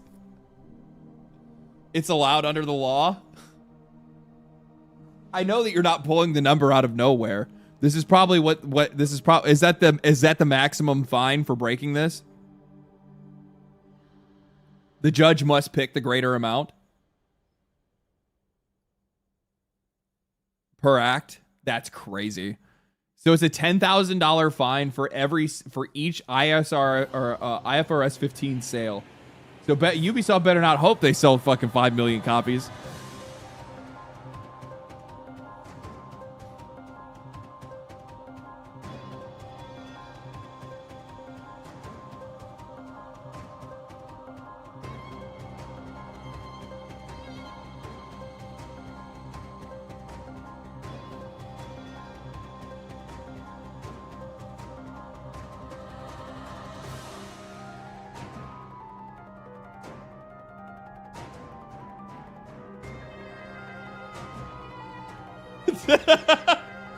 And this is just that's just one, right? That's just one. Just a cool $50 billion. The advertising alone is $21.9 billion because of number 7. Further additional civil penalty, not to exceed $10,000 for any of the above violations not found committed against Consumer Act. That's up to $10,000 for any and all other kinds of practices and acts this court finds in violation with the KCPA. Up to $10,000 per clause and requirement forced on consumers, which, I mean, that just doubles it. I mean, this effectively like doubles and doubles and doubles and doubles, right? Up to $10,000 for IRS 15 sale for each IRS 15 sale. First doctrine pursuant of the Copyright Act at the beginning of 365 days per filing until March 2025. Ubisoft began its partnership with Tencent Holdings. Oh, is this to like dodge out of like including Tencent in on it? Keep in mind the other thing is too is that like oh, okay, that's a good thing to do, by the way. You don't want to get China fucking involved in this shit. And to be honest with you, the funny thing is that if you want to know what this would actually end up doing, is it would basically just force Ubisoft to fold into Tencent, because Tencent would have to bail them out and they'd have to file for bankruptcy because they don't have the money, right? Like the company's value, they're $2 billion in debt.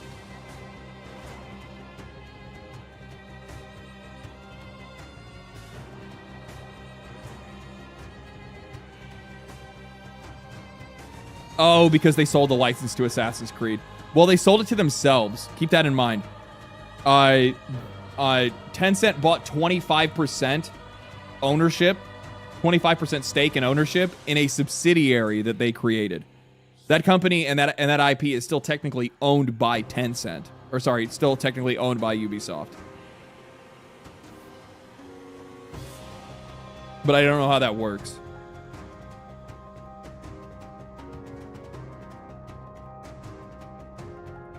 I mean, the section specifically, like the language and the section specifically talking about malpractice around misleading advertising using terminology like purchase and buy.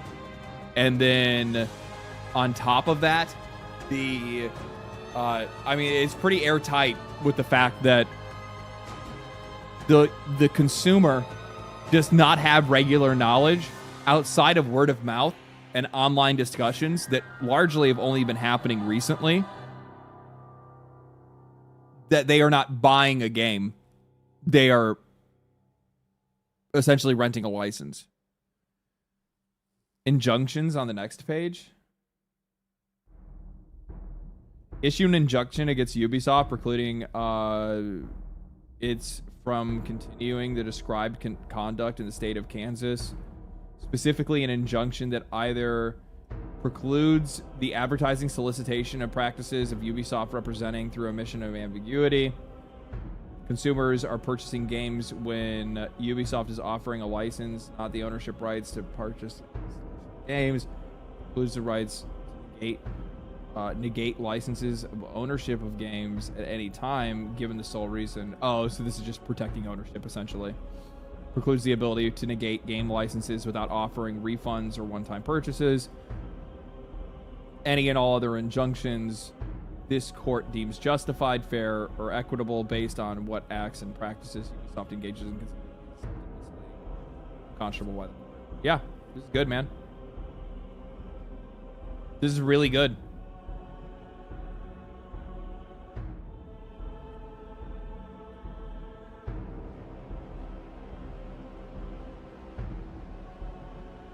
Finally caught a stream. Thanks for fighting for us gamers, bud. I ain't the only one fighting, baby. I ain't the only one fighting. Yeah.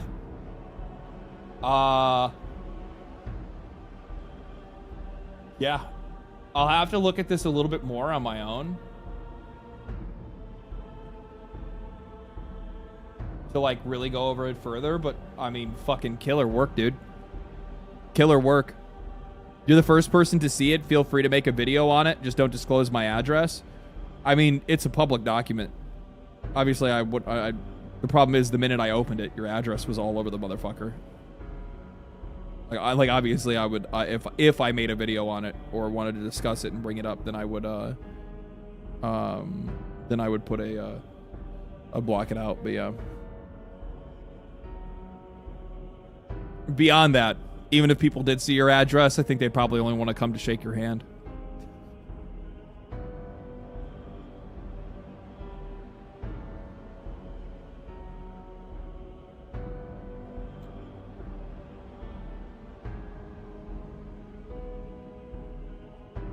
Kiss his forehead, yeah. Right now we're fighting a war with payment processors and own the game. Yeah, we're fighting a war on two fronts now. Fighting a war on two fronts, my guy.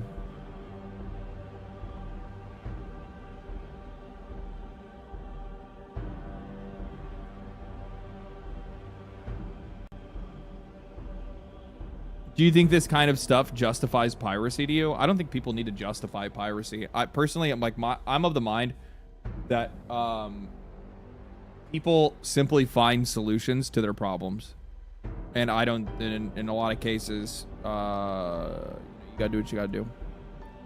And with video games specifically, what ends up happening is that the only, like in a lot of cases, the only reason why people pirate games is because those games are just not made available for them.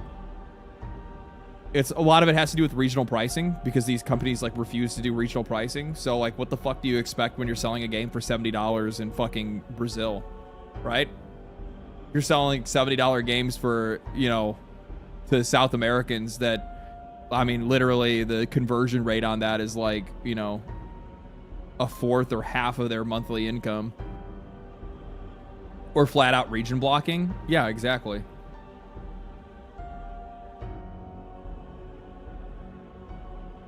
Piracy happens when access is denied or made complicated. Yeah, it's a service issue.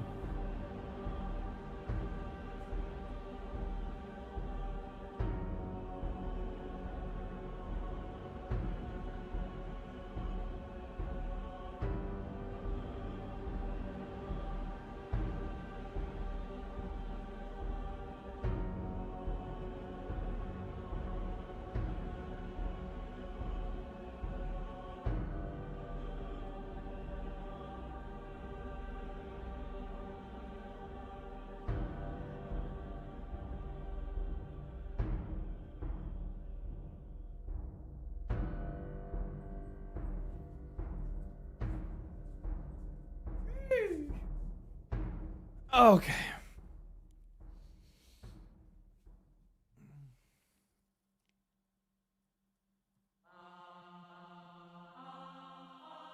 Thanks for reading. Figured you'd love it. If you ever want an interview or discussion over it, just let me know. Yeah.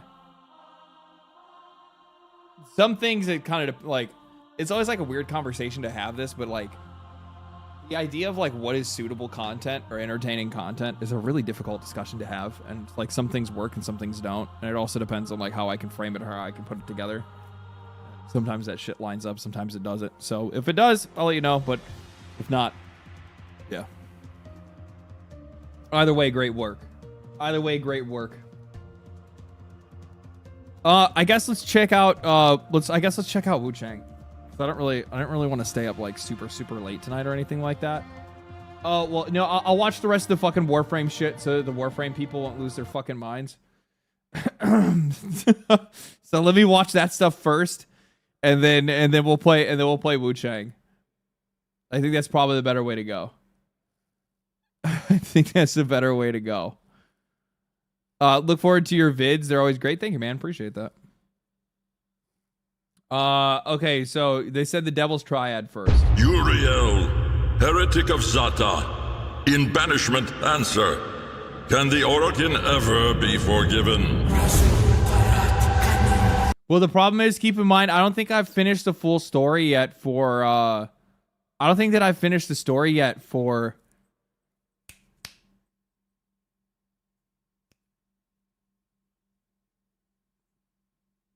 I haven't reached level 5 in 1999. I haven't reached level or whatever it is in 1999. Yes. Is that what it is? I also haven't done the spider frame thing yet. No. I haven't logged on to Warframe in like a month. Spider frame isn't a part of this. It's a side quest. You haven't dated one hex yet? You'll be fine. You know enough. Okay.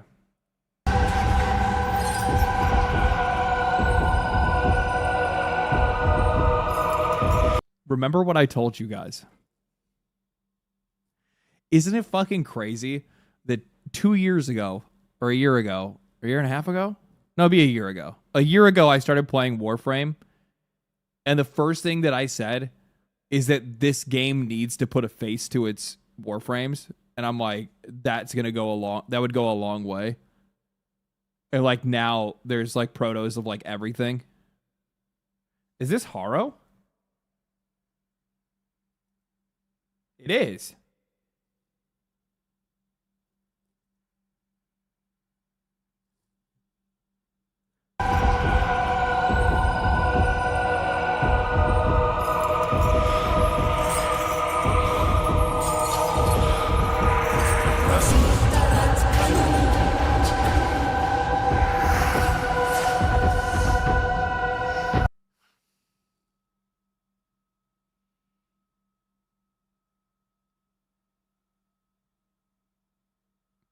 Wisp being like a fucking nun is crazy.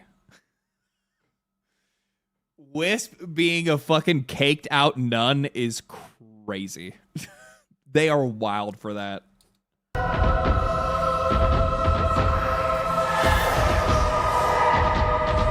Y'all are wild for that. He spoke in truths. The devil has come. Soul in Lua, we will cleanse this follower.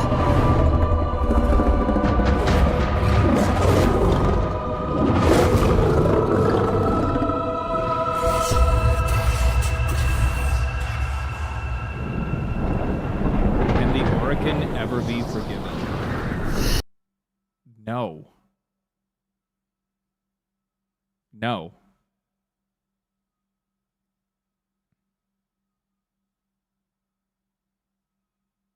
That's an easy question. They literally ruin everything.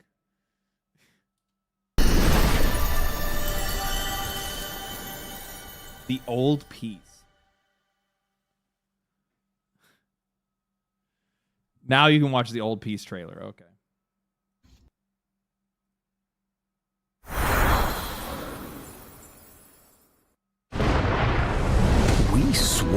to carry the sacred light of our dominion into the deepest dark. And this we have done. The promise of a home, so lightly surrendered. No shot.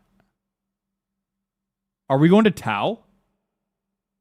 They said a promise of a home, right? That was like the whole thing.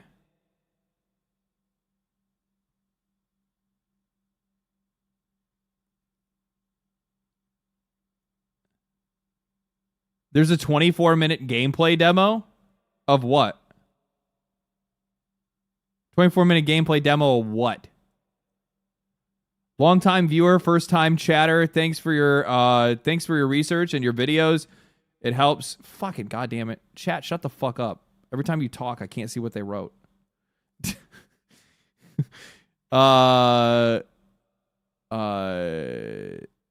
It helps stay current on the things that are happening in the video game industry. Thank you. Appreciate it. Thank you, man. Trailer of the old piece. It's fucking awesome. Of this. Do I want to see that though? Why would I want to see a gameplay trailer? Is it gonna spoil shit?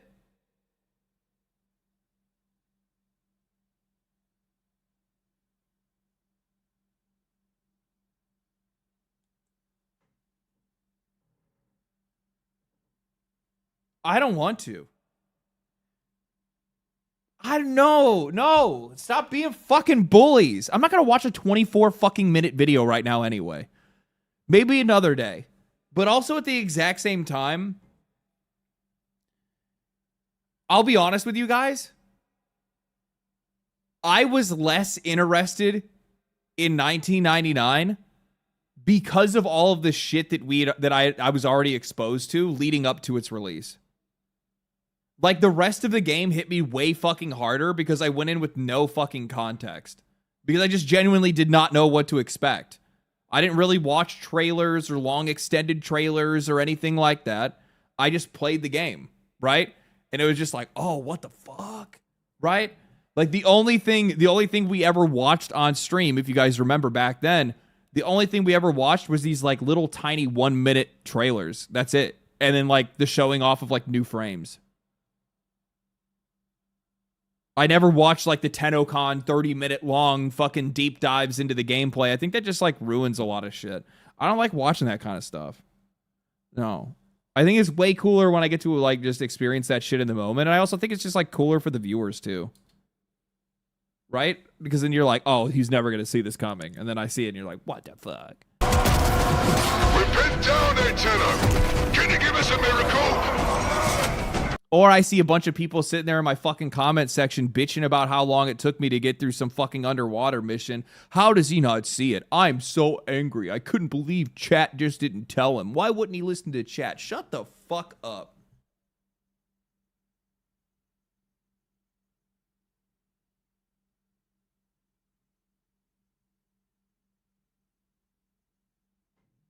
Unbelievable. Unbelievable, man. I absolutely like those streams of playing Warframe for the first time were fucking peak. They were fucking peak. It was so much fun. It was also the most annoying shit I'd ever had to deal with. The amount of whiny bitches in my chat. Do this, look at this, do this. It's just like, shut the fuck up. Chill.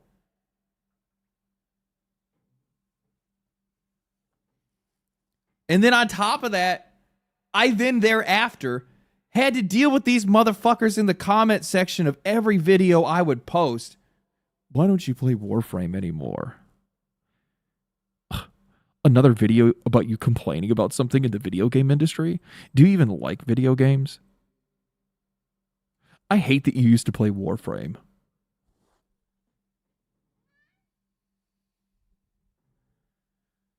Bunch of fucking pussies. So weird behavior. Weird behavior.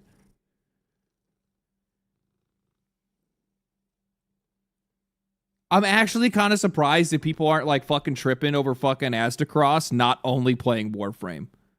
Wait, why is he still playing Destiny? Why?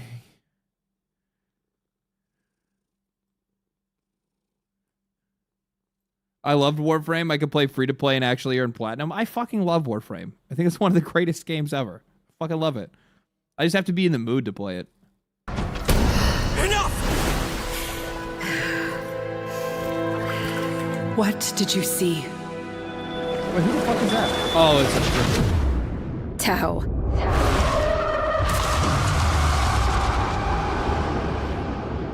Cast and cry, raise the million pylons high.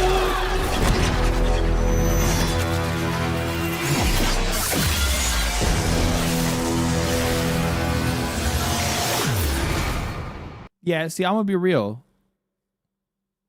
Like, I think that looked really cool, but then I see shit like this, and I think to myself, man, that would have been really cool to experience in the game and never know it was a thing. You know what I mean? Like, I wish that, like, these trailers could do a better job. I don't know how you could do that, but, like, I feel like this, like, absolutely fucking spoils, like, a dope-ass moment that would have been fucking nuts if you were playing the game. You know what I mean?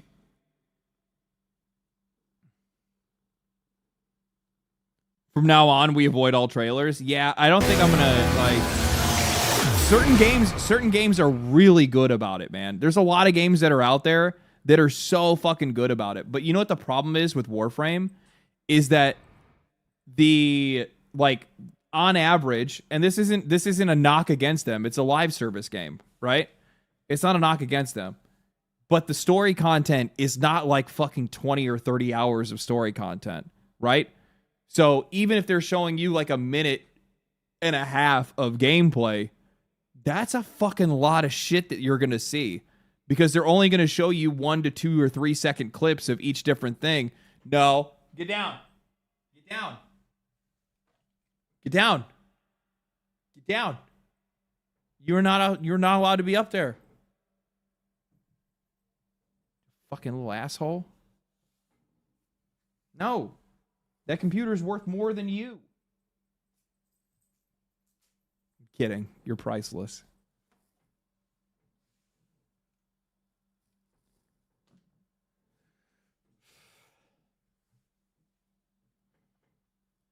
Pretty sure the gameplay demo is like a fourth of the story. That's what I'm saying. Like, that's why, like, when it comes to games like Warframe, like, it's rough for you because it's like, I don't really want to watch any of this shit because it's just going to ruin everything fucking for me, right? Like, I think other games can do it because they have more to show. But the problem is that if you're looking at it, you're going to, like, most of the quest is going to get fucking spoiled. Imagine Second Dream had a trailer. Yeah, exactly. And that's the thing. Like, if it did, it would have that fucking trailer would spoil fucking everything. It's actually fair. I never thought about that. Yeah, it's just the weakness of their game of trying to. It's the weakness of trying to market their game, and I understand why. Because, like, they want to show this because people that have never played Warframe would see something like this and go, this is fucking sick. I want to play Warframe now.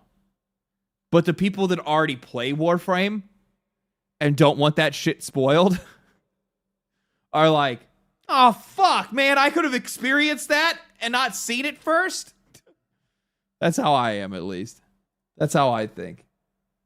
Maybe I'm fucking weird. Maybe I'm just weird. It's probably true. Just close that. Close that.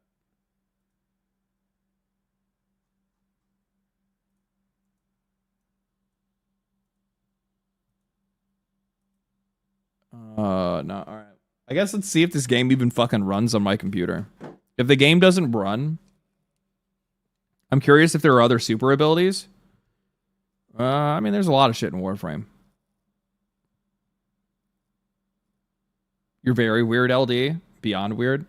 Takamiki, this is time for you to leave. I'm playing a video game.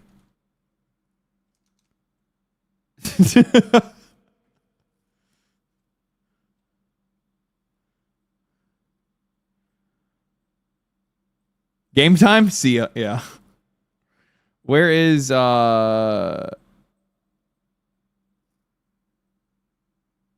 what?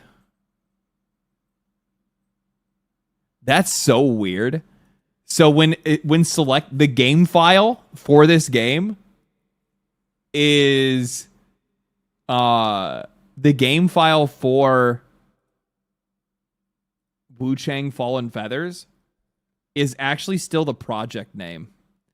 So if that tells you anything,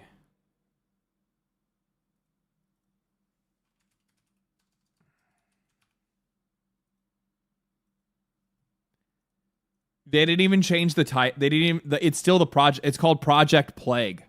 So when you open it up, I was like, where the fuck is the game at? Because you have to like select the streaming source, right? And I'm like, I don't see Wuchang Fallen Feathers. It just says the Plague, like Project Plague.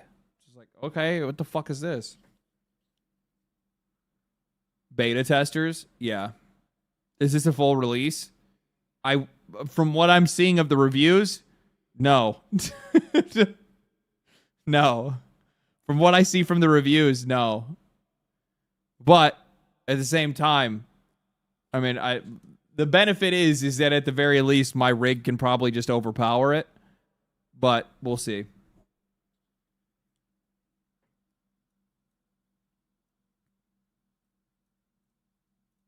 Dog shit game. You really don't like it, huh? Do you not like the game, or are you mad about its performance?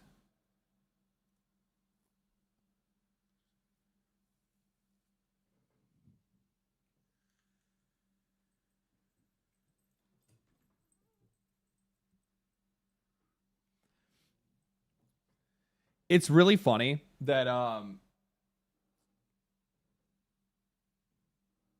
you move your butt, cat? I can't see. Look at this motherfucker. It's the minute I boot up a game and he's just like, well, I'm just going to stand right here in front of the screen.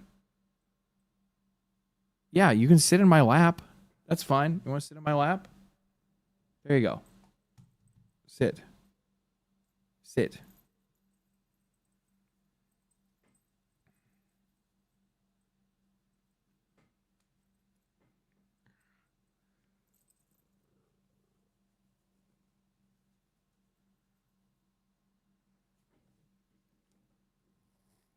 There you go. All right. Yeah, there you go. You found a spot. You're chilling now. What's his name? Maddie.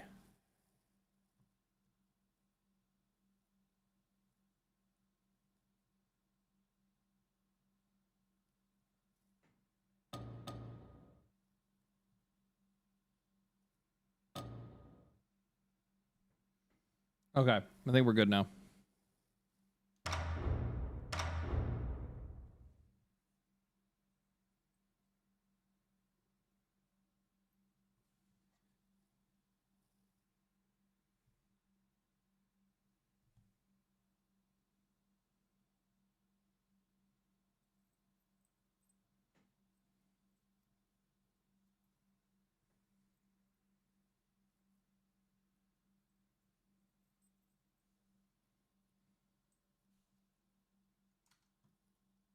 Maddie plays? No.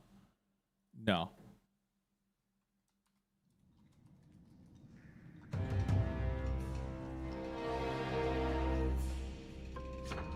Okay. Agree. Okay. New game. At least I get to play with at least I get to play the game after they've already done an update, right? Oh, it's doing that weird, like, flicker thing. I think that's because of, I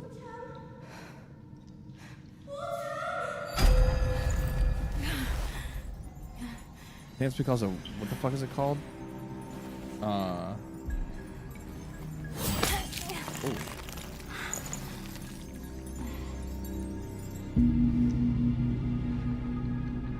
BRR flicker? No, if I turn off the I'll know when I see it. It's not doing it anymore.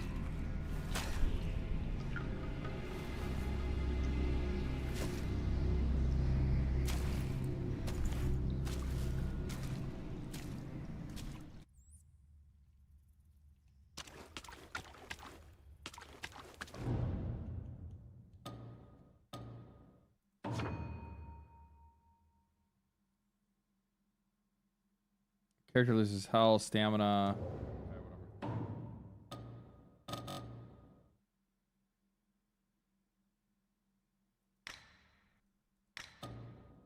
How did I get to... No, I want options. Where the fuck is options? There it is. Game options, tutorial pop-ups. This stuff is fine. Settings, camera options, graphic settings. Okay, so I got all this.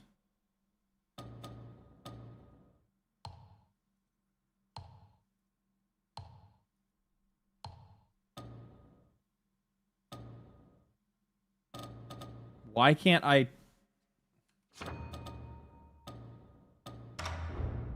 Why can't I change the fucking FPS? VSync. Confirm. What the fuck?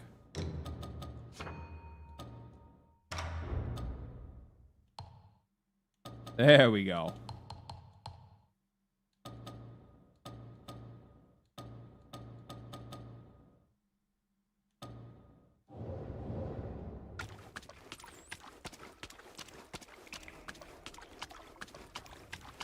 Hold A to run. Jesus Christ, flashbang.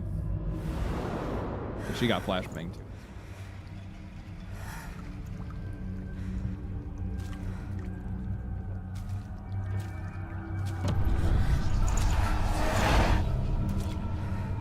Eastern game devs need to make women hot again. I mean, they're kind of already doing that to begin with, right? You missed the advanced setting. You're playing at 50% upscaling. Oh.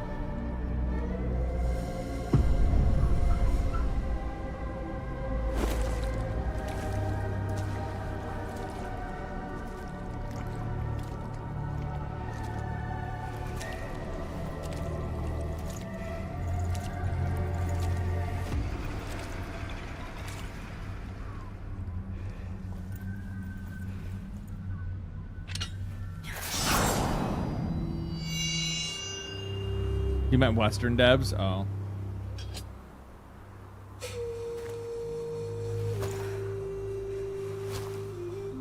Man, they really did see Eve and was like, you know what? You know what? These guys got a point. Is it too loud? Do you guys need me to turn it down?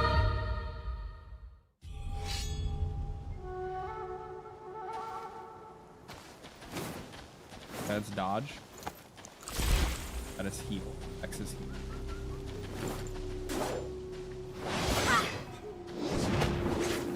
Okay, these are combos. Animations are cool.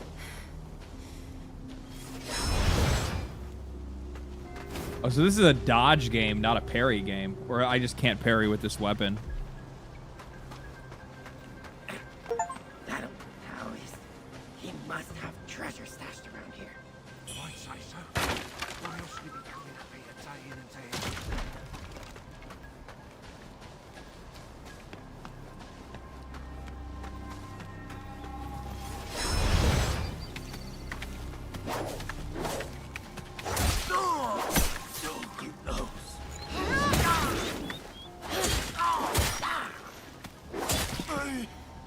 Okay.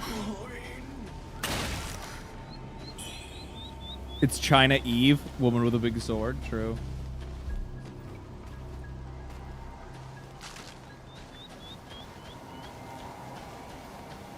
You can unlock a parry. I'm kind of a parry guy, but at the same time, like, games have been really parry heavy lately, and I don't know if maybe I should play a dodge style instead. Are there different styles of weapons? I guess I'll find out as I play, right?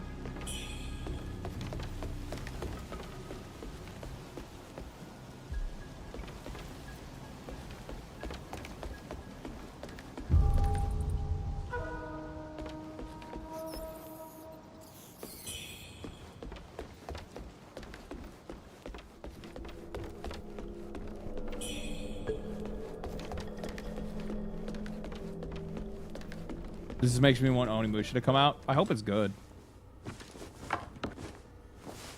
Ah, you're awake at last. You know what it really reminds me of? It reminds me of Neo. Like art style and like fidelity wise.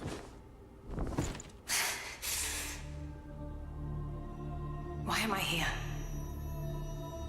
I came upon you in a brooklet some days past. You lay passed out due to the feathering. I moved you to the cave to recuperate. The feathering? I see. Know you not. A man-eating fiend attacked Worship's Rise 6 moons ago, spreading unthinkable horrors, after which many bore feathers on their bodies. A malady unlike any other, without hope of a cure. I found this silk manuscript on your person. Here, take it.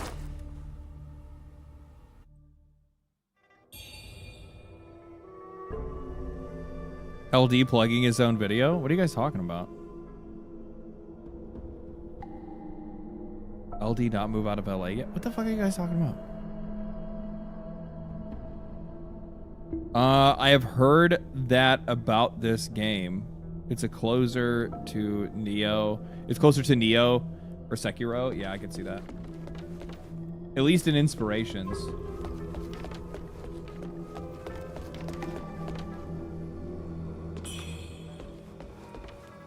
You're not from around here, are you? The name's Charlie from Worship's Rise. Don't you dare look down on me just because I'm crippled. My brother and I were once the town's finest heroes. But now my brother's burdened with finding medicine to treat me. A pathetic fool.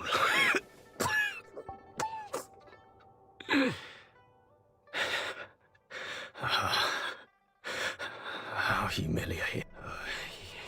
She's hard to miss. She's had this old bracelet for as long as... I don't know if she's still in town, but please, if you tell her, I'll come back once. Yeah, okay. Full story, bro.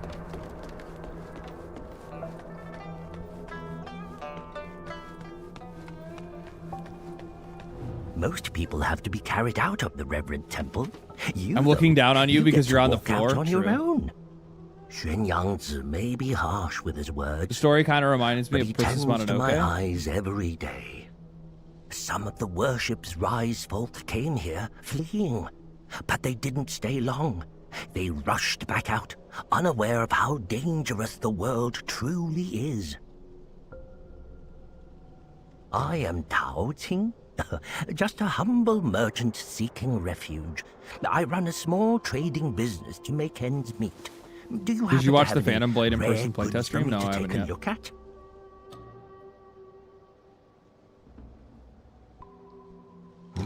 Smooth to the touch, with a fragrance that's hard to come by. This is no ordinary treasure. Oh, but don't worry, I won't be tempted to take it for myself.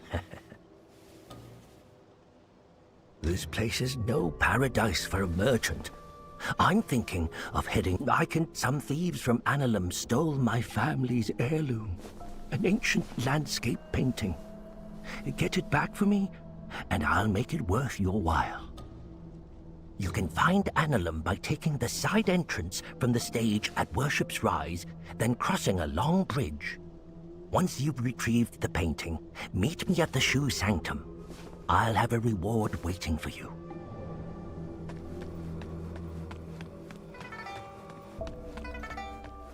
The one thing that I think is like really crazy when it comes to all this shit, open donation box.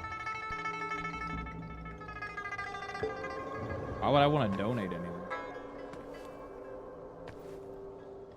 Key items you do not pick up end up in the donation box. Okay. I was like, why would I want to donate anything?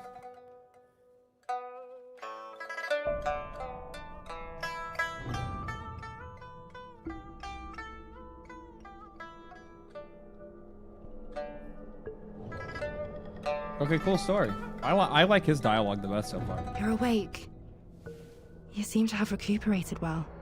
The old Taoist mentioned your encounter with that demon, Lu Hongniu. I got two manhwas for you to read. Again. Leviathan and Nebula.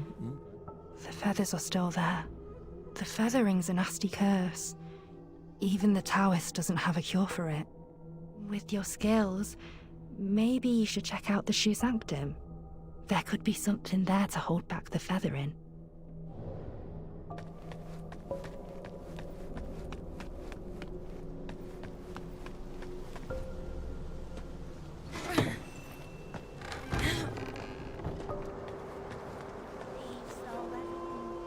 Everything got taken away.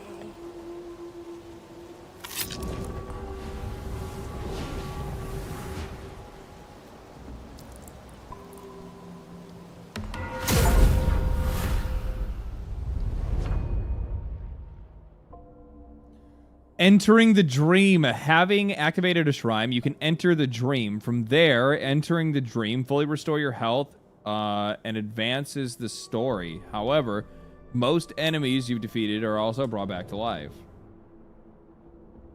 Advances the story. What does that mean?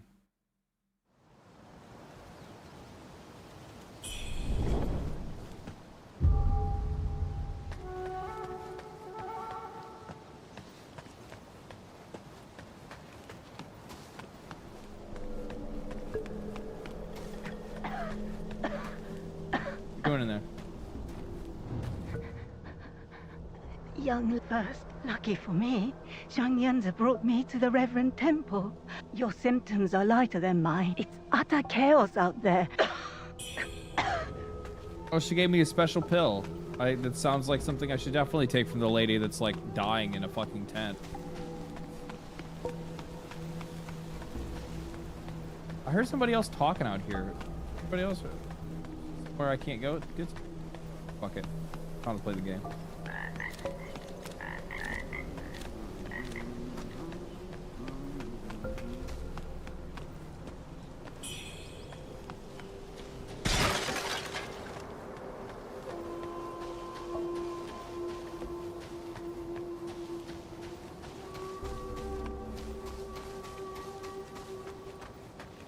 Okay. I can't go through these other doors, I don't think. Claw marks. Danger. Oh, I can't go through these doors. Lock. Requires the reverted temple key.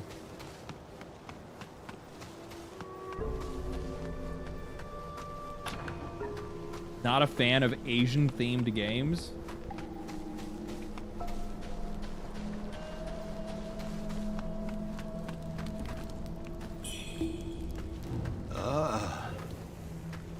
They're the ones that started. There's like that's like most of the games in the industry. Oh, you know what? I was thinking about it. Well, I've never. Look who's back. I kind of want to play the lost, Xenoblade Chronicles. I've heard they're really good, but I've never played any We of are them. both wanderers of fate. No need for forbearance. Do you need to play those games in order or no? About the power in your left arm. If you master it, you'll be unstoppable. You might even rewrite destiny as we know it. Don't believe me, eh? How about Xenoblade I 3 is introduce amazing. you I've heard that, but to do I need to play someone the other ones or no? Don't Is it like Final call me Fantasy where it's just like it doesn't matter which one you play? You know how it goes. No sweet dreams without crushing a few nightmares first. What?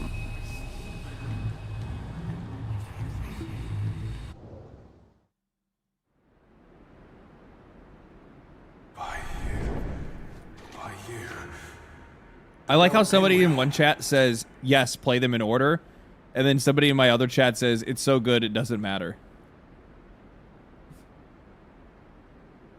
Pressing dodge at the right moment to shimmer and avoid an enemy grants you 1 stack of Skyborn Might. Skyborn Might increases potency of spells, disciplines, and weapon skills. That's cool. You actually get like a benefit from dodging. Light attack and charged heavy attack.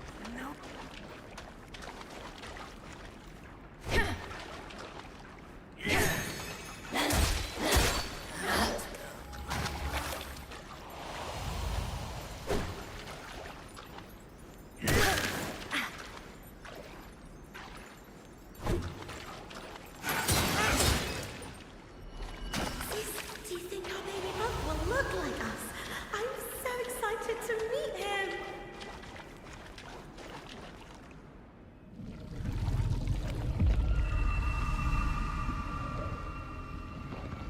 It does matter. I'll look into it.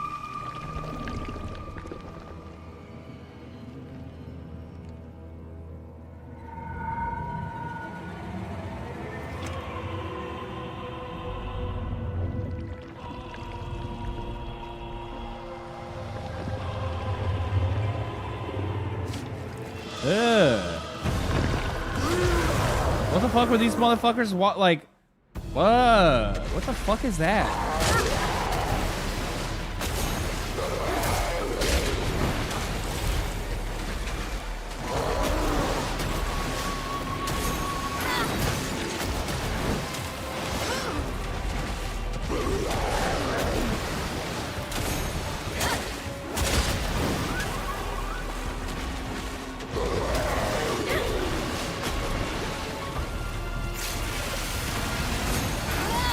How the fuck did that hit me?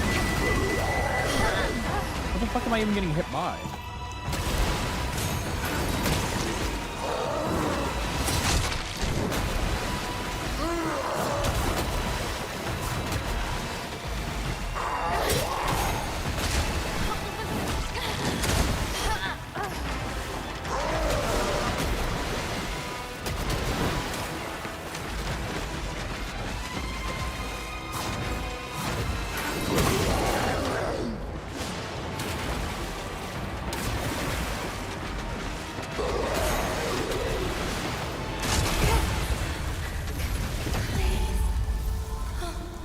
I know that I'm supposed to die because the game doesn't let me do any fucking actual damage to this thing. We're fighting biblically accurate demons in this one? That shit's fucking disturbing. It's some body horror shit they're on in this game. Oh, I guess I'm not supposed to die? Oh, yeah, I am. Dropping to 0 health results in your death. This makes you drop red mercury based on your mad... What the fuck? Are we getting into some fucking, like... What? Makes you drop red mercury based on your current madness. Guy code something. Thank you for the tier 1, man. Have you played Killing Floor 3 yet? No, I've not. Is that any good? Var nearly killed him. Skill issues. You don't even do any fucking damage to him. I thought you were supposed to die.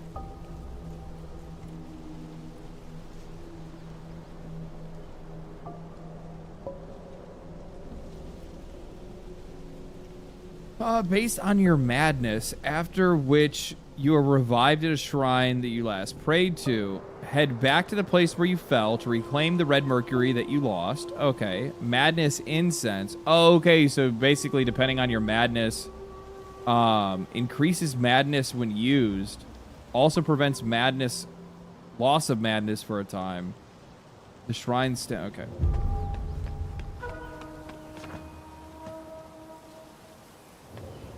So essentially, it seems like it's like telling you that, you know, as you die.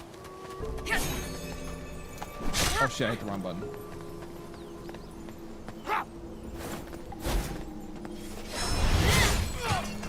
So the more you die, the more madness you have, and the more health you lose, or the more like XP stuff you lose on death.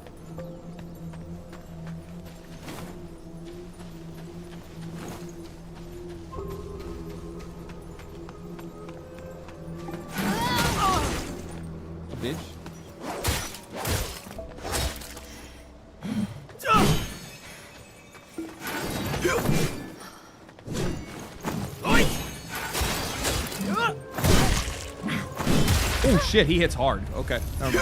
I was like sitting there like fucking him up and then he just tapped me. The mechanics are similar to Sekiro. The world degrades the more you die in the game. Oh, okay. So far I'm having fun. Only play for about 6 hours. Yeah.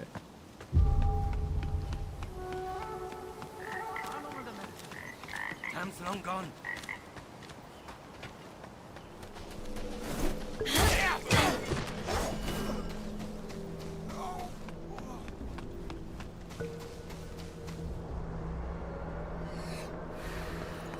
Oi!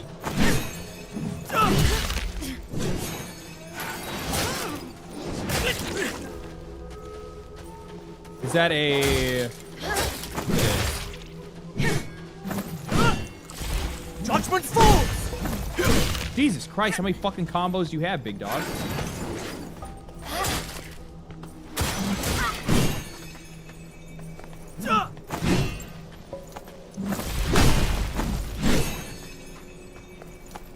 God damn it, I keep hitting X. I play too many fucking games. Is it wrong of me to want, like, standardized controls for video games?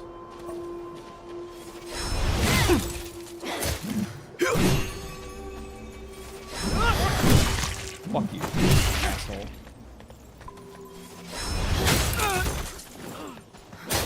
For the Ming! You stole my potion.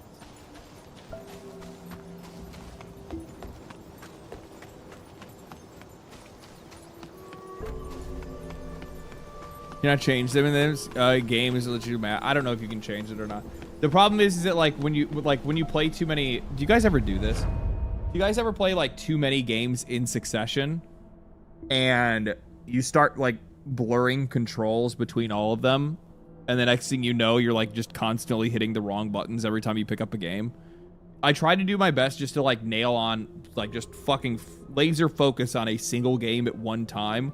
Otherwise, like, I literally can't play any of them. Like, I'm sitting there, I'm like, what the fuck? Especially, like, I forgot what it was. I played, like, the Berserker Kazan and, like, I think Stellar Blade right next to each other. And I had to just drop Berserker Kazan and just play Stellar Blade. Because if I didn't, then I would just constantly die all the time because I would forget where my buttons were.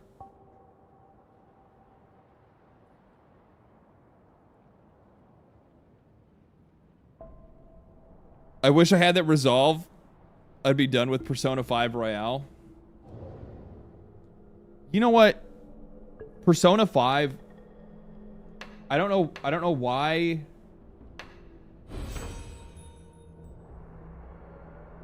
Here you can spend your red mercury to gain new effects and or discipline skill. Reset points, the entire impetus. Okay. Each weapon has ways to gain Skyborn Might. You acquire these by unlocking related nodes within the impetus repository. You can also increase your maximum Skyborn Might from within the repository. You may access... Okay. 1 stack of Skyborn Might.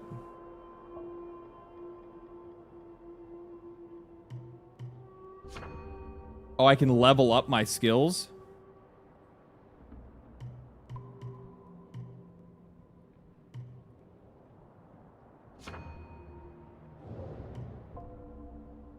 But this requires red mercury.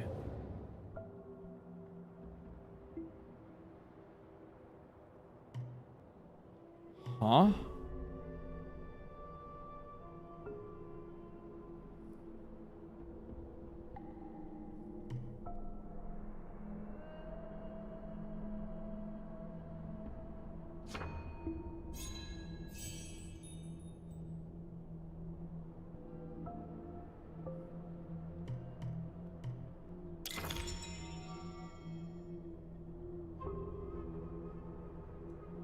Okay. Initially, you only have one stack of Skyborn Might. By unlocking Skyborn nodes with Red Mercury Essence, you can increase the maximum spell. Okay. So you can continue to level this up. Skyborn Call, which we already have, right? Cost Forgotten Remembrance. Cost Lost Remains. What the fuck?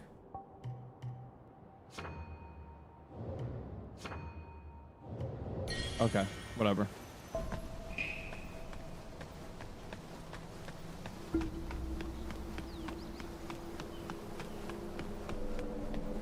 Oh, I didn't heal.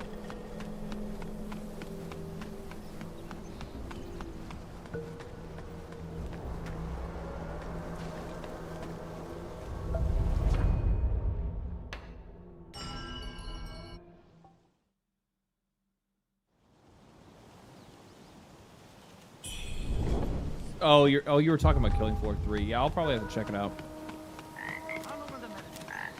I also picked up something else recently. Also, I picked up. A guy over there was a one-time kill. I keep hitting X thinking it's fucking light attack. I keep hitting it and I drink my that's the shit that like triggers the fuck out of me with these games.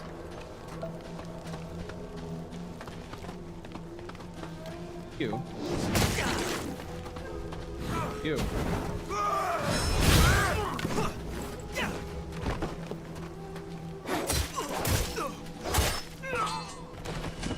I'm playing this like this game feel like I'm not mad about it or anything like that. It's just like how my brain works when I look at these games or when I like start to play them.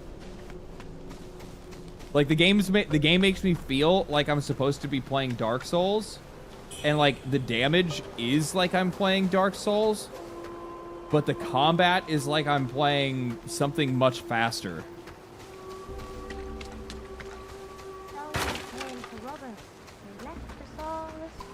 Yeah, this is the bitch I heard crying or talking. And now I get to play. Hello, lady.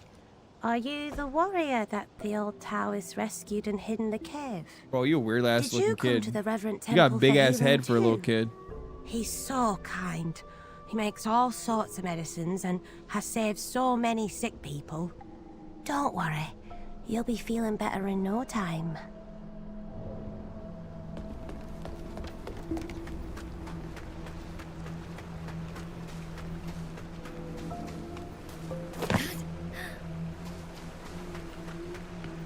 I'm getting fucking hungry.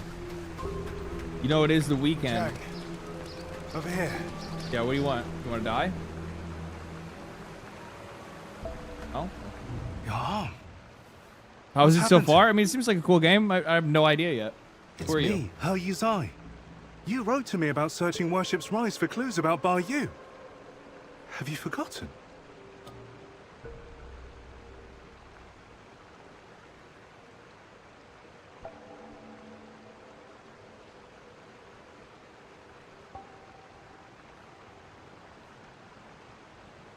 It's pizza time. It's pizza time. Baldur, your sister. We came here to find clues. But your arm. The old boatman spoke true. He warned of feathers growing on the arm.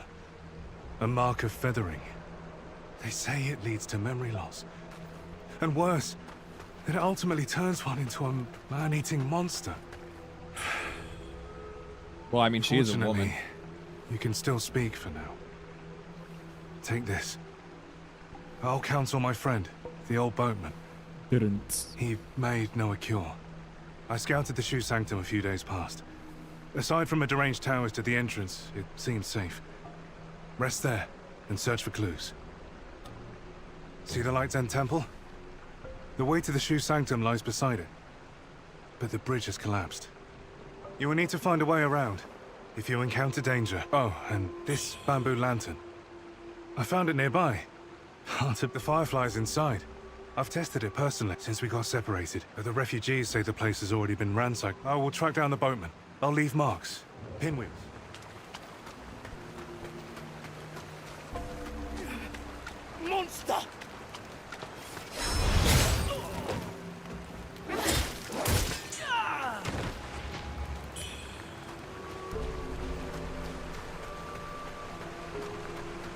Okay.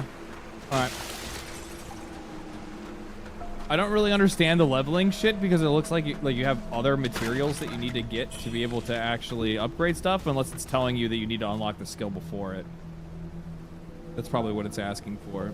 Triggering Shimmer to avoid enemy grants you 1 stack.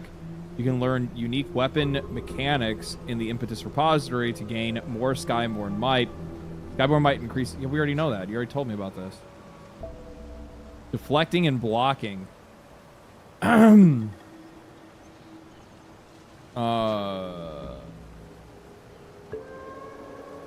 Swift Strike expends Skyborn Might to quickly unleash a powerful weapon skill. Skyborn Might increases... Be used without Skyborn Might, but it's reduced power. Yeah. Deflecting or blocking. Allow you to counter a weapon, enemy's weapon attacks. However, this has no effect against martial strikes, such as punches and kicks, or spells. I can't even block anyway.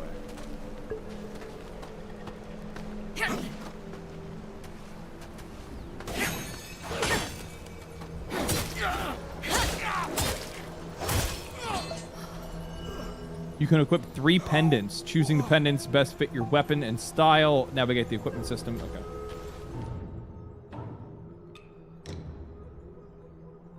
Reduces damage taken below a certain HP threshold. I don't really like it when games say that. When they say, like, below a certain. Okay, below what?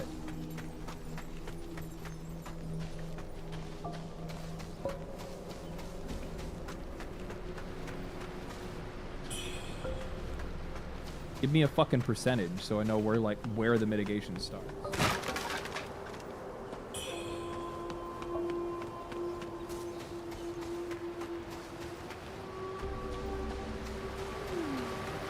Where on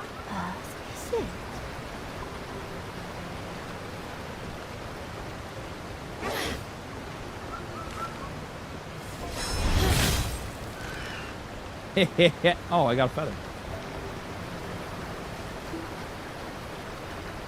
Good lord. Hello?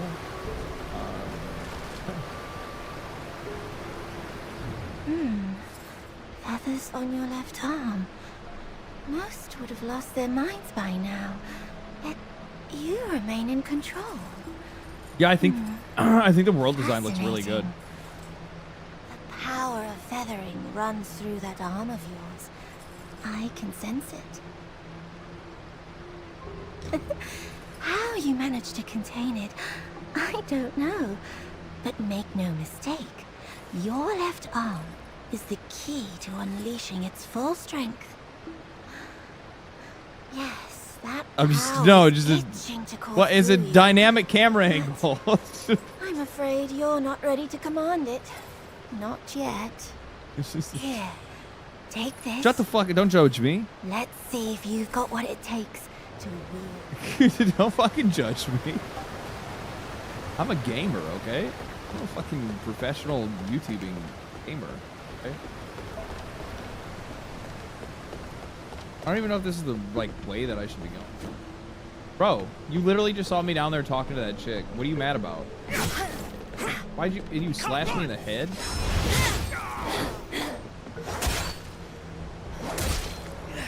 I don't even know if I'm supposed to even be going up here. There's a path down. I'm gonna need to go back down. I'm gonna go back down. Because there was a path. Oh, there's fall damage. Okay, good to know. Good to know. There's also some shit going on over there. I don't think I can walk across the water. Huh? I'm gonna be real with you. That shit is the most bullshit thing in video games, and I don't know where it comes from. The idea that I touch a fucking shallow fucking river that's like that thick, that much water, and they're like, you died. It's like, what the fuck, dude? Time's long gone. Can you cut bamboo like in Shadows? What?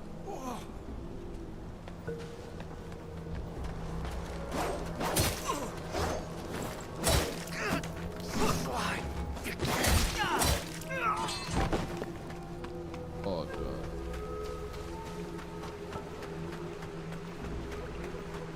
It's the Curse of Asmongold. Is that what it's called? Oh, is that a shower joke?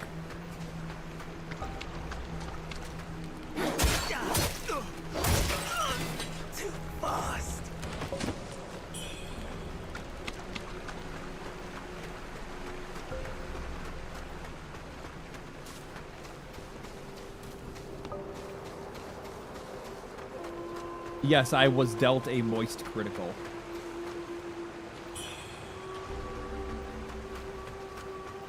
Red Mercury Spout. What is that?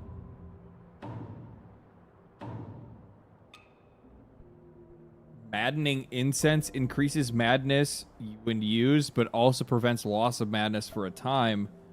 The shrines are able to ensure the powers of madness remain abundant.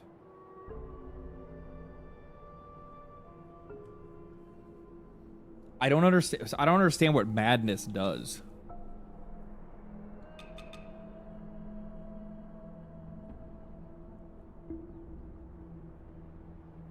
Contains red mercury.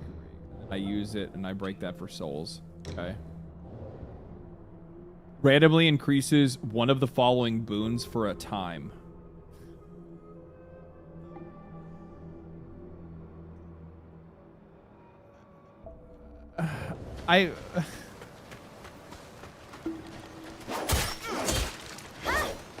One of the weaknesses that we're going to run into for some of these Eastern games is just like general inexperience.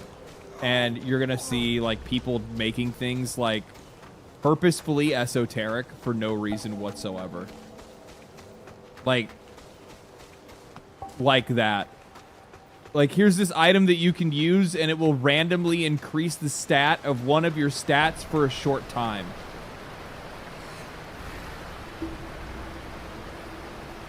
Like, what? Why would I want that?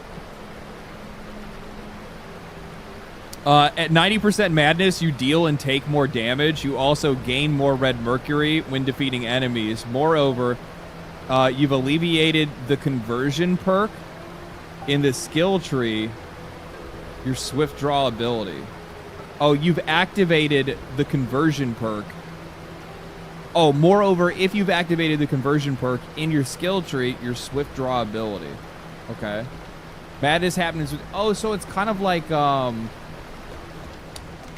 kind of like Lords of the Fallen, right?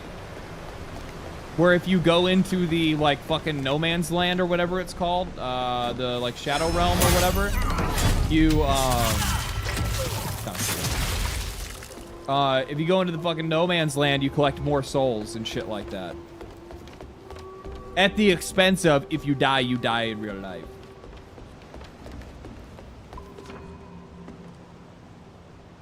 The Umbral, that's what it is. I really like that game.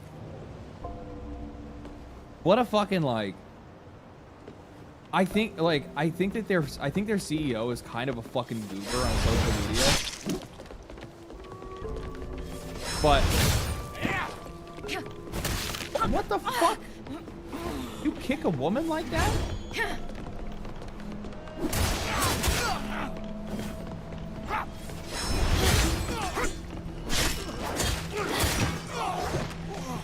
I think that their CEO is kind of a goober on social media. He said, because he just like, it's just the way that he words stuff. I'm not really too sure why. But, it's, what a fucking stand-up group of fucking people and a company, though. Like, I genuinely, I fuck with them. I really do. I fuck with them. I think that they're cool as shit. Because, like, just the idea of, like, you made a shitty game. Like, flat out, they made a shitty game. And then they're like, okay, we don't want to be known for a shitty game. We're going to do something that no other company would do. Which is literally release a game with the exact same name. Right? We made Lords of the Fallen. Well, we're going to make Lords of the Fallen again. But this time, it's going to be with a different studio. And then they released... a better game, still a pretty shitty game. Not super shitty, but like definitely not worth the money that people spent on it. It had a lot of fucking flaws. It had a lot of issues. And 2 times in a row, they do that. And then they still go back and fix that game. Free of charge. No DLC costs or anything like that. They just make it fucking happen. And like, I even saw like their CEO, like literally he's been posting on social media, being like, we're only like 100K, X amount of copies away from breaking even. Like, not even talking about like, let's make a ton of money. Homie just like wants to break even on the game that they made. And they're working on the second one now. I just think that that's so fucking cool, dude. I do. Like, I have mad respect for that shit.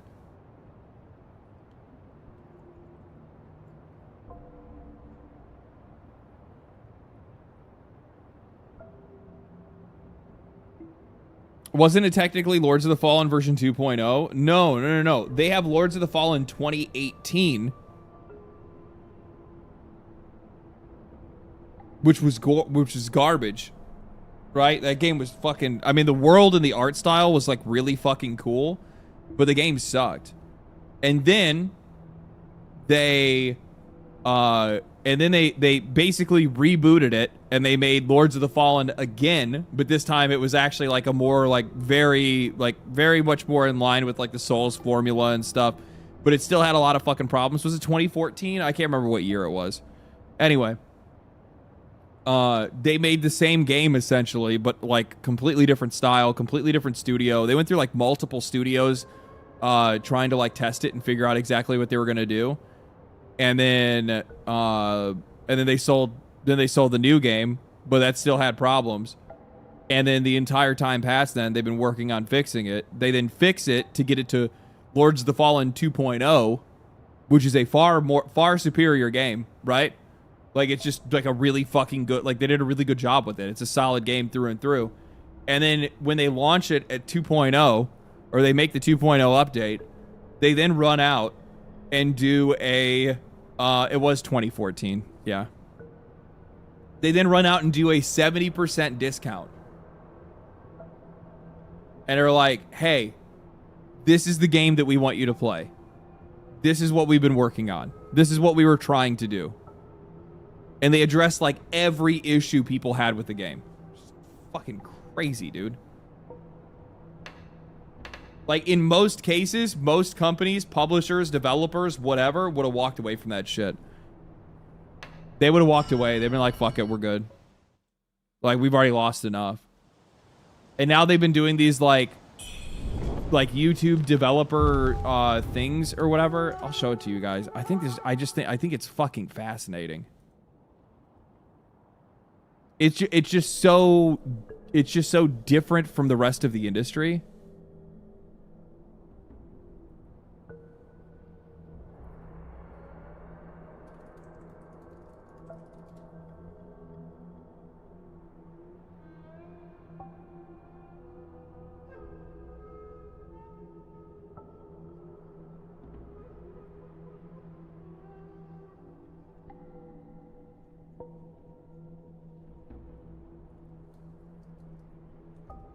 Oh, here it is.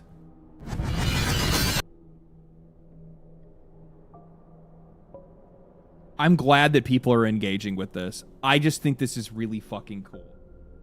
So, look at this. So they have their YouTube channel, CI Games, and I'm glad they're just making it for the better in the next game instead of reinventing the whole thing. Works for me. Lord of the Fallen 2023 was amazing. Today's episode, watching all of you play 2.0 really encapsulates. So they have this like video series that they started called Lifting the Veil. First details on the next Lords of the Fallen. And they literally, this dude looks fucking crazy. This is the kind of guy that I want making my video games. This is the kind of guy I want making my video games. Everything about the project. We're going to touch on this a little bit now by answering That's also the kind of guy that I want making my video games.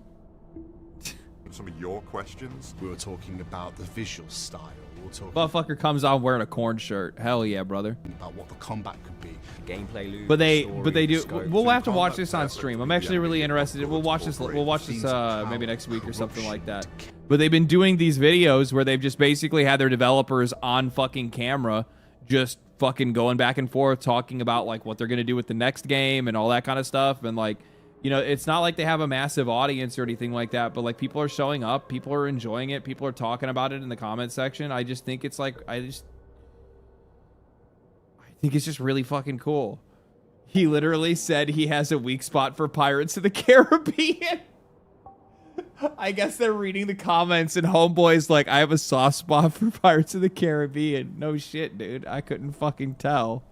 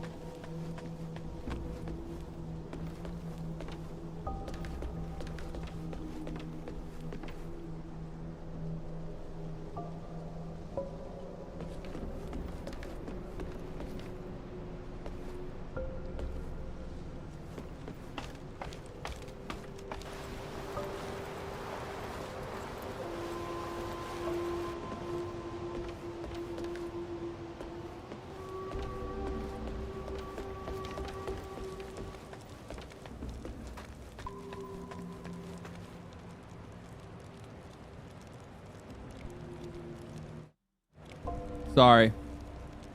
I hit the wrong button.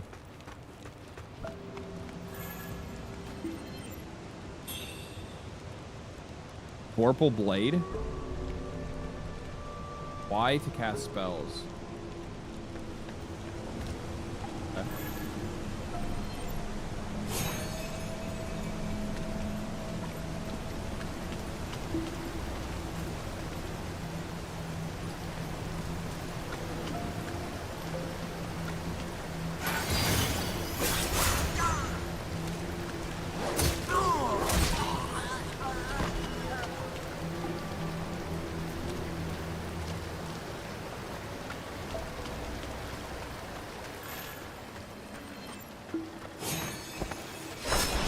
Whoa, whoa, whoa! Whoa, Shanky! Get the fuck off!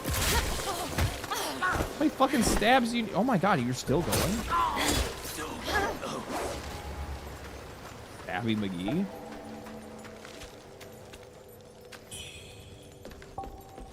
Very rare that you get a deb doing that kind of thing. Yeah, I think it's really cool, man. Plunging attacks while having the high ground, lock onto an enemy and then do a light attack. Okay.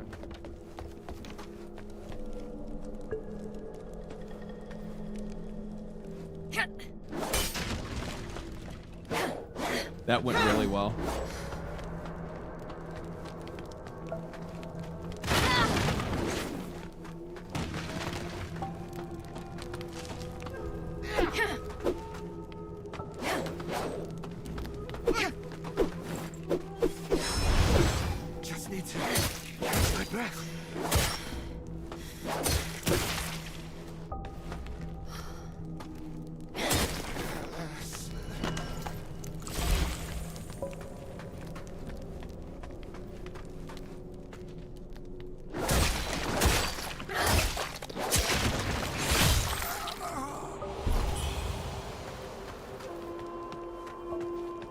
Okay.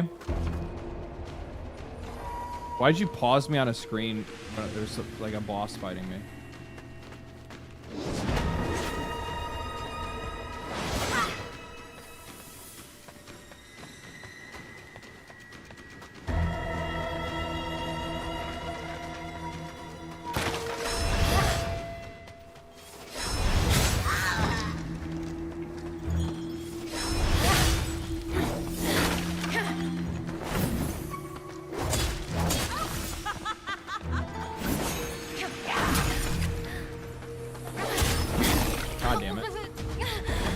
pretty good hit.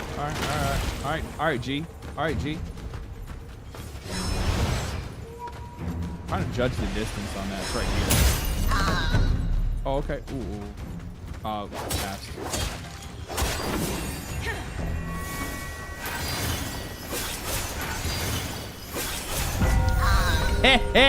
Get fucking bitch. How was your Stellar Blade playthrough? I really like that game. Like, the story's weak. The story's weak, but like, it's one of those things where it's like, you can clearly see the reverence for Nier. And it was just made by somebody that just doesn't have the same experience or storytelling chops as like Yoko Taro. So it just like, that's just what that was just the game that they were able to make. And for somebody to make that like their first attempt, see, no, you do need you need these forgotten remembrances to be able to actually unlock skills. So you do need another currency to unlock skills. Interesting. Interesting.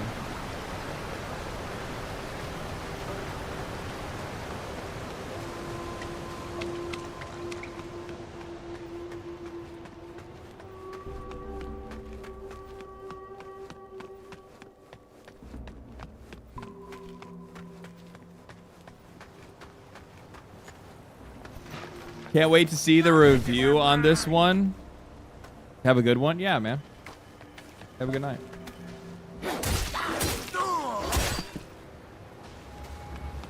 I think like that's where like things are gonna get like a little not on, but like where things are gonna get like fuck. How do I even talk about this? So like one of the things is that like some people have pointed out that I do go lighter on some of these Eastern games, especially the ones that are coming out of like China and Korea. And like the reason why is because like in a lot of cases you got people that are just like inexperienced in the game industry that are trying to do different things, and they're trying to do stuff that like isn't like they're trying to reach outside of their own market for the first time. Essentially, not the first time. It's not like we don't see Chinese games, but like Chinese video games are starting to like pop off, and they recognize that there's a lot of money in Western markets if they can actually make games that like we want to play. So there's a ton of investment that's going into the games industry in China right now, and you have a lot of people that just don't have the experience. They clearly love the thing that they're trying to do, or like they're trying to emulate in a lot of cases. But since they don't have the experience to actually like bring that vision to life, the games are going to come off a little bit half-baked. I'm going to keep some of that context in mind in some cases, and I'm going to be a lot more forgiving because of price. That is the equalizer for me. It's price.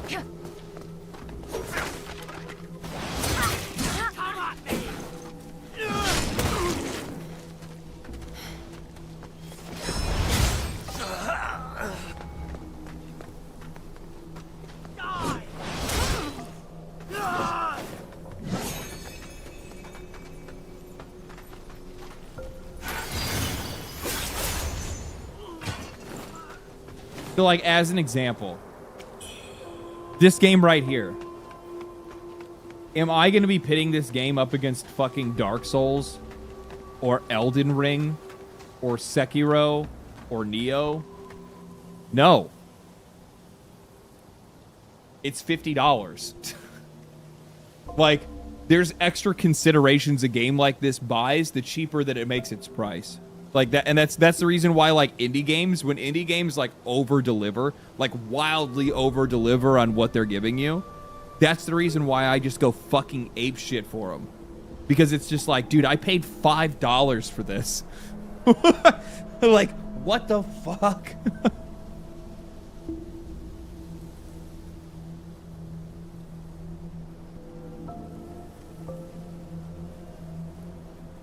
At least that's how I justify it. Is it fair? I don't know. I guess not. Am I not? Should I not consider price when like how hard I judge a game? Is it weird that like if I had a scoring system that like price would kind of like price would kind of help dictate the score in a lot of ways? What was that? Oh, it's trap in the wall. I see it now.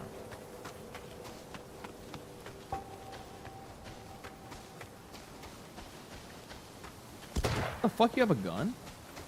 That ain't fair.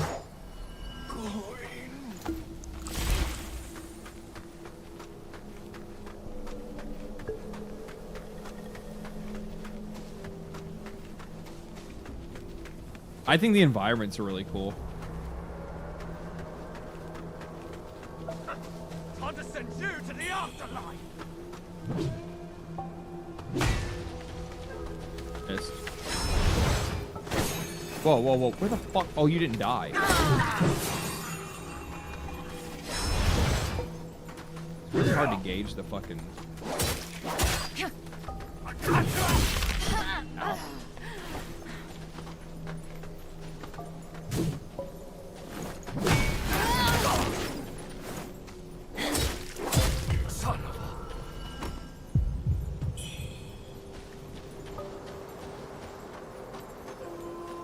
That's into the village. Let me go check this side. Of course, price is relevant. You don't compare a fillet steak to sausages. But that's not necessarily price. That's actually taste. That actually does come down to like taste. And also like sausage is pig. Like that's there. Like there actually is differences there. I think the better like difference would be like you don't compare a fillet to a fucking New York strip, right?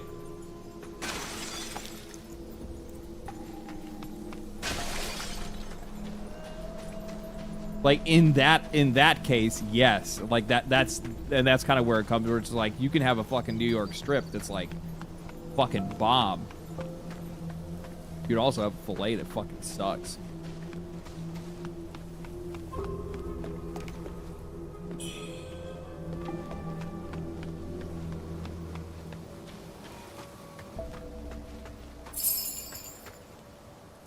Oh, that does actually alarm the enemies. Whoa, whoa, whoa, whoa, whoa, whoa, whoa. Wait on. There's mines?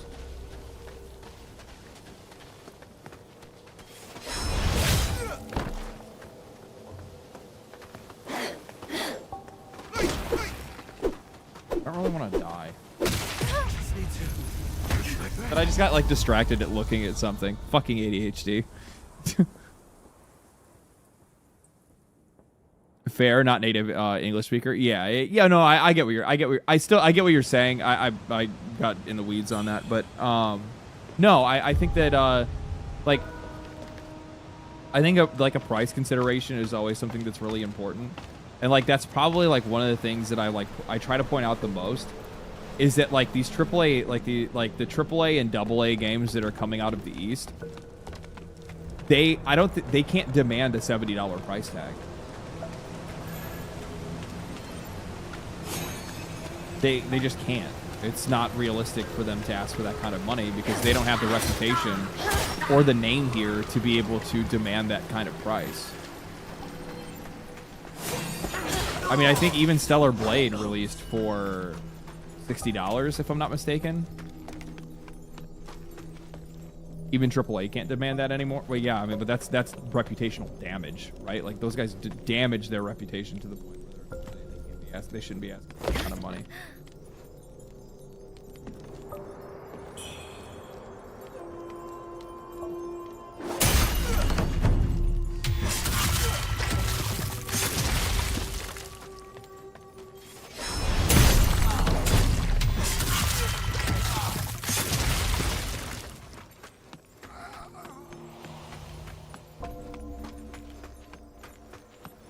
What do you make of Outer Worlds for $79.99? They already lowered the price.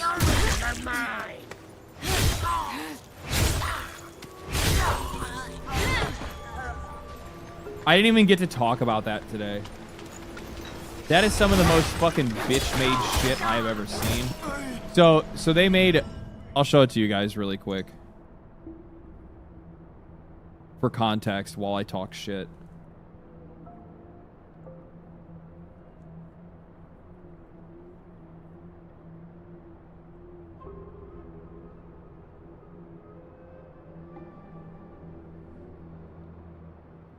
So I posted this because they put up a video that's like them saying that they lowered their price from $79.99 to $69.99. And they posted this little short video that shows like, oh, look, it's me, Outer Worlds, the hero. Oh, here's the, you know, the capitalist evil guy mascot from fucking Outer Worlds. You know, pre-order $79.99. Outer Worlds 2 punches you in the face with $69.99. Haha, yeah, we dropped the price. So I said, imagine trying to act like the hero when you're walking back your own price increase. You're not fighting greed. You just brought your game back in line with modern pricing for a sequel to a AA $60 game. That's always online, by the way. A single-player game, always online. That's so cringe. It's so fucking cringe.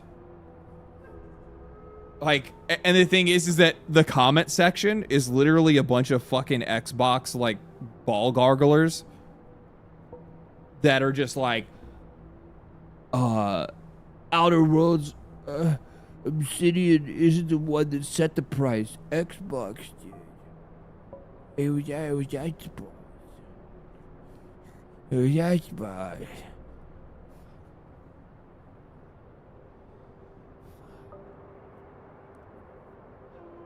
Phil Spencer hitting their fucking, blowing out their trachea. Jesus Christ.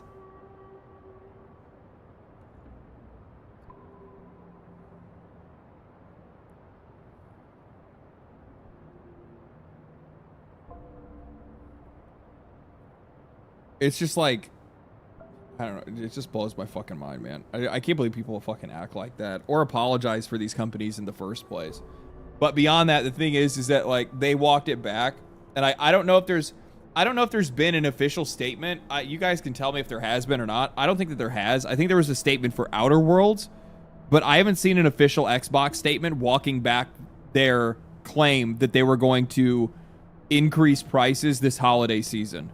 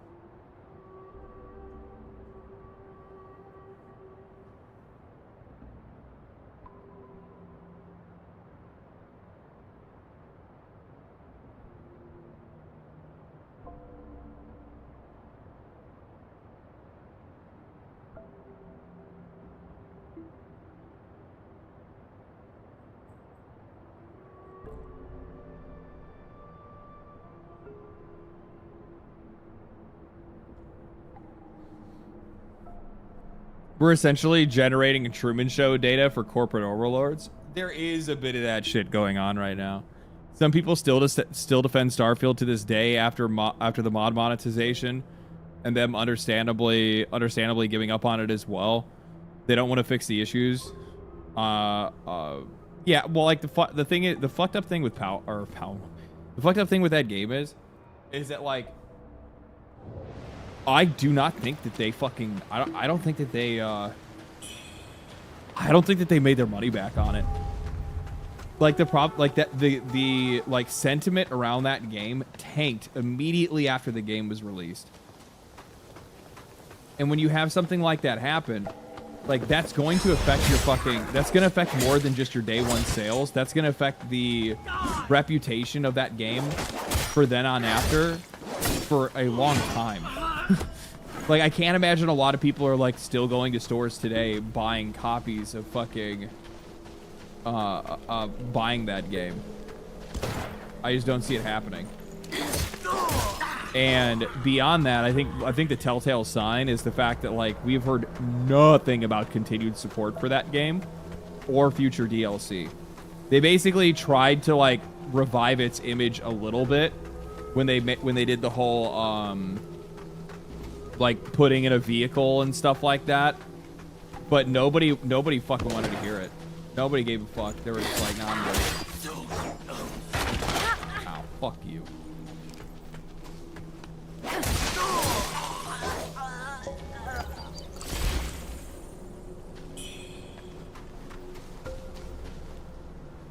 Let's be real. What was the last hit Xbox put on? They've been on Red. That's what I'm fucking saying, dude.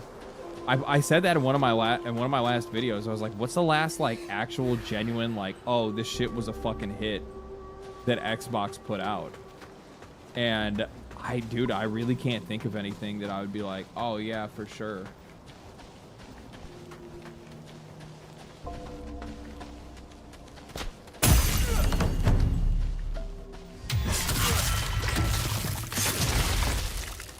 I'm gonna bait you too. Dumbass bitch. Walking into your own traps.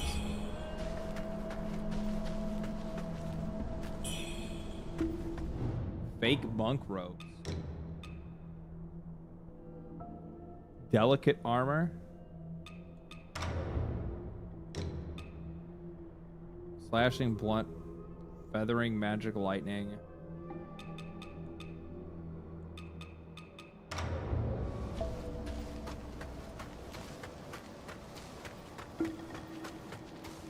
Well, that just makes the game less fun. Here, fucking. Why you gotta make her like?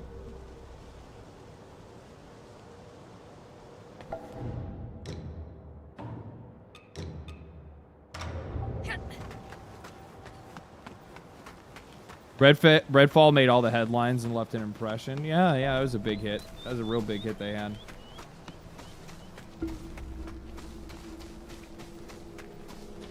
The thing is that like people are like trying to make it out. They're like, oh no, Xbox is listening, blah blah blah blah blah, and I'm like, no, they're fucking not. No, they're not. You guys want to know what happened? You want to know why they dropped the price? Because the game wasn't getting any fucking pre-orders, and nobody's talking about it, and nobody's excited about it, and nobody gives a fuck. Especially because of the fact that the last game that Obsidian put out was fucking was Avowed.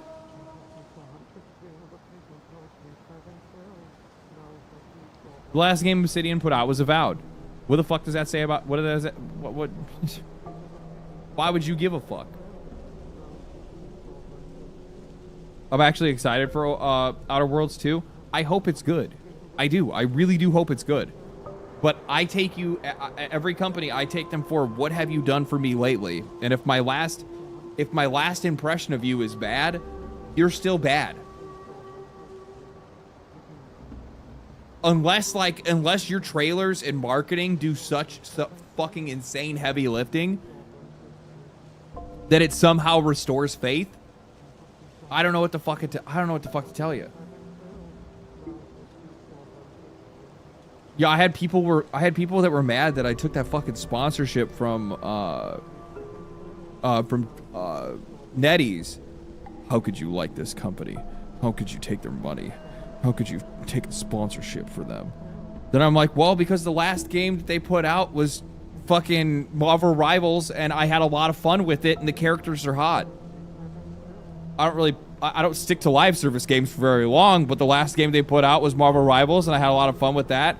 And now here they are showing off a really cool fucking AAA, you know, father and son, fucking warring across China. Yeah, this looks sick. Like, easiest check to cash.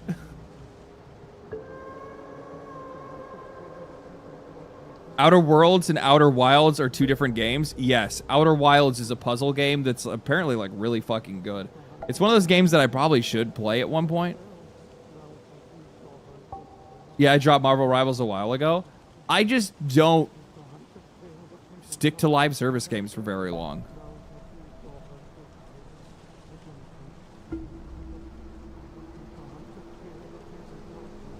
Special items you pick up can be accessed in your item bar. To do this, navigate to your equipment out of the system. I never use fucking box.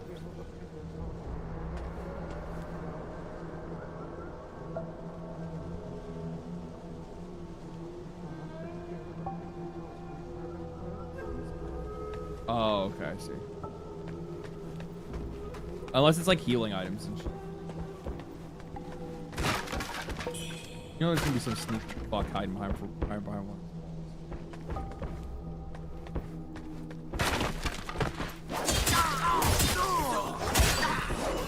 What did I fucking say? Hello?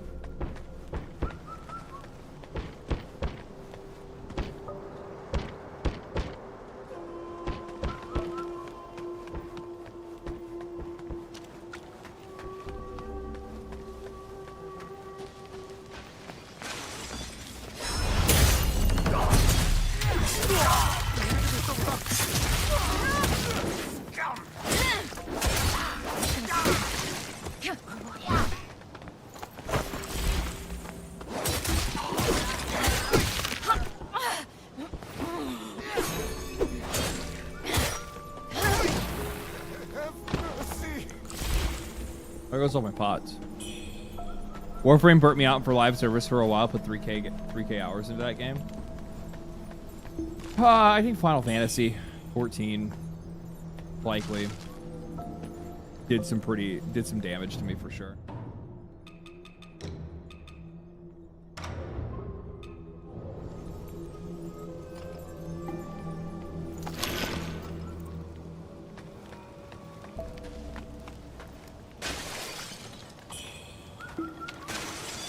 Dark Frost Edge.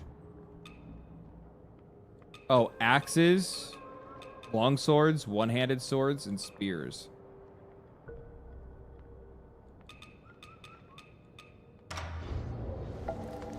Is this like your dex weapon? It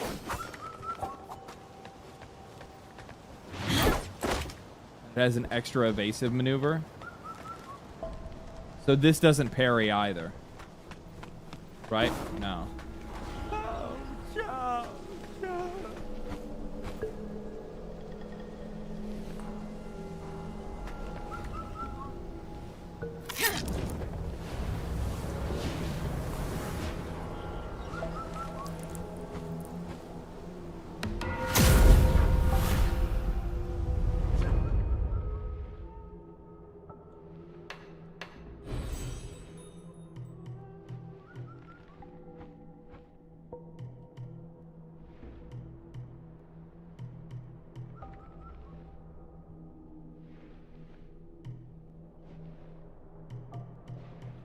Oh, so I started going into this is magic, right?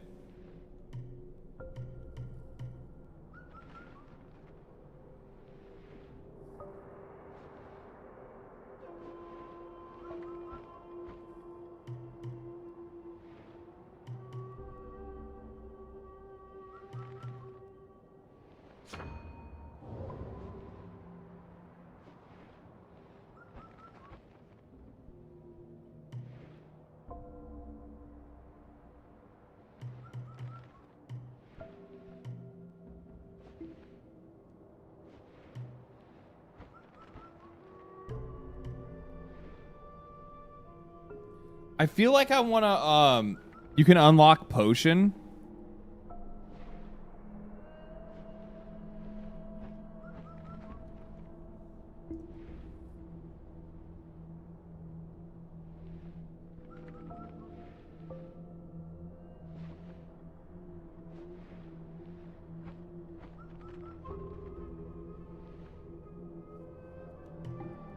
Am I just retarded? Because I feel like this is like way more complicated than it needs to be. I might just be stupid. I might just be bad. A lot of the stuff is also like really convoluted. Like win at 50%, Matt. Like, bro, I just want like. I'm gonna try going the route.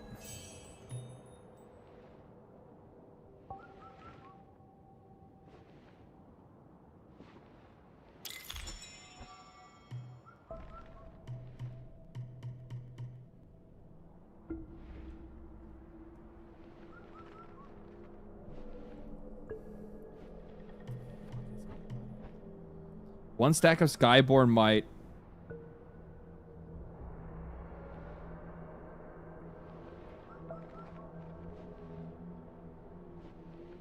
Enabling you to earn Skyborn Might faster. This is plus magic. Increase your feathering by 1 Mercury Essence. Feathering boosts your weapon damage affected by feathering properties and feathering type spell damage. Like, what the fuck does this even mean?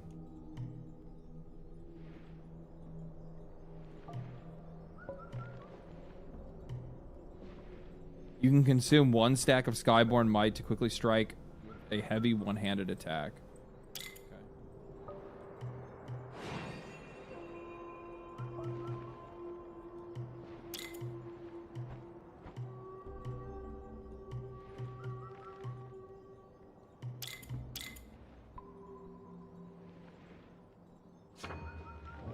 You don't have the...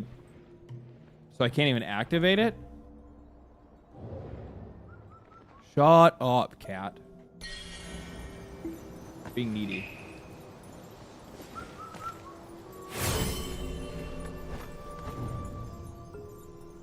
Weapons have Dark Souls attribute scaling. Okay.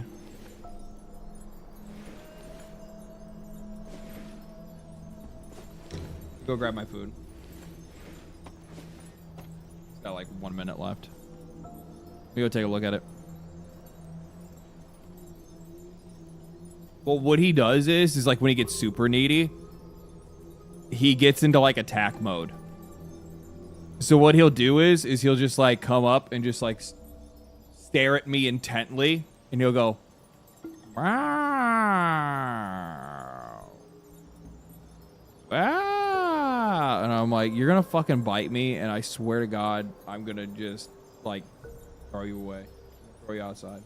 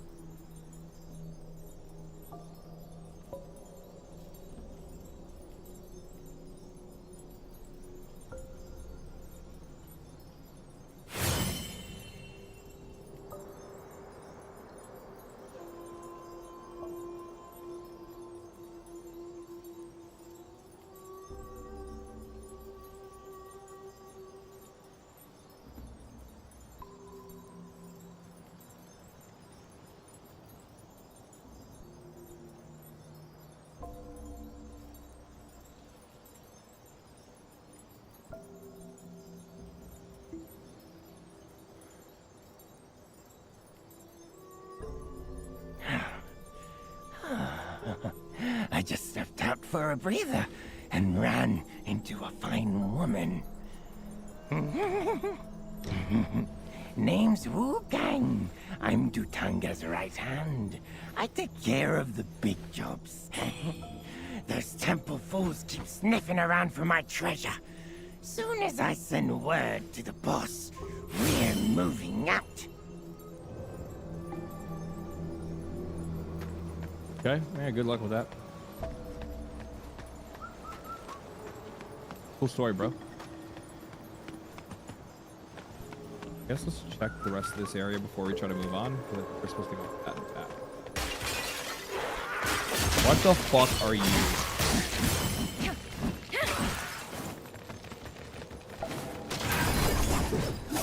There's like no range on it.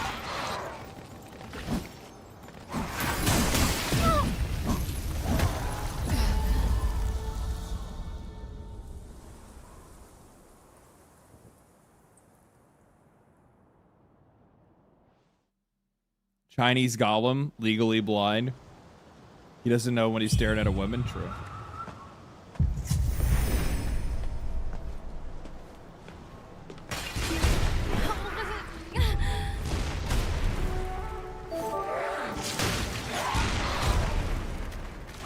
Backwus, thank you for the holy shit, 20 gifted subs, man. What the fuck? That's insanely generous. Totally not necessary. Super appreciated. This is like the worst time, okay? Hold on. Who's fighting who? Whoa! No, I thought you guys were fighting. I thought this is like one of those like fucking battles. It's like a Pokemon battle. Go, Shadow Link. Hell yeah. Good shit, girl. Anyway. Thanks for the money, baby. Fucking Backwus. Thank you for the, like, insane fucking dono, man. What the fuck, bro? 20 gifted subs. That's huge. I know what I was hoping for. Yeah, appreciate it, man.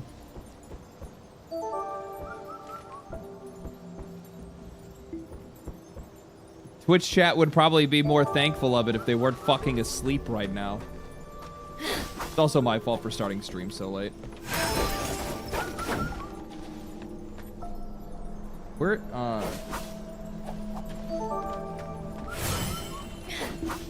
can I just, oh, you know what I'll do?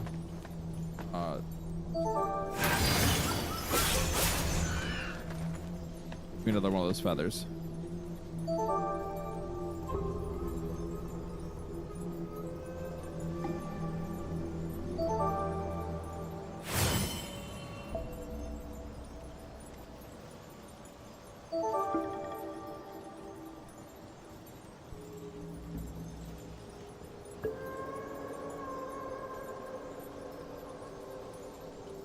I'm awake, lurking a bit before I leave. You're all good, man. Keep making your YouTube videos. It'll be worth it. Thank you, man. Appreciate it.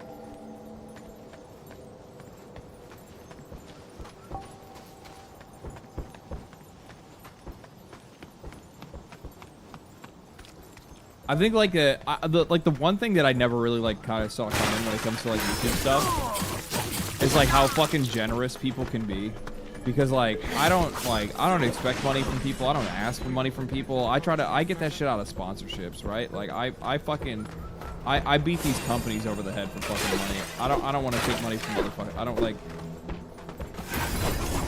I don't want to put I don't ever want to be the guy that's like fucking e-begging from like my community for money. Like I'll be honest with you, man, like if for whatever reason the fucking sponsor money ever fucking runs out and dries up and YouTube's not paying me enough or whatever it is, before me starting to ask my community for fucking money, you know what the first thing I'm gonna do is? Go back to work. And I'm sure there's a lot of people that probably think that's fucking crazy, but like that's exactly what the fuck I would do. That's what I said to myself like when I first got started. Fuck, that was the plan when I got started.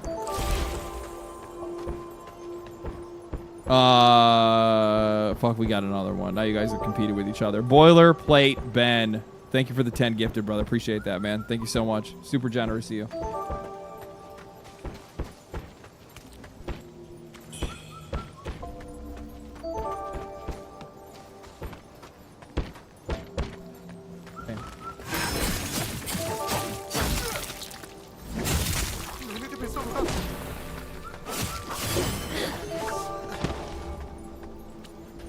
I feel like, I'm gonna be honest, man. I feel like longsword's the way to go. And this might be the first time. This might actually be the first time that I do actually. Yeah, make sure to thank them for the gifted subs, guys. This might actually be the first time I do play like a longsword build or a broadsword build, or I guess whatever the fuck you want to call it for this game. Do longsword, right?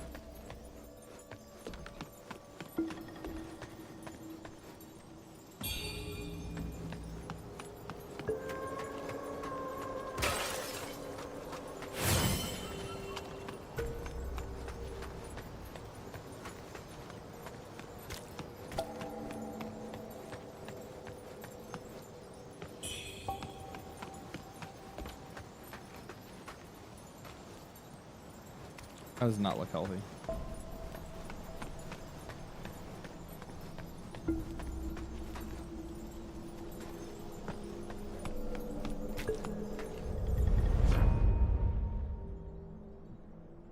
Have you tried out all the weapon types? No, I've not. Didn't it say I can just like freely upgrade or freely refund? Started spear once I tried longsword for a few hours and switched back to longsword too.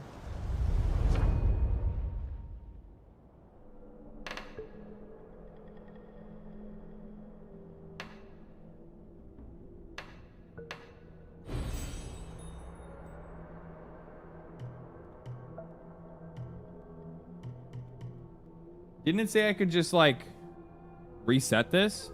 Oh, there it is. Reset points.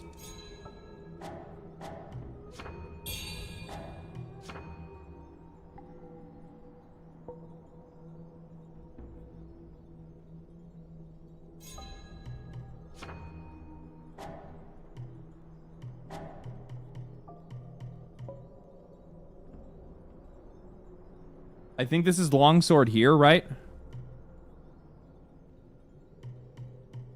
This is spear. This is short sword. This is axe.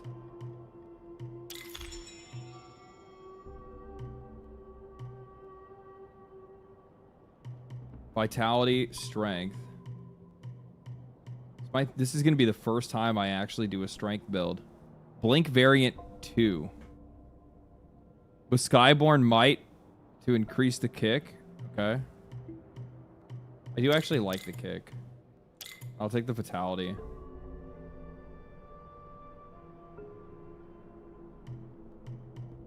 Strength.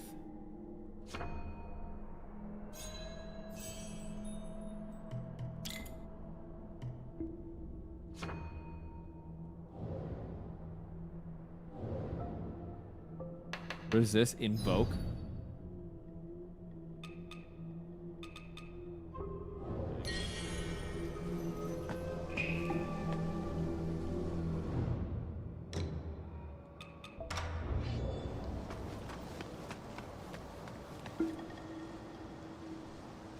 Is this Wuchang? It is.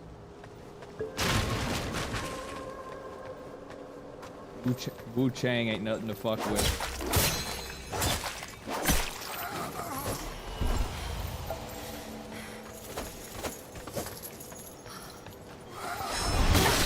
What? How'd you fucking grab me out of my heavy?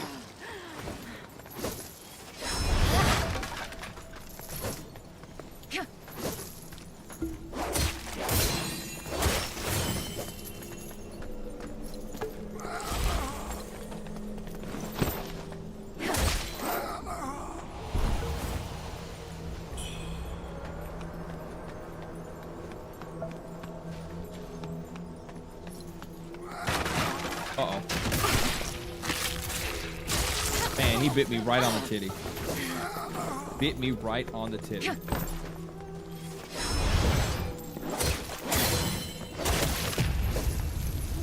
God damn it.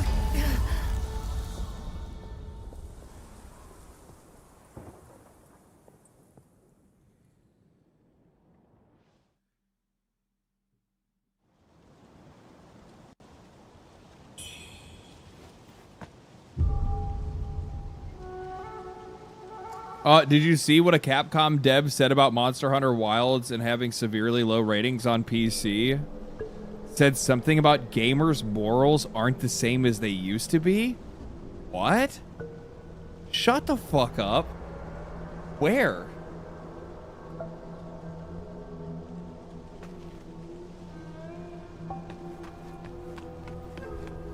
Is he liking it? Yeah, I'm enjoying the game so far. When it comes to these kind of games, it takes me a little while to like really like zone in on whether I like it or whether I'm like really enjoying it. So far, there's certain things I really like about it.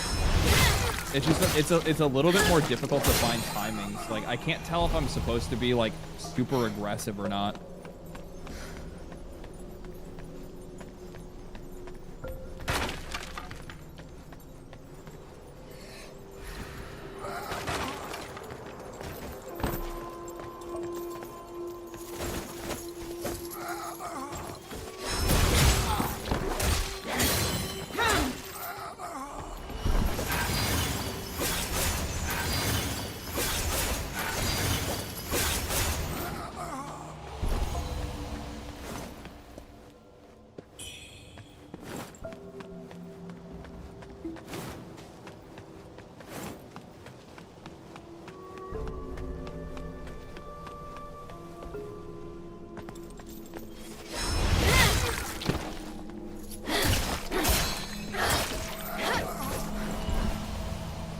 The game has some cool mechanics and ideas of its own, but mostly does not explain them well. Like, that's like the problem that you're going to have with,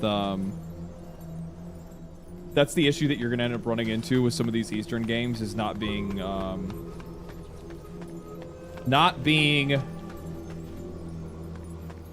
adapted well, localized properly.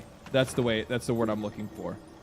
Not being localized properly. Because the thing is that if you actually, and like the problem that we're going to be running into is a lot of these companies, especially in China, are likely going to lean on AI for localization to keep costs low. And I don't think that AI is there yet. I think that a lot of these companies are overcommitting to something that's literally it's going to damage the fuck out of their reputation for a while until the technology gets there. So whatever they think is going to be more worth it, I have no idea.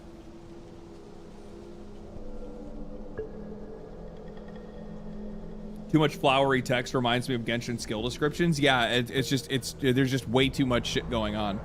Relentlessly attacking or charging up heavy attacks,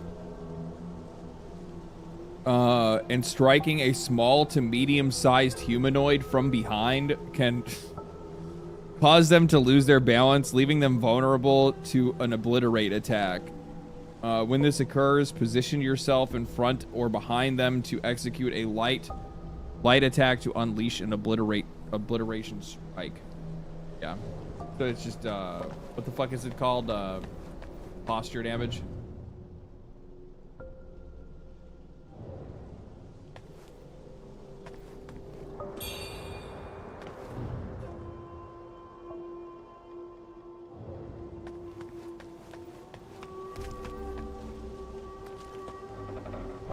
Why are the reviews on Steam mostly negative? It's performance related. It's not the game on release wasn't doing. I don't know if how much it's fixed now that they just released a big patch today, but on release it's not performing well on like mid-range hardware.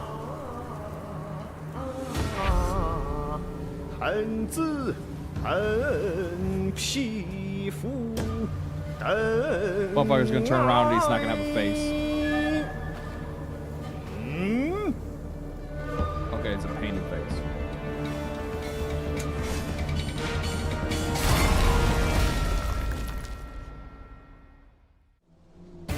Mountains near, rivers yield, beyond the path in our heart.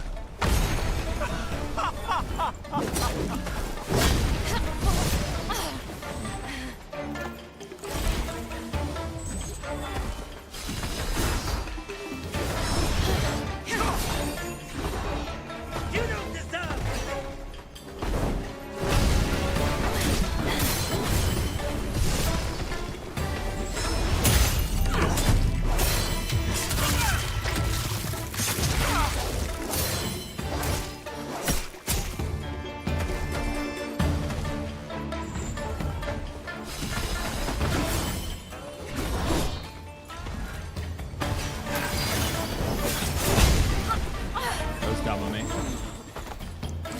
I just need to get in there. How did that hit me? I don't see, like, that's the thing that's kind of tripping me up with this game, is that like there's not very clear telegraphing. Like, I'm getting hit by shit that I'm not seeing.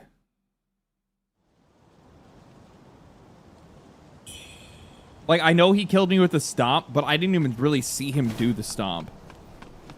The Steam score is currently 70% positive if you filter by English. Chinese gamers are really upset with the price issue on launch and historical implications. I don't know what that means. Historical implications? What historical implications?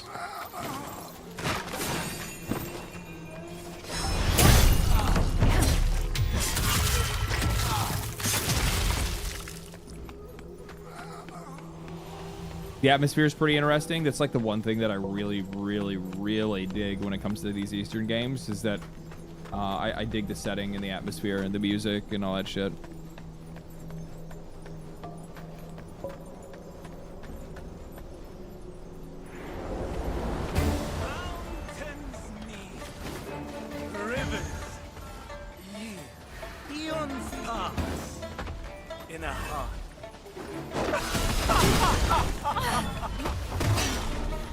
That's the stomp. Okay.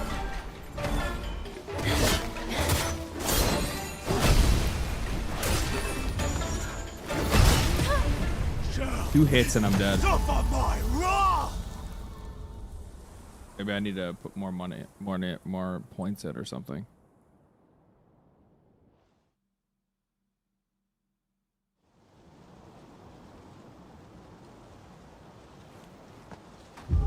Saw Asmund fight him right before I went to bed.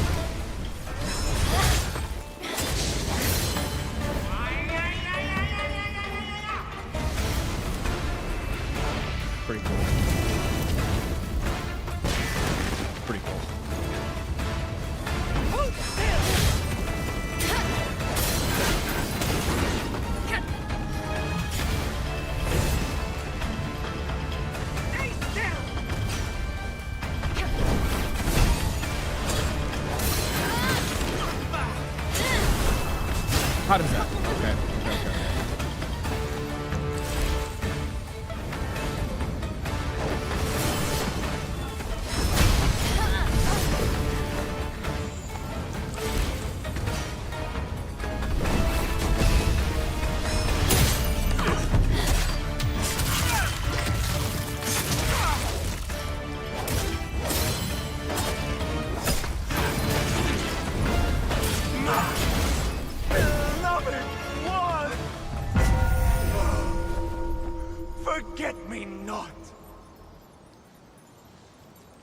Easy.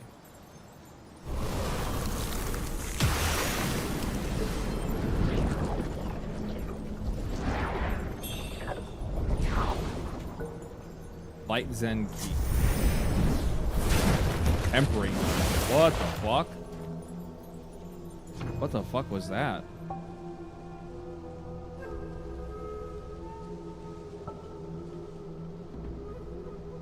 So happy to get a $50 USD game like this, while tech demos sometimes go for $70 now. Like, see, and that's my thing. Like, the thing is that like this game is gonna have some drawbacks and some issues, But when a game is only charging me $50, I'm gonna be a little bit more forgiving, right? This and Stalker 2 are the only decent games on Game Pass. Dude, I need to go back to Stalker 2, but I haven't because it had like a lot of issues when I first started playing it. And I know, Eurojank. I played through Heart of Chernobyl. I think that's the first one, right? And I fucking dig the shit out of it. I thought it was fucking awesome. But I was hoping for more out of the new one. Expedition 33 is on Game Pass. That is actually true, yeah.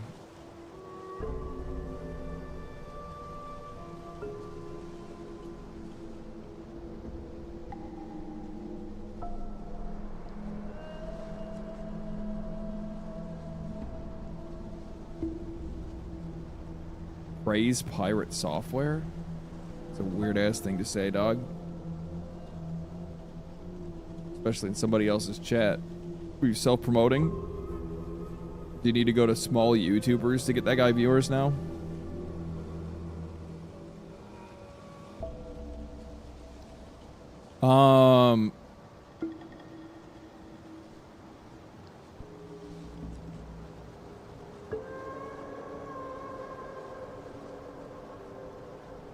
Oh, you're the fucking goober that's like sitting in my chat talking about pirate software did nothing wrong. You guys owe him an apology. I'm just gonna block you. There you go. Grab a bag of dicks on your way out.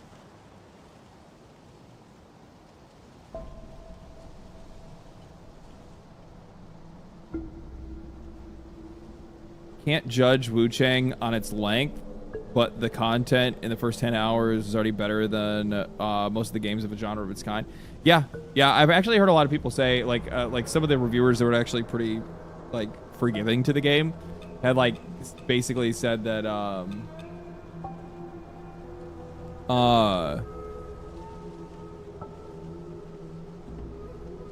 I basically said that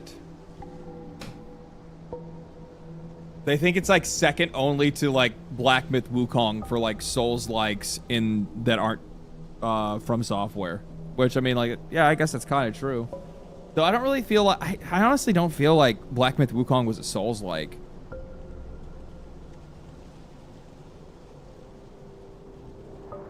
Blueprints. I played a little bit of that game, but I just didn't understand it. It's one of the, it was like, I fired it up and I'm like, okay, this is going to be interesting. This is a really different kind of game. And then I played it for like an hour or two and I was like, my brain's not ready for this. I just wasn't in the mood for it. I think that's like me with a lot of games. Like I have to be in the right mood for a lot of games, to be honest. Tempering allows you to have an active bone needle. Okay. Oh, so this is like acupuncture.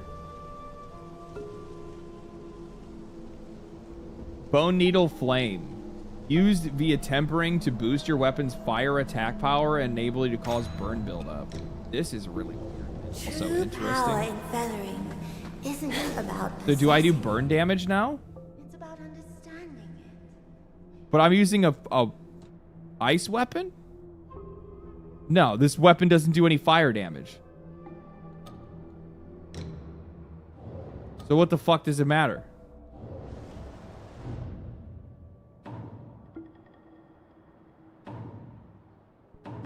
Am I tripping?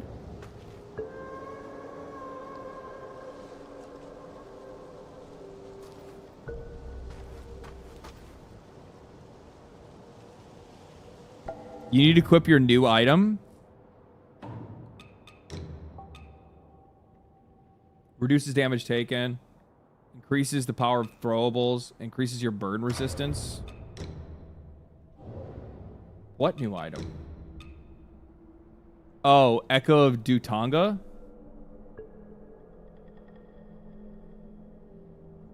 The spell? Is that what you're talking about? Under usable items.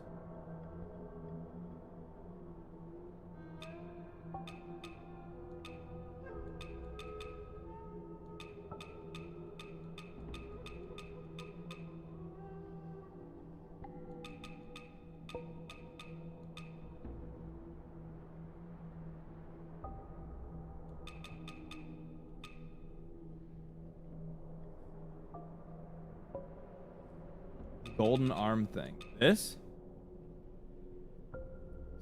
Stimulates your avian blood, thereby imbuing your weapon with greater power.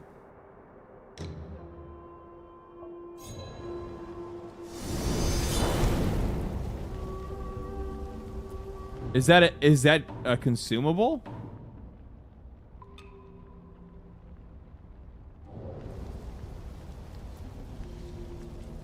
Oh, works like Lies of P.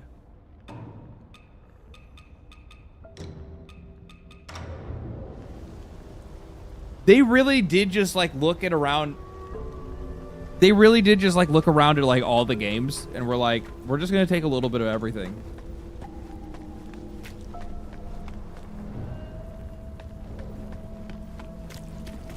I mean, that's not a bad plan.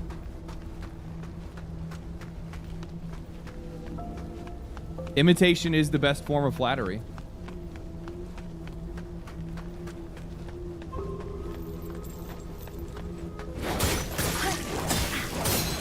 Big fire dick damage.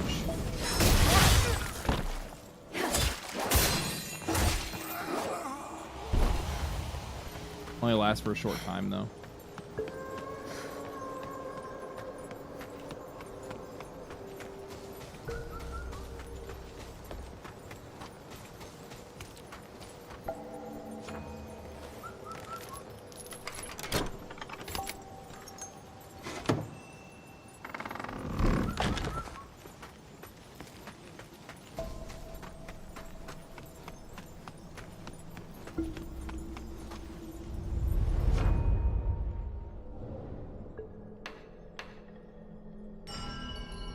Refresh everything.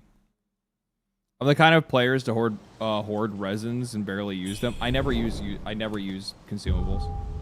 I'm so fucking bad with that in these games. Like I played fucking Elden Ring and I don't think I used a single fucking one outside of obviously my Estus flask. Like I mean I'd rip the like the feathers and shit, right? Or at the like the souls and stuff, right? But I keep getting confused and I look at this stuff and I'm like, am I supposed to hold on to these things for like currency? Or should I just like rip these and then use these souls to level up shit? I guess like that's the problem. Like I have to take the time to actually like fucking read, which is shit. I don't pay money to read, okay? Because this says use red mercury essence 1. What the fuck does that mean? That's just like using my souls, right? But why does it say 1? Is it because that's its initial cost and if I upgrade it?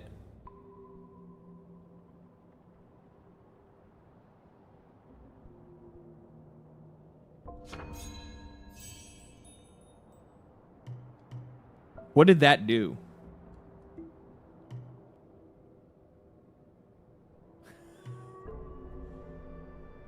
I'm so confused.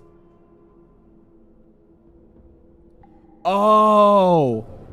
Then what the fuck is this shit? God damn it. Hold on.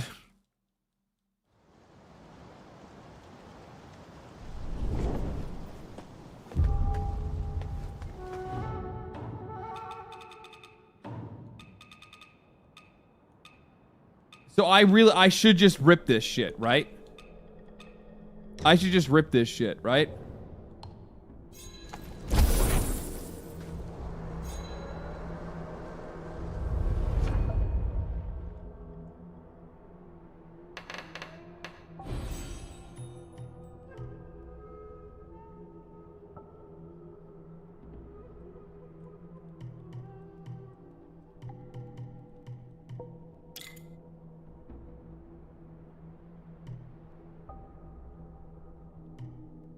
What does this do? At max level, you can consume 1 stack of Skyborn Might to quickly strike with a heavy charged heavy longsword. Okay. Vitality feels like it'd probably be nice. Longsword mastery sounds really good too. But I need an extra material to be able to unlock that. Okay. Endurance, which is my stamina. That also sounds really good too. We'll take the longsword mastery as well. I'm gonna rip the rest of this shit. You about to juice real quick.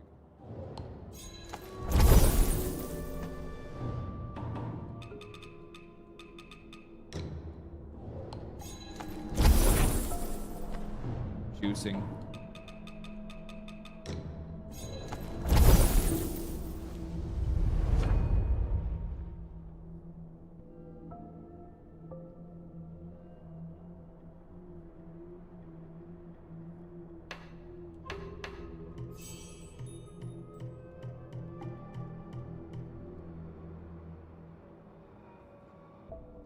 Sword counter. Oh, but it's a weapon skill. So you have to use Skyborn for it or no? What fucking button would you do that? Raise your blade to block the enemy's attack? Block at the perfect time.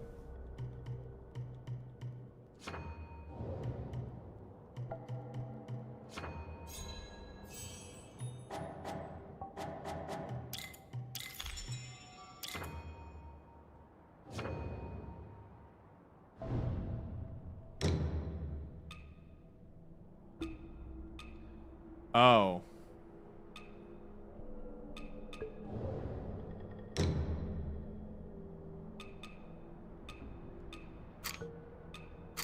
Oh, I'd have to get rid of my blink kick? I like the blink kick, though. That's kind of lame, dog.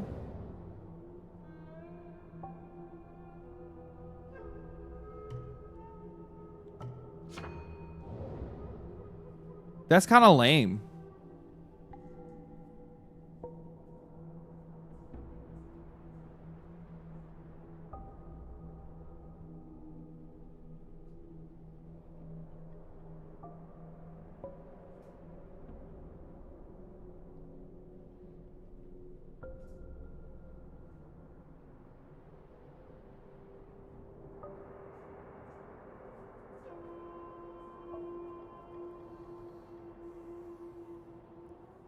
You should unlock the other weapon nodes. There are some nodes that add points to other attributes like agility. You can equip 2 weapons. I didn't even know that.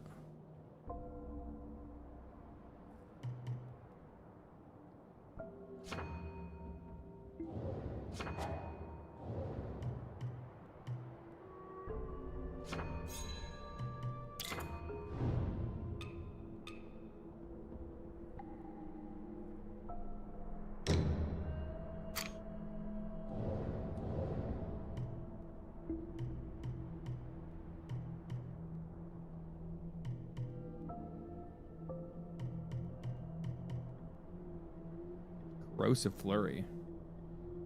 Oh, that looks sick. I want that.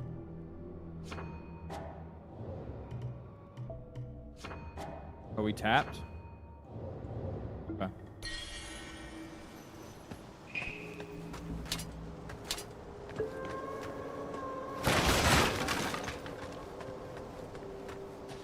Let's test this out on this fool.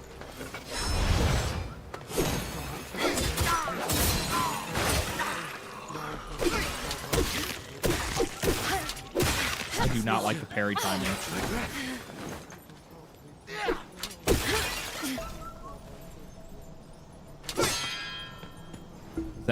Was that a parry or a block? I couldn't tell. Are you scared of me now, bitch? I would be. I don't know. I don't like that at all. Yeah, I don't like that at all. I'm just gonna play a dodge. I think that was a block. Yeah, I don't like the parry timings in this. Not a fan of that. I'm getting rid of that shit. Parrying is rough. Yeah, no. I don't like. That's kind of like the all around judge for me on shit like that, where it's like parry timing is like that shit's got to be right. This looks way cool over here. No.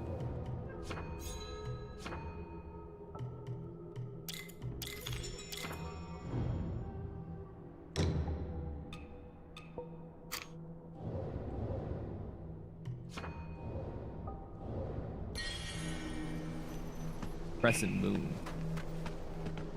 Grab our shit. We'll move on to the next area. We'll give this a shot for a while and see how we like it. If not, I can always get rid of it, right?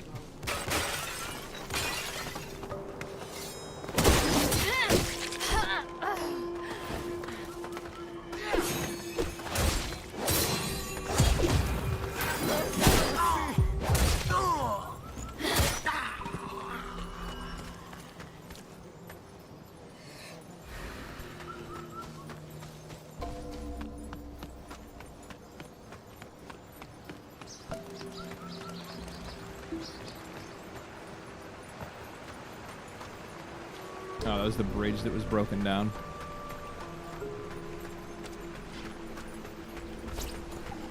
Hey! What are you?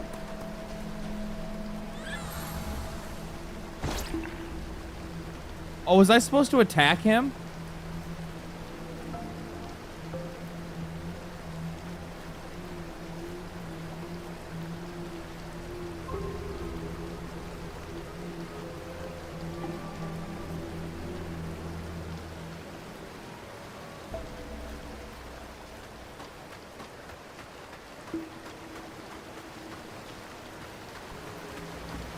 Oh well.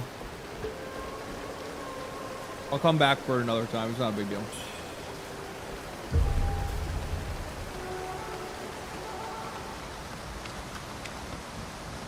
LD doesn't have a murderous heart, I guess. No. I was like, oh, this little cute little guy. Skills. I didn't even hear you approach. Killing it didn't even cross my mind. I take it you're not from around these parts, are you? I'm Yen Saicho, but just call me Master Yen. I grew up here, so I know just about everything there is to know in these parts. Got questions? I've got answers. Inside that house over there, there's a kid hiding with a pot on his head. A few days ago, some monks from the temple came searching for him. I could tell right away they were up to no good. That's not how my brain works, man. I thought it reminded me, like I said before, the game reminds me of Neo. If it wasn't for So when I saw it, I thought of like the I would've Kodama. burned that temple down ages ago. Oh, and about the way to Doom Willow Beach behind the temple, somehow it caught fire and burned to the ground. You can't get through now. If you're headed to Doom Willow Beach, you'll have to find another route. Mind if I ask why you came all the way here? Have you heard the rumors about the Shu Sanctum? They say the priests there have deep knowledge of medicine. Apparently, they've hidden all sorts of strange things upstairs. Not that any of that interests me. All I care about is finding medicine to heal my brother. He was bitten by the man-eating monster in town and fell severely ill soon Didn't after. attack the first one either. There'd be soldiers You never know guarding what the Souls place. likes, really. They tossed me out before Yeah, I could true. even explain myself. They stand there like smug watchdogs, blocking anyone from getting close. Ma'am, since I told you about the rumors, could you possibly go up there and grab some elixirs for me? With your skills, it should be a breeze, right? Excellent. We will not forget your kindness. Oh, and take this.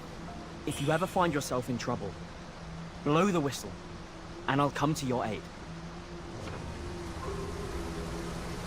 Bone whistle. Wait, with certain questions. Blow his bone whistle.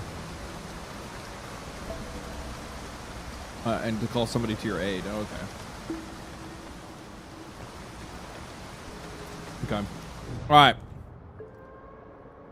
Ladies and gents. That is it. That is it for me tonight. I am, it's already midnight. I'm tired as hell.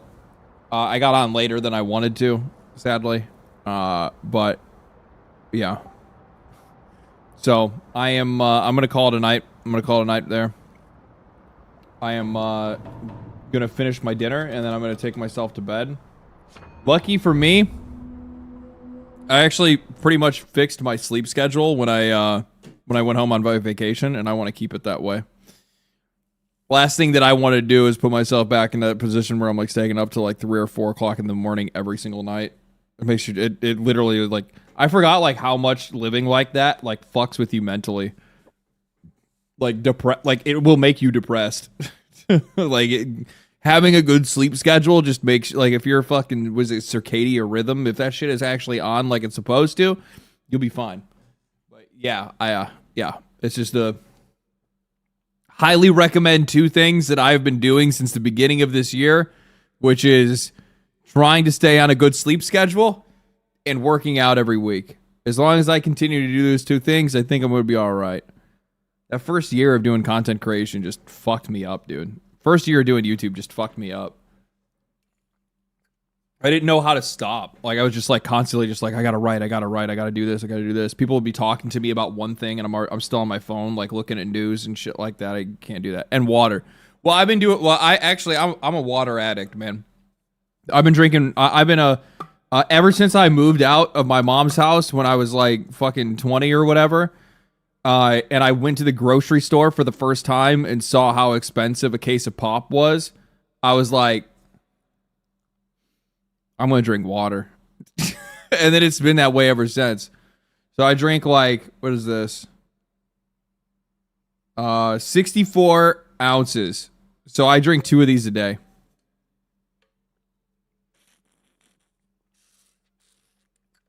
Yeah, I'm a hydro homie. True. Water is delicious, though. It is delicious. It is my preferred beverage. Though I don't mind alcohol. On occasion. Anyway, thank you guys for hanging out. Also, I just saw that Ludi Coden, thank you for the 5 gifted. I really appreciate that. Thank you guys for all the gifted subs. Thank you guys for all the donations. Thank you guys for the super chats. Thank you guys for the views. Thank you guys for sharing the videos. I've been seeing some people starting to share stuff lately. That shit goes like a insane long way. Like throwing that shit up on like Twitter or Reddit or wherever else. It helps. It really does. Because YouTube will boost it even more in the revenue, or like even more. It's just like weird thing where like if YouTube sees that it's actually being posted in other places, they want to promote it even more because like it's taking traffic away from other websites into theirs. So they want that shit. So it goes a long way. But anyway, thank you guys for hanging out. Appreciate everything. Love you guys. Have a safe weekend. Enjoy the rest of your evening. And I will catch you guys later. Stay cool. Stay righteous. Stay safe.